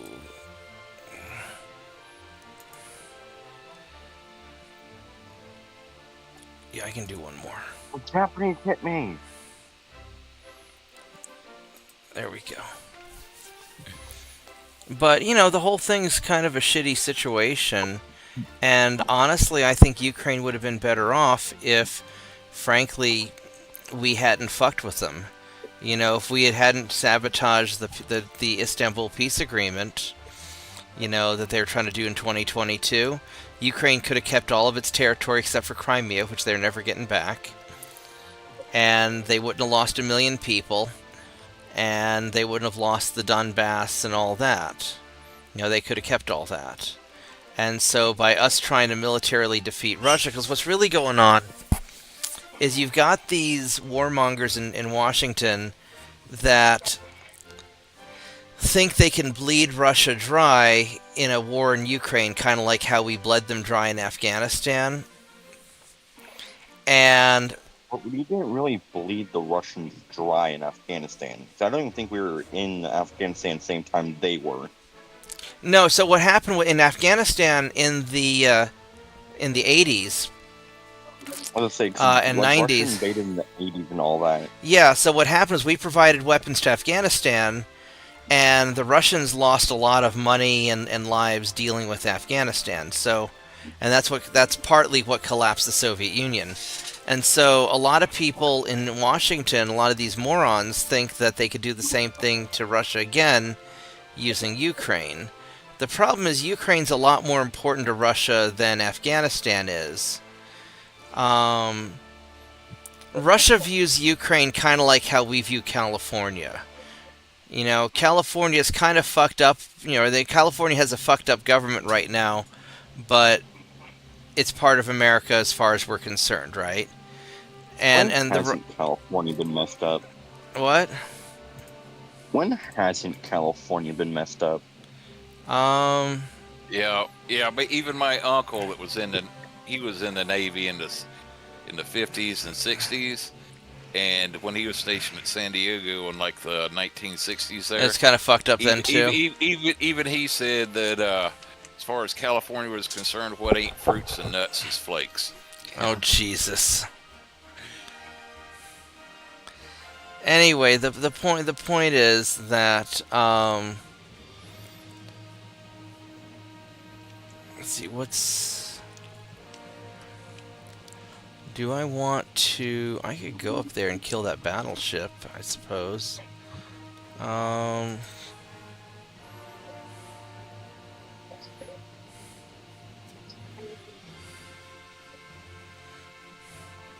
don't know if I want to send them that far. But that battleship is tasty looking.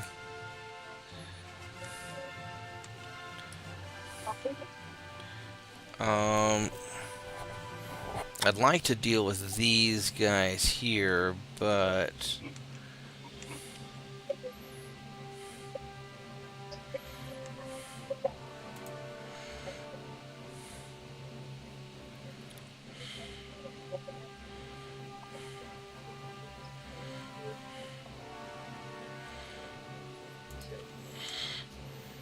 How and bad? for that matter, How bad do I wanna back get in the this? mid-90s, Russia even offered to join NATO. Yeah. I mean, we really fucked that one up.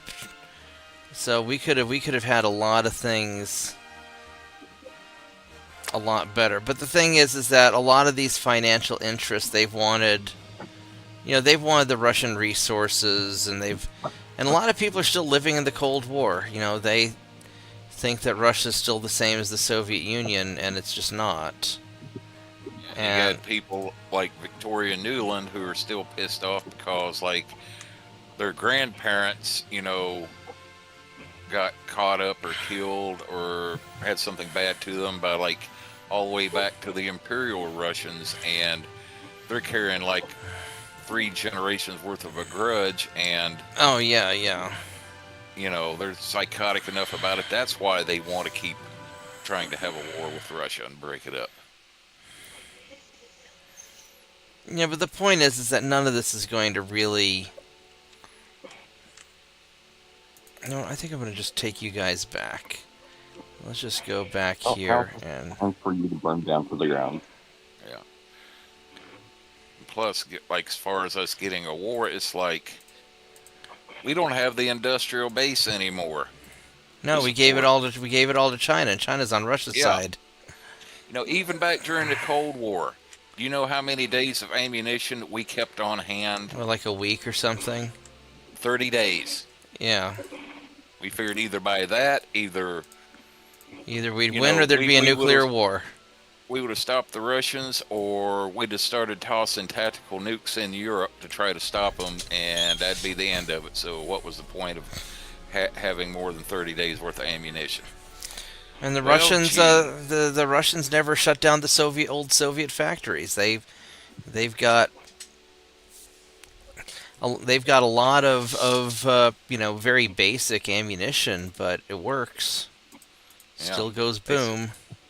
They basically, from what I heard, like over the past 3 years, is basically when the war started, Russia had like 17 million artillery shells on hand. Yeah, something like that. And they're still able to crank out several, close to a million or up in the millions range every month. According to Douglas McGregor, the Russians are making in 3 months as much ammunition or more ammunition than all of NATO makes in a year. Yep. Because when war started, we were only able to make something like 15,000 artillery shells in a year. Well, part of it is that, we outsourced we outsourced a lot of our stuff to China, and also our stuff's really expensive because we have all these corrupt executives at these defense companies that just keep selling really expensive, fancy stuff because it's got a high profit margin. Whereas, the Russians are keeping it very simple. And they've got a different mentality. Like Americans, so like if we lose 30, when we lost 13 people in Afghanistan to that explosion, when Biden fucked up the whole getting out thing, we were like, oh my God, it's a national disaster. The Russians have probably lost 100,000 people in Ukraine, maybe 150,000 people in Ukraine, and they're still grinding away at it. They're not gonna. It's not that it's not a big deal, but it doesn't affect them. They are able to absorb bad news much better than America can. Yeah, that whole thing of what happened in Afghanistan when we were pulling out, that's a very sensitive subject for me. I'm sorry. Because I told you guys that my brother served in the army, right? Yeah. Yeah, well, when my brother was there at Kabul when it happened. Was he okay? Yeah, he was okay. And when I say he was there when it happened, I mean less than 30 feet. Okay. Ooh. So that's it. That whole thing is just a very touchy, Yeah. sensitive topic. So, well, I'm glad he's all right. You know, the big thing to consider is that the Russians are intrinsically a very stoic people, and so they're willing to. It doesn't culturally affect them as badly as it affects Americans. They can psychologically absorb losses better than we can.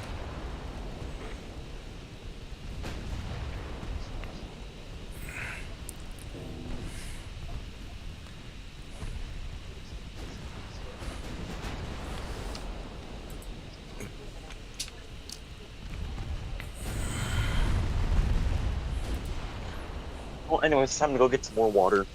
All right, we'll go get more water. I don't know how much longer I'm gonna. I've already been going on 4.5 hours. I wasn't expecting to play this long, but I always like hanging out with you guys.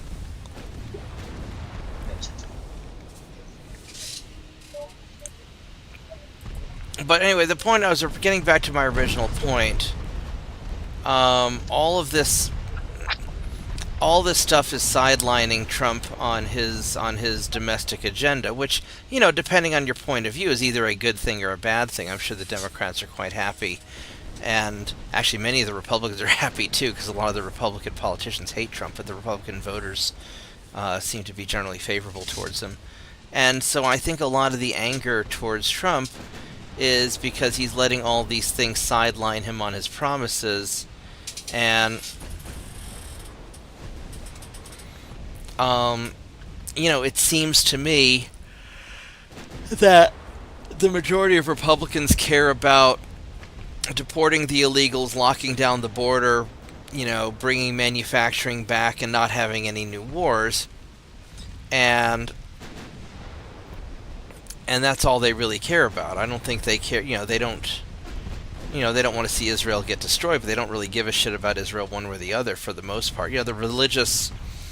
The more religious types seem to be more fond of Israel, and the more libertarian types kind of care less one way or the other. I don't think any of them care about. I don't think any of the Republican voters care about Ukraine one way or the other. They don't understand it, and they see it not being our problem, which, you know, sucks for Ukraine. But like I said before, Ukraine probably would have a better outcome had we never gotten involved in the first place. You know, all this like Lindsey Graham rhetoric of "we'll fight to the last Ukrainian." What an awful thing to say. You know, he's just outright saying that we're willing to sacrifice Ukraine just to hurt Russia. You know.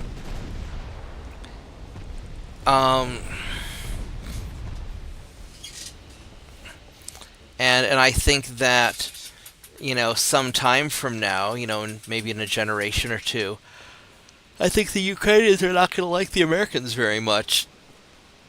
Depending on how this war ends, they may not be liking us very much in very short order, if not already. Well, because we threw them under the bus. We're just trying to get their Ukrainian, you know, the BlackRock types are just wanting the Ukrainian resources. Yeah. So, you know, it wouldn't surprise me if Ukraine hates us when this is all said and done. Oh, Yep. Look at that. Yeah. That's a nice battle. Speaking of BlackRock, I heard a news story a few days ago to where basically BlackRock is decided they're going to give up on doing any major investments in Ukraine. So, all right, well, I that think might even BlackRock sees which way the wind's blowing. that here. might save Ukraine a little bit. Hey, give me 1 minute. I need to go run to the bathroom. I'll be right back.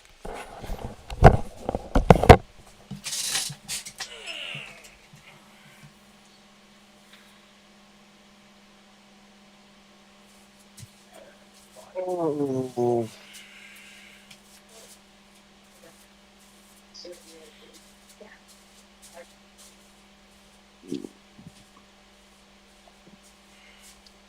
Time to run away. Yep, he had to go to the bathroom there. I know, but it's just so I have 2 battleships in the country murderer class that I built like 110 of. I have 2 of those running around Africa and all that, doing invasions against the U.S. territories there.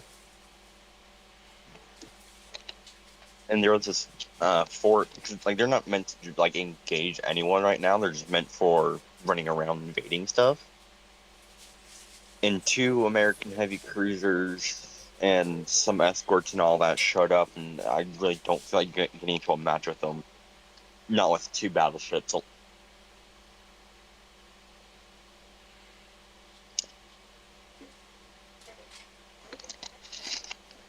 I mean, I probably have the firepower to do it. It's just that their torpedo ranges vary, and I don't want to take that chance and just catch them out full of torpedoes. I hear you there. That AI is just torpedo happy. Mm-hmm. Yeah, basically But they should have. luckily, it's 1915, so I can still get pretty close without having to worry. Yeah, they should have named the game Ultimate Admiral Torpedoes.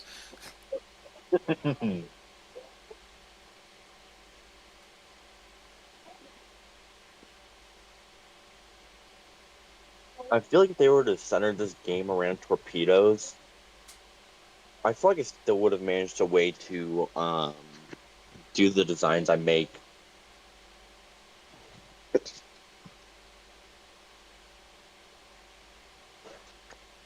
You know, the problem is the way things worked out with game labs and all that is essentially the game was only like about freaking half finished when they said bye. You know, Yeah. Yeah, weren't they planning on making this multiplayer, or having like a multiplayer variant to this also? yeah, which they actually did come out with a multiplayer DLC, but it was rushed and it was like utter crap. And that's been Yeah. pretty much the universal opinion from everybody. And let's put it this way: the devs were more determined to build their version of the game and didn't give a damn what their paying customers might want. What the Because player base wanted. yeah, because I actually, read before they, gave up, and walked out the door at the end of last year. I was going through like the, discussion forums on Steam where the devs were talking to them, and one thing that a lot of the players are asking for, hey, instead of trying to cobble together a multiplayer, said, why don't you make a co-op mode? Oh, Like that it, would have been fun. and basically what the lead dev guy, basically his handle was like Darth Mod. Basically, is a Greek guy named Nick Thomas. He just said, "We don't play co-op games. We don't like co-op games. We have no interest in co-op games. Therefore, there will never be a co-op mode in this game." So I know that Brother Monroe and his friends and all that been making the great game mod and all that for UAD. Do you think if enough people were to talk to them, they would make a co-op, like a mod you can install for like co-op or whatever? All right, I'm back. The problem would be you would have to get into the source code, and the devs basically showed their asses on the way out the door and refused to hand over the source code to their parent company. So nobody has the source code for the game. Yeah.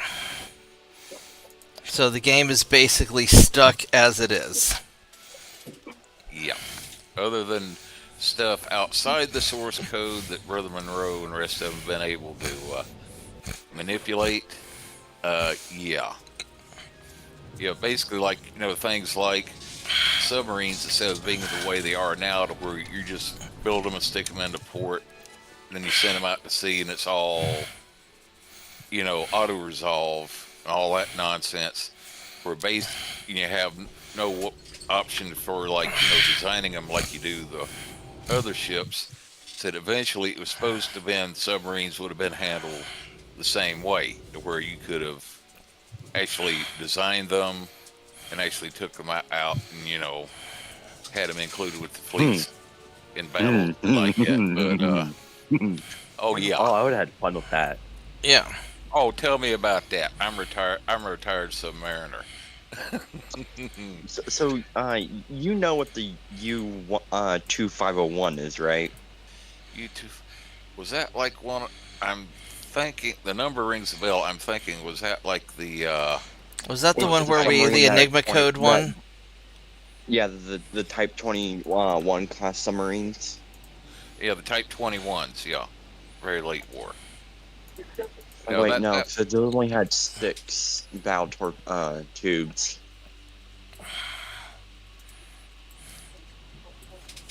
So I guess the one I'd be referencing more likely is the T-class submarines that the British built. Yeah, they had like something like outrageous, like 8 torpedoes on the front. Oh no, it was 10 tubes in the front, one in the back. Yeah, to where basically they added on a couple up on top that were just basically under the top deck that weren't reloadable. From what I remember reading, like talking to Drakkenfell and one other naval historian, that Dr. Alexander Clark, said the British plan was the T class were going to be based over in the Far East, like in Singapore, to where they'd have like a couple squadrons of them. And if the Japanese got ideas to start coming down towards Singapore and all the restricted waters down there, they would wait for their battle fleet to show up and then have basically an entire squadron of those subs intercept them and just let go with like a massive volley of frigging torpedoes when they got in range. Yeah, it's the developers would have made submarines be able for us to design them like we did the warships. I would have made that look weak. Well, the submarines are a lot more limited in what you can do with a submarine as far as creative designs. You know, there's, you know, you could put some deck guns on, or you could, but because of the hydrodynamics of traveling underwater and the pressures and the technology, there's a lot more limitations. So I don't necessarily blame them for not getting too involved in it.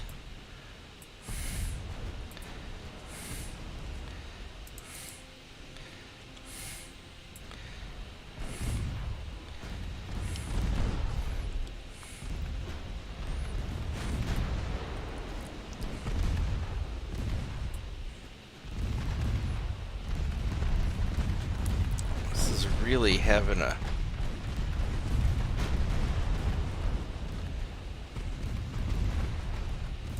really having a hard time with these, aren't you?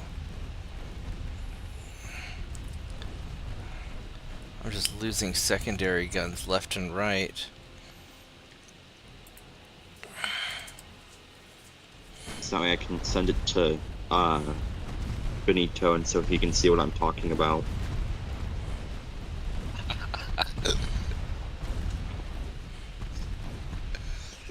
Damn, it's like every hit is taking out secondary guns. Those are the German warships I designed. That are actually more logical than...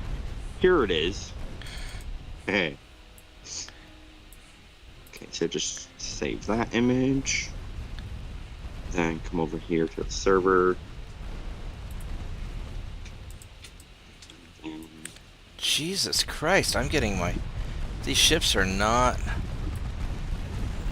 holding up very well.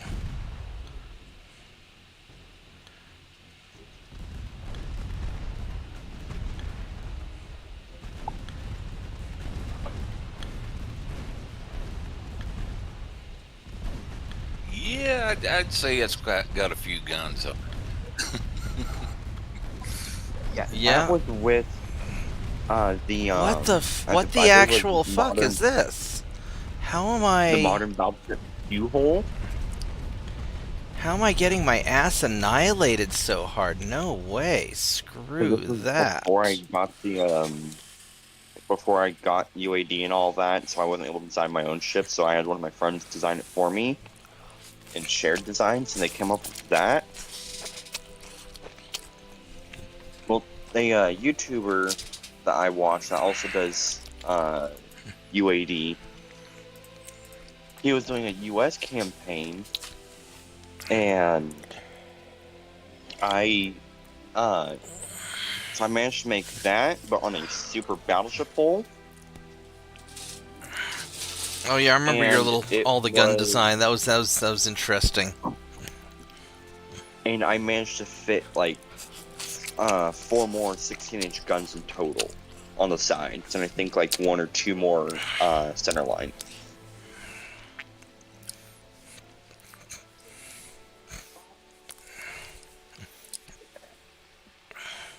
So yeah, if that's what I can do or manage to pull off with whatchamacallit, with just warships alone. Man, the stuff I've been able to do with submarines. Well, I think the build requirements would have been a little different on submarines, just because the like I said, there's a lot more limitations because the way that the hulls are pressurized and stuff. Yeah.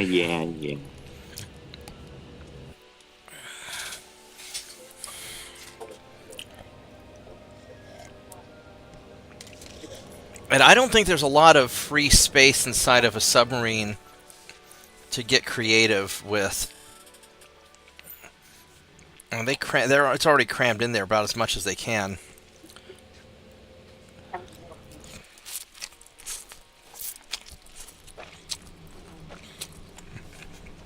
Yeah, the only ones that actually had some, like, you would consider having what most people would consider a normal amount of space and be somewhat spacious on the inside were, like, you know, the Trident subs, and those things ended up being like 18,000 tons.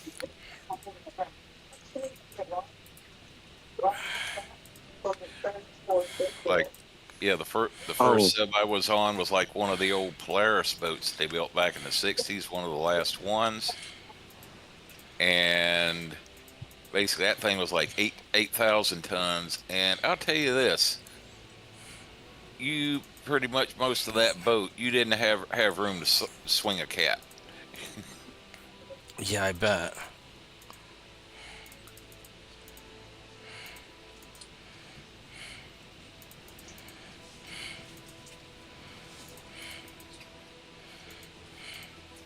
So, Benito, you know the game Cold Waters, right?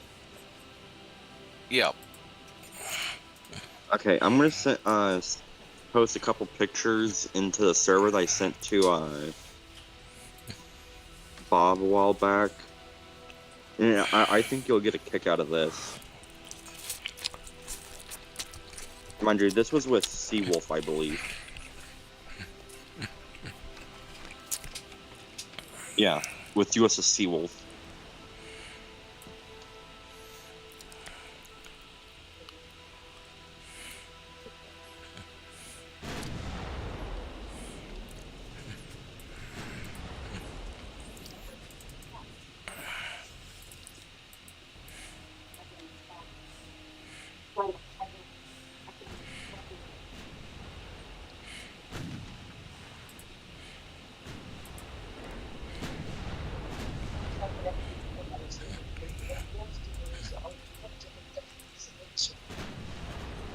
Got within like 200 yards of it, and then just put a Mark 48 Mod 6 torpedo right up the propellers. Yep. Come up from the back in the baffles to where they can't hear you, and there you go. And if I remember correctly, I started out in front, but at a longer range. And then, as you can tell in the mini map thing down below of how it's kind of turning up behind it.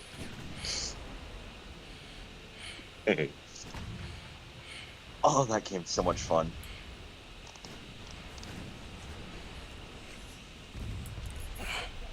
No, don't turn. I didn't tell you to turn. Yeah, also another game I There we wish go. I could get, but sadly can't because I don't have the money for it, is Sea Power. I've heard of that. I've seen it a little bit. It looks okay, but you can't really design your. I really like the design and building aspect of Dreadnoughts.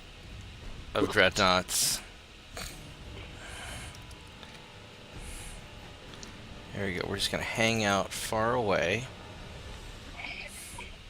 And what I've seen is good as far as like simulating what the main idea was. Like basically, for like like you said back in the Cold War, where it's going to be like long range,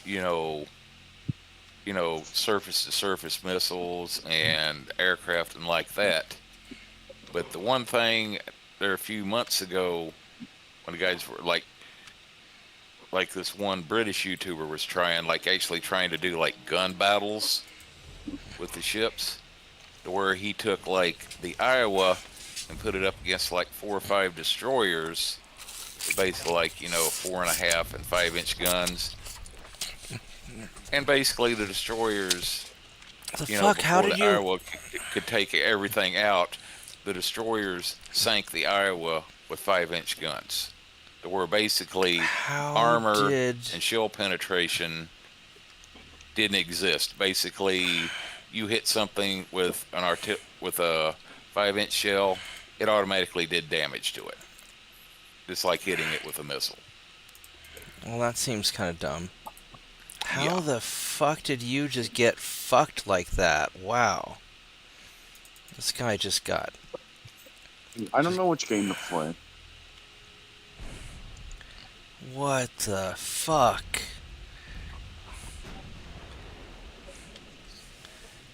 I guess I'll go play some Cold Waters.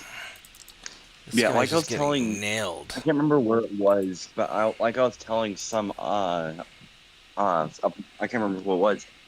But I was telling them that if I got Sea Power and did like a custom mission or whatever, I would have made a carrier strike group that I don't think that it would have taken a lot to overwhelm.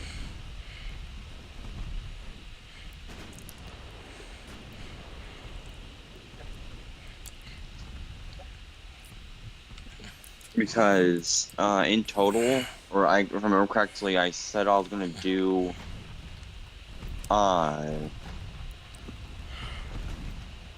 Jesus Oh, what was Christ. How No, it are was- you getting your like mimics. how are you getting your ass surrounded kicked so by, hard? Like 3 Ticonderogas, VLS, 3 Arleigh Bird. No, 4 Arleigh Birds. No, that's not With, like, we're not doing that. That's not happening. How What?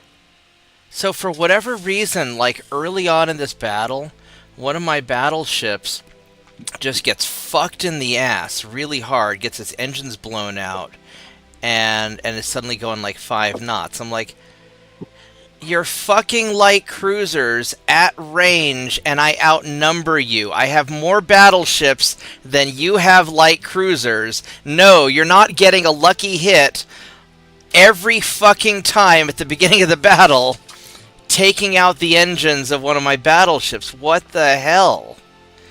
That's not... That can't be right.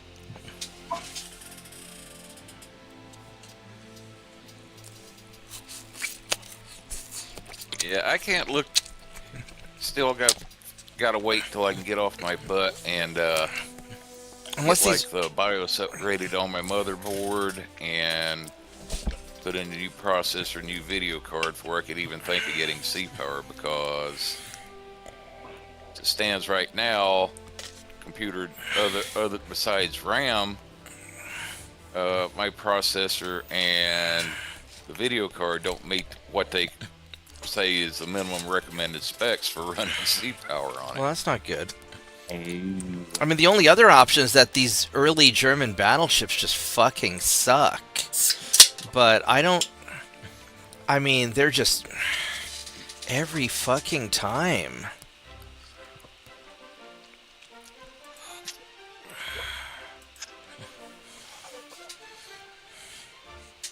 Well, you know the AI in this game, it loves to cheat. Well... and that's why I don't feel bad about reloading the game.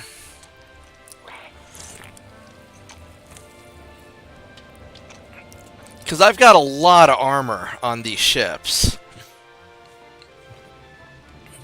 I don't think that their light cruisers should be able to penetrate me. Because I've got like 9 inches of armor on the rear, I think.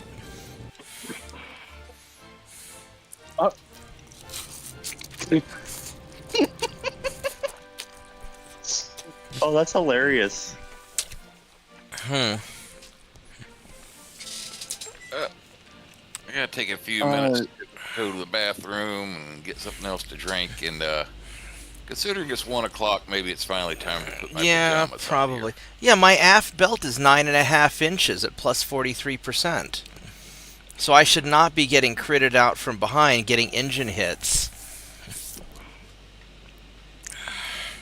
I mean, if they want to shoot off my secondary guns, sure. You know, I mean, that's... I totally understand. But... I almost feel bad for this Chinese sub.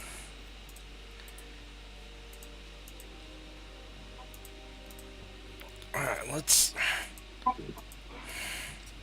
It tried firing 2 torpedoes at me, but they both detonated prematurely, like basically almost upon leaving the torpedo tube.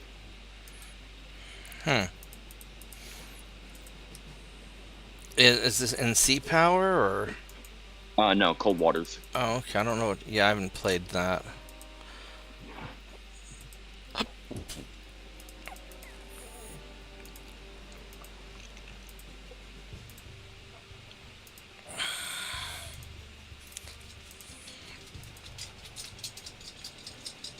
But no, I sadly don't have sea power.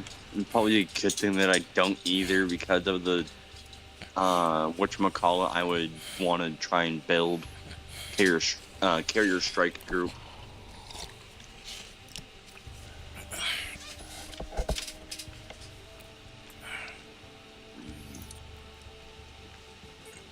Yeah, I'm waiting for Benito to get back so I can tell him it, so I can see what his reaction for it would be.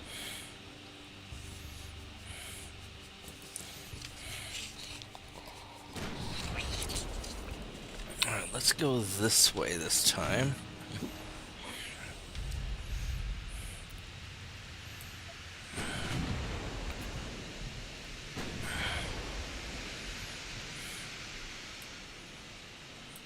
No torpedo boats. You don't get to make decisions. You are not allowed to charge the enemy battleship. No, you are not. You are never allowed to make decisions. Ever. Even But now Tiny why Dog not? is smart. Even Tiny Dog is smarter than destroyer captains. And Tiny Dog's kind of dumb. But even Tiny Dog is not going to go charging to... well, I'm not going to let Tiny Dog make decisions either. So, what's the range on you guys? 14 kilometers.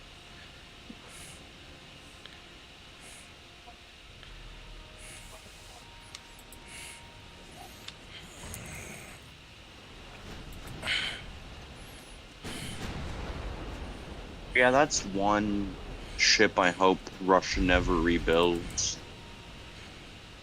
The Kirov.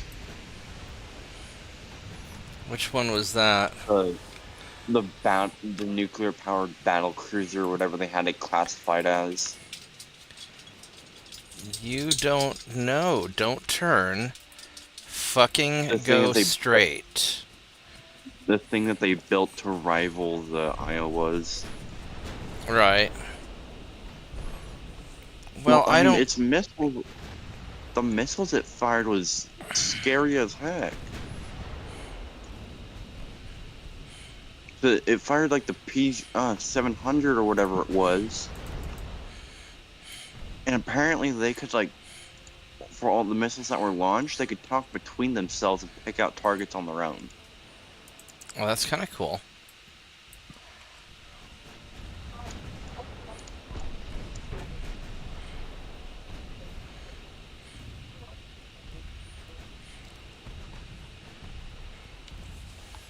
How about you fire the secondary guns at the torpedo boat and sink him so I don't have to deal with it. That's right. See that torpedo boat over there? I don't want to. There we go. See? Look how nice it is when you do what I say. Isn't that amazing? When you shoot at the stuff I tell you to shoot at, and go the direction I tell you to go in, and then everything just kind of works itself out. Let's have you guys double back.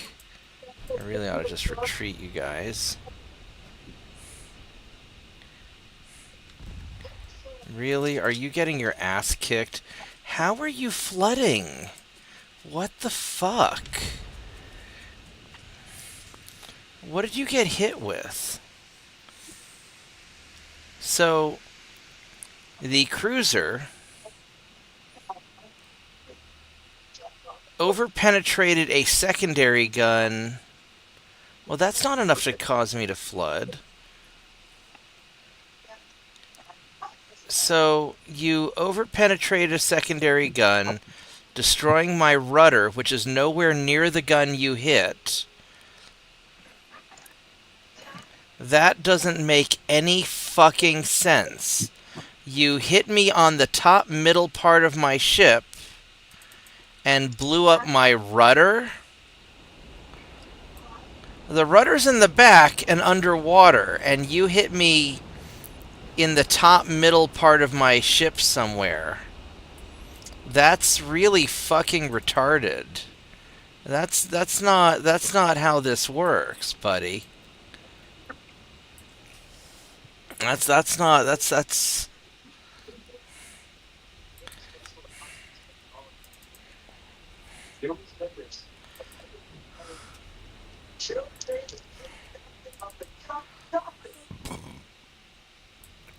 So I'm going to have to turn these assholes around because you're going to end up blowing out.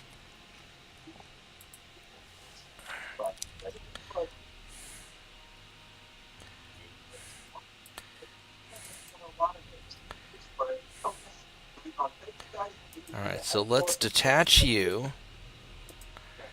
And you're going to go that way. And you're going to go that way. And you're going to go that way. And you're going to go that way.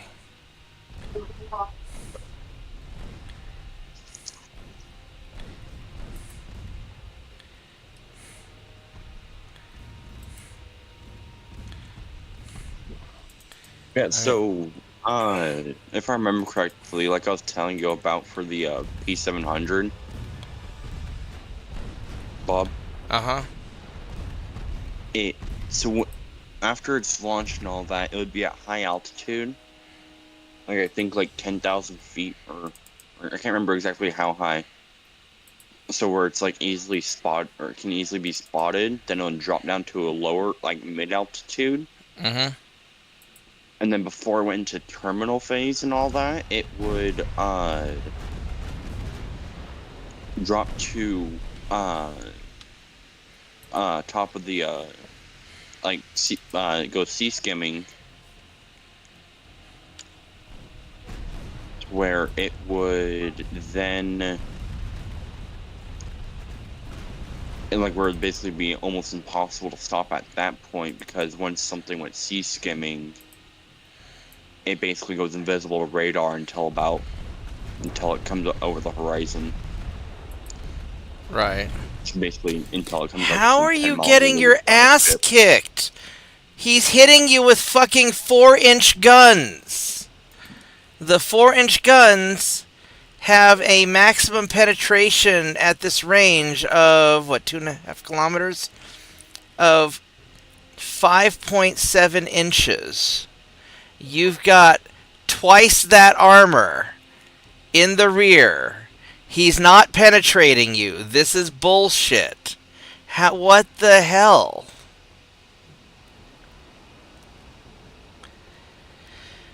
How are you over penetrating me with a 3.5-inch gun?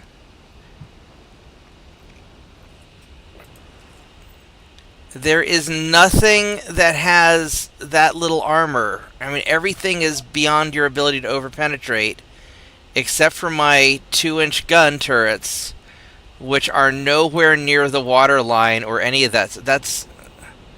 There's something really bugged about these German gun turrets.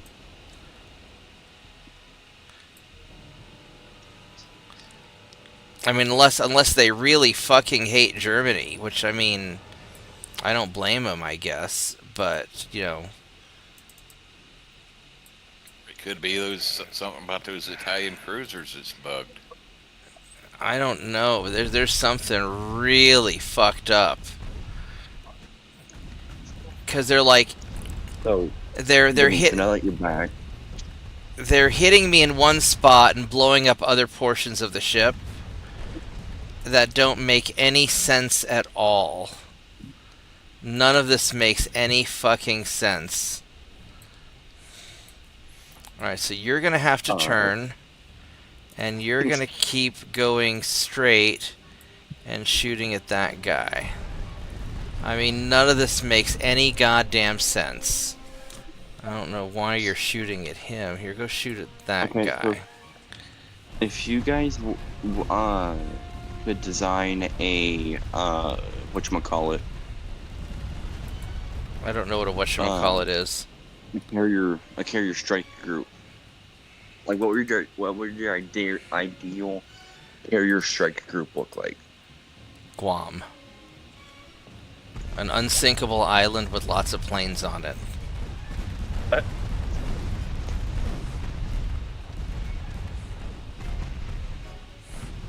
there Benito. is. Yeah, there is some truth to that. Airbase can hold a hell of a lot more planes and also have a lot more air defense than, even carrier battle group can have. Wow, you're just No these guys map, are getting but, their like, fucking asses kicked. Well, Dude, all right. Fuck this. That's no. What the fucking hell is this? Your 3-inch guns can't just blow through my battleships like they have no armor. There's definitely something bugged. And maybe it's just because on my Guardian ships they were fine, and they have 2-inch guns also. I think there's something bugged with the German Battleship 1 hulls. I mean, I'm just going to have to run them away. well, before I tell you what, my idea wouldn't so much be ideal. You have to remember I was in the Navy for 20 years and, got an idea, how the overall organization works. Regardless of the total number of your ships you got, some are going to be in refit, some are going to be in transit, etc., etc.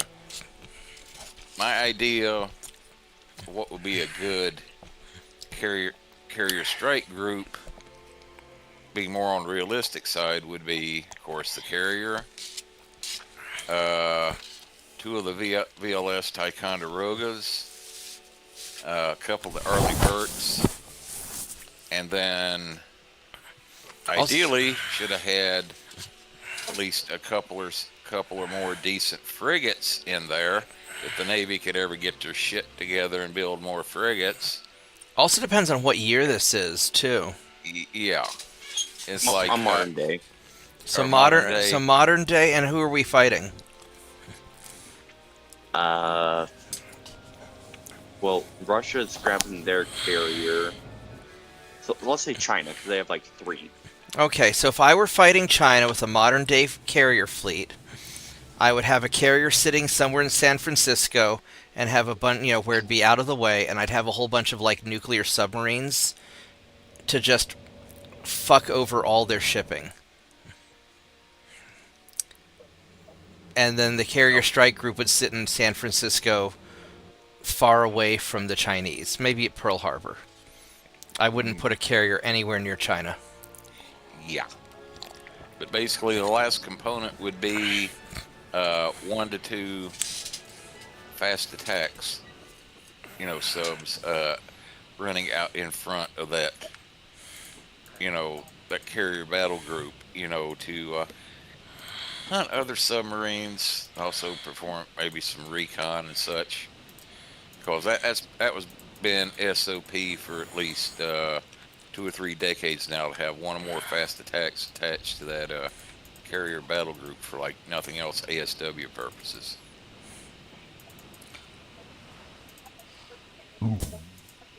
Alright, so you guys are going to follow him. Well, for me, if I was able to design one, I would have a Geldar 4 class carrier in the middle. As long as you keep them in tropical waters. Huh? Basically, that was a joke we had when we started building them. Said the first one was named Gerald R. Ford. And maybe we said, yeah, they'll have to keep the Ford class in tropical waters, because everybody knows a Ford doesn't run worth a shit in cold weather. Oh. Yeah, when they said Gerald R. Ford, I said, way to go, guys.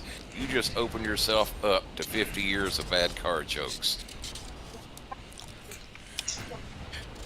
But anyways, I'll have a Gerald R. Ford class carrier in the middle with a VLS Ticonderoga on either side.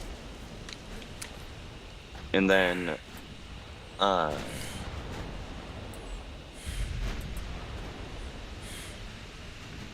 I would have 3 Ticonderogas, with 1 being in the rear. And then I would have 5 Arleigh Burkes, kind of in like a pentagon shape around the carriers, or around the fleet. And then as kind of like, I guess you want to say, screening force or whatever, how you want to classify it as, I would have 2 of the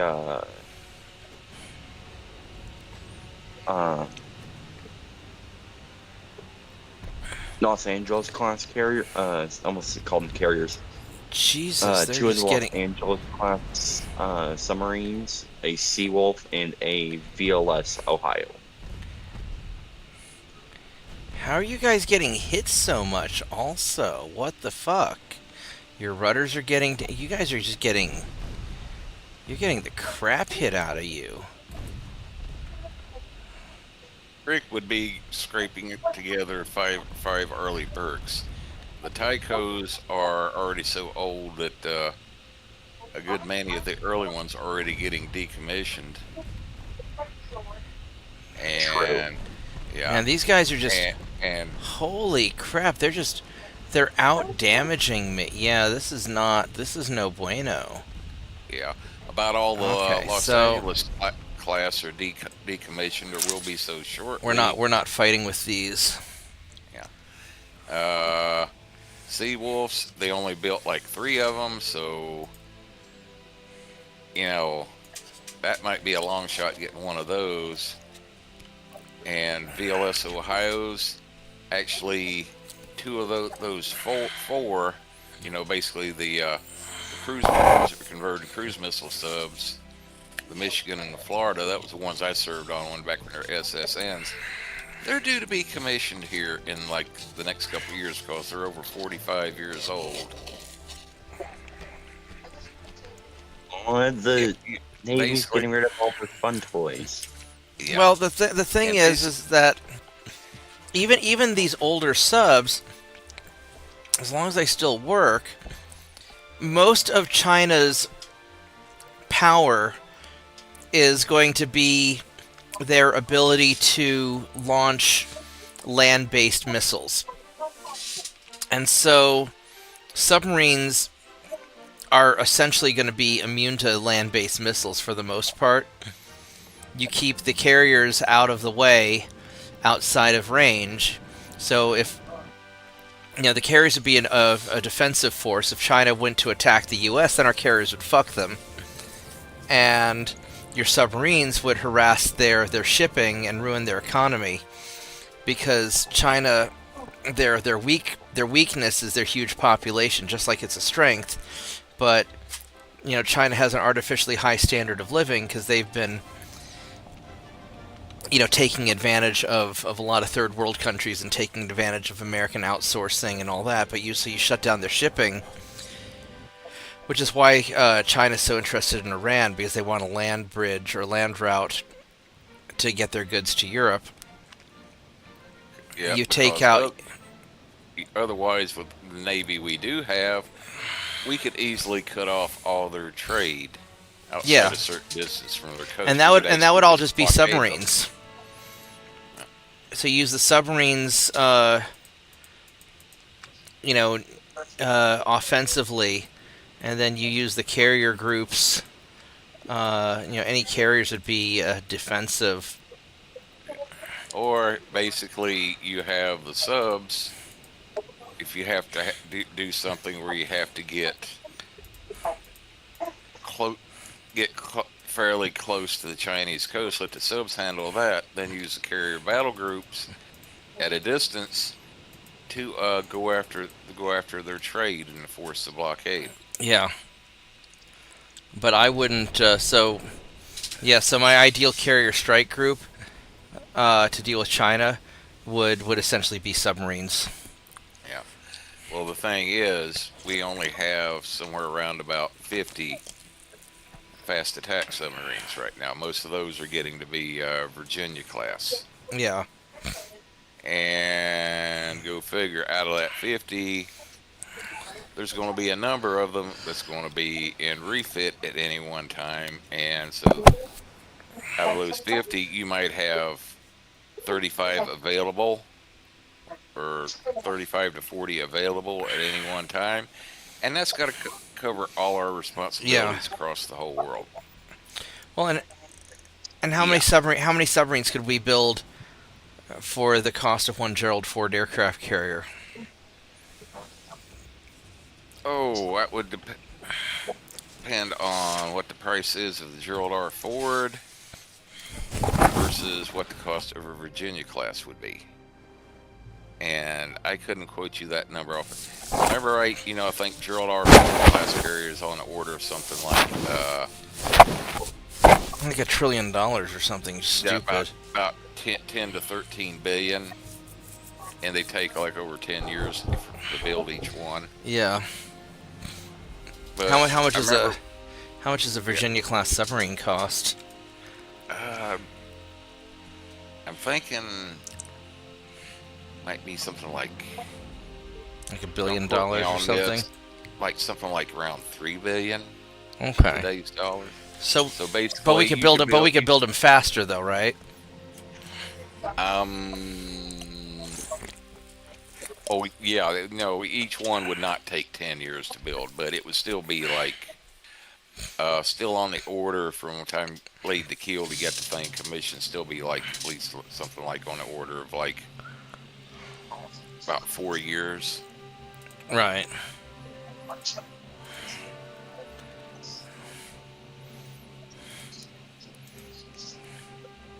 Is a single torpedo boat. 29 knots, you're 30 knots. We'll try this. Yeah. I'm gonna go to bed soon, I think. Yeah. What were you saying there about the cost there, or?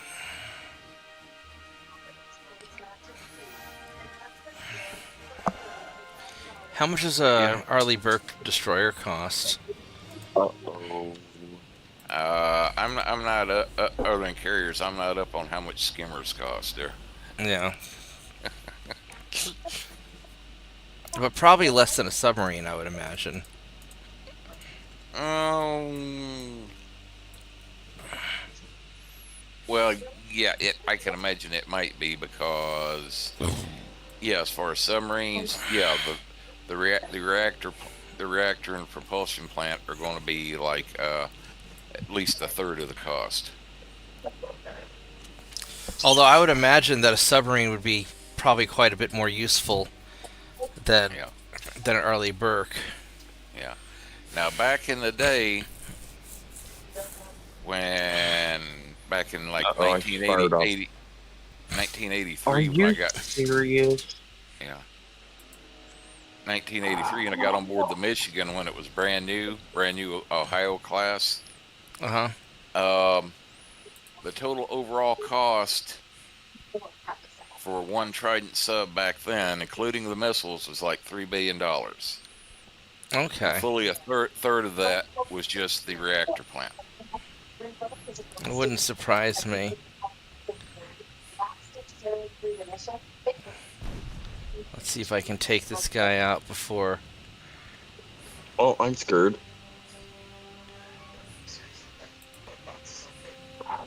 Oh. Yeah, me and another guy on another server did a little exercise compared to costs one time. There's like, instead of having 12 humongous,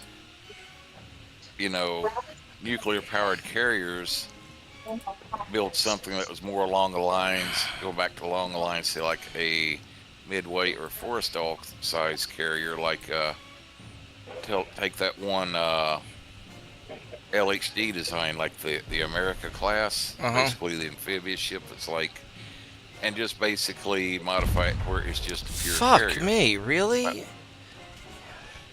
Wow, they're just hitting the shit out of me. Well, it's And, time to go. Yeah, where it just basically use it like a pure carrier, about 45 to 50,000 tons, and we've figured comparing the cost, you could build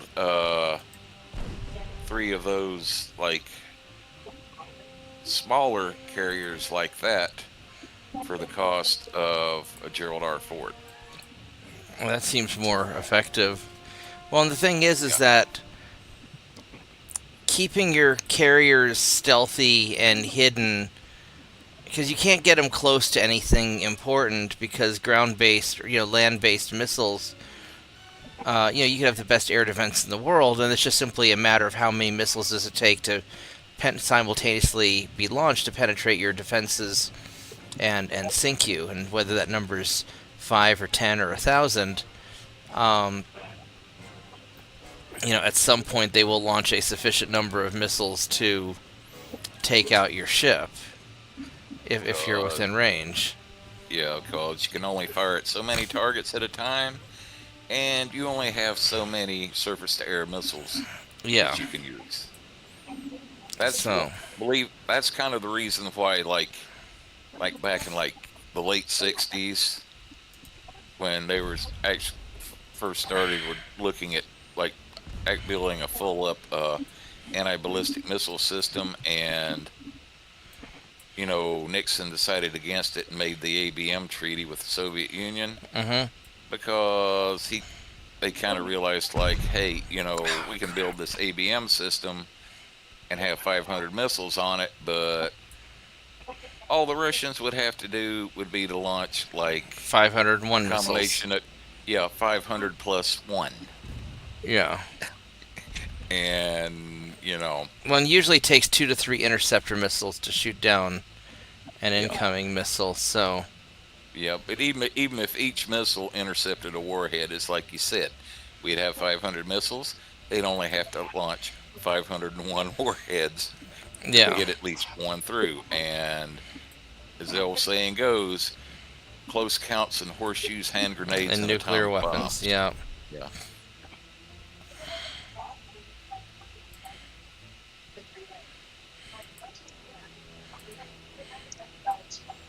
Are we gonna hit you, please?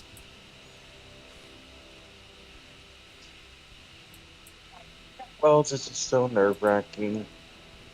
Come on.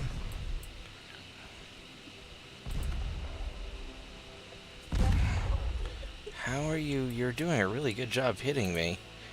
Alright, so we're going to go aggressive, and we're going to... Was it shift click? Shift right click to get you aiming the torpedo. And I want you to go up and... Really? Did you get hit in the engine? You stupid moron. Come on now, you know very well torpedo boats are commanded by destroyer captains in training. Yeah, I know. Then if said incoming missiles are also like the very There fast we go. At least it hypersonic hit. missiles, that's going to really increase the problem by several orders of magnitude right there. Well, I tried. But Really? What the fuck? How so are that's you? wrong. How are you hitting me?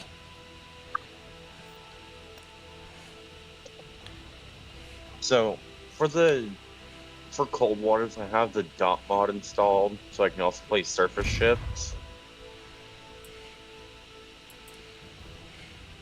Well, I kind of screwed up. Well, I didn't screw up technically, 'cause I didn't know this was coming, and I ran out of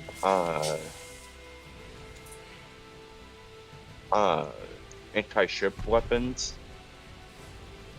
But the Russians sent a Kiev, they sent a Kirov, an Udaloy,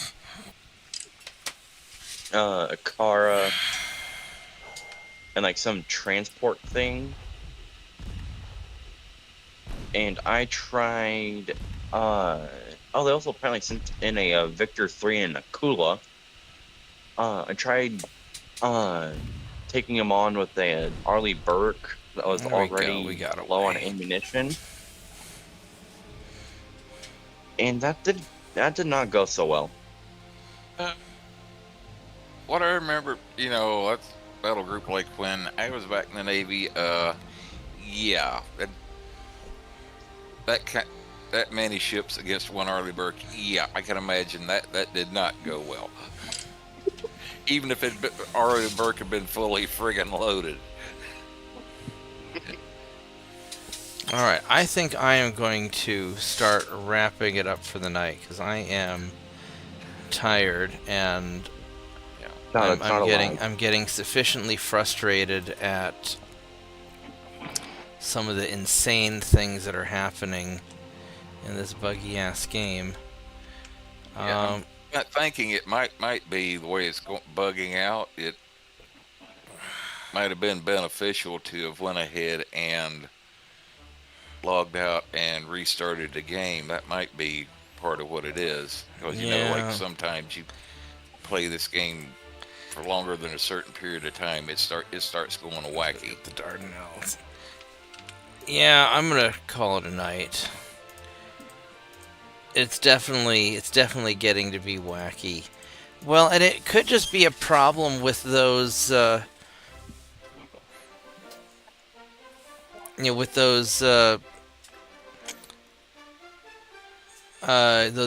battleship ones, those German battleship ones, that maybe the hitboxes aren't quite right, and so when a shell hits the unarmored 2.9 turret, it thinks that it's hitting below the water line or something like that. So, because I've never had this kind of problem with any of the other battleships, and what I'm doing with the, because I always put a lot of 2.9s on my ships, especially early on, and I've never had this kind of problem. So there's something, I don't know, it's a great game. I love this game. I wish things worked out differently. I know it's never getting fixed. I'll still play it, but yeah, it's a little buggy. Anyway, guys, I had fun. I got to work in the morning, so Yeah, I will. You were saying earlier about getting to bed early. Yeah, well, I didn't plan on playing for what 5.5 hours, because usually I play for 2 to 3, but then you guys were hanging out, and so that's okay. I had a good time. You had a good time. Hopefully, the 3 people watching the video had a good time. And man, I don't. It really sucks because YouTube is just totally like blacklisted me. I think because I used to be getting 100, 200 views. I'd have 50, 60, 70, 100 people, sometimes more than that, watching simultaneously. And according to the YouTube analytics, it was 80% of that was YouTube recommending my videos on people's homepages. And now YouTube's just not doing that at all. So, maybe it's because we talk about the Ukraine war and Epstein shit and all the other stuff that they don't want. Hell, probably the head of talked about when you probably the head of Google's on a certain list, if you know what I mean. So that's probably why.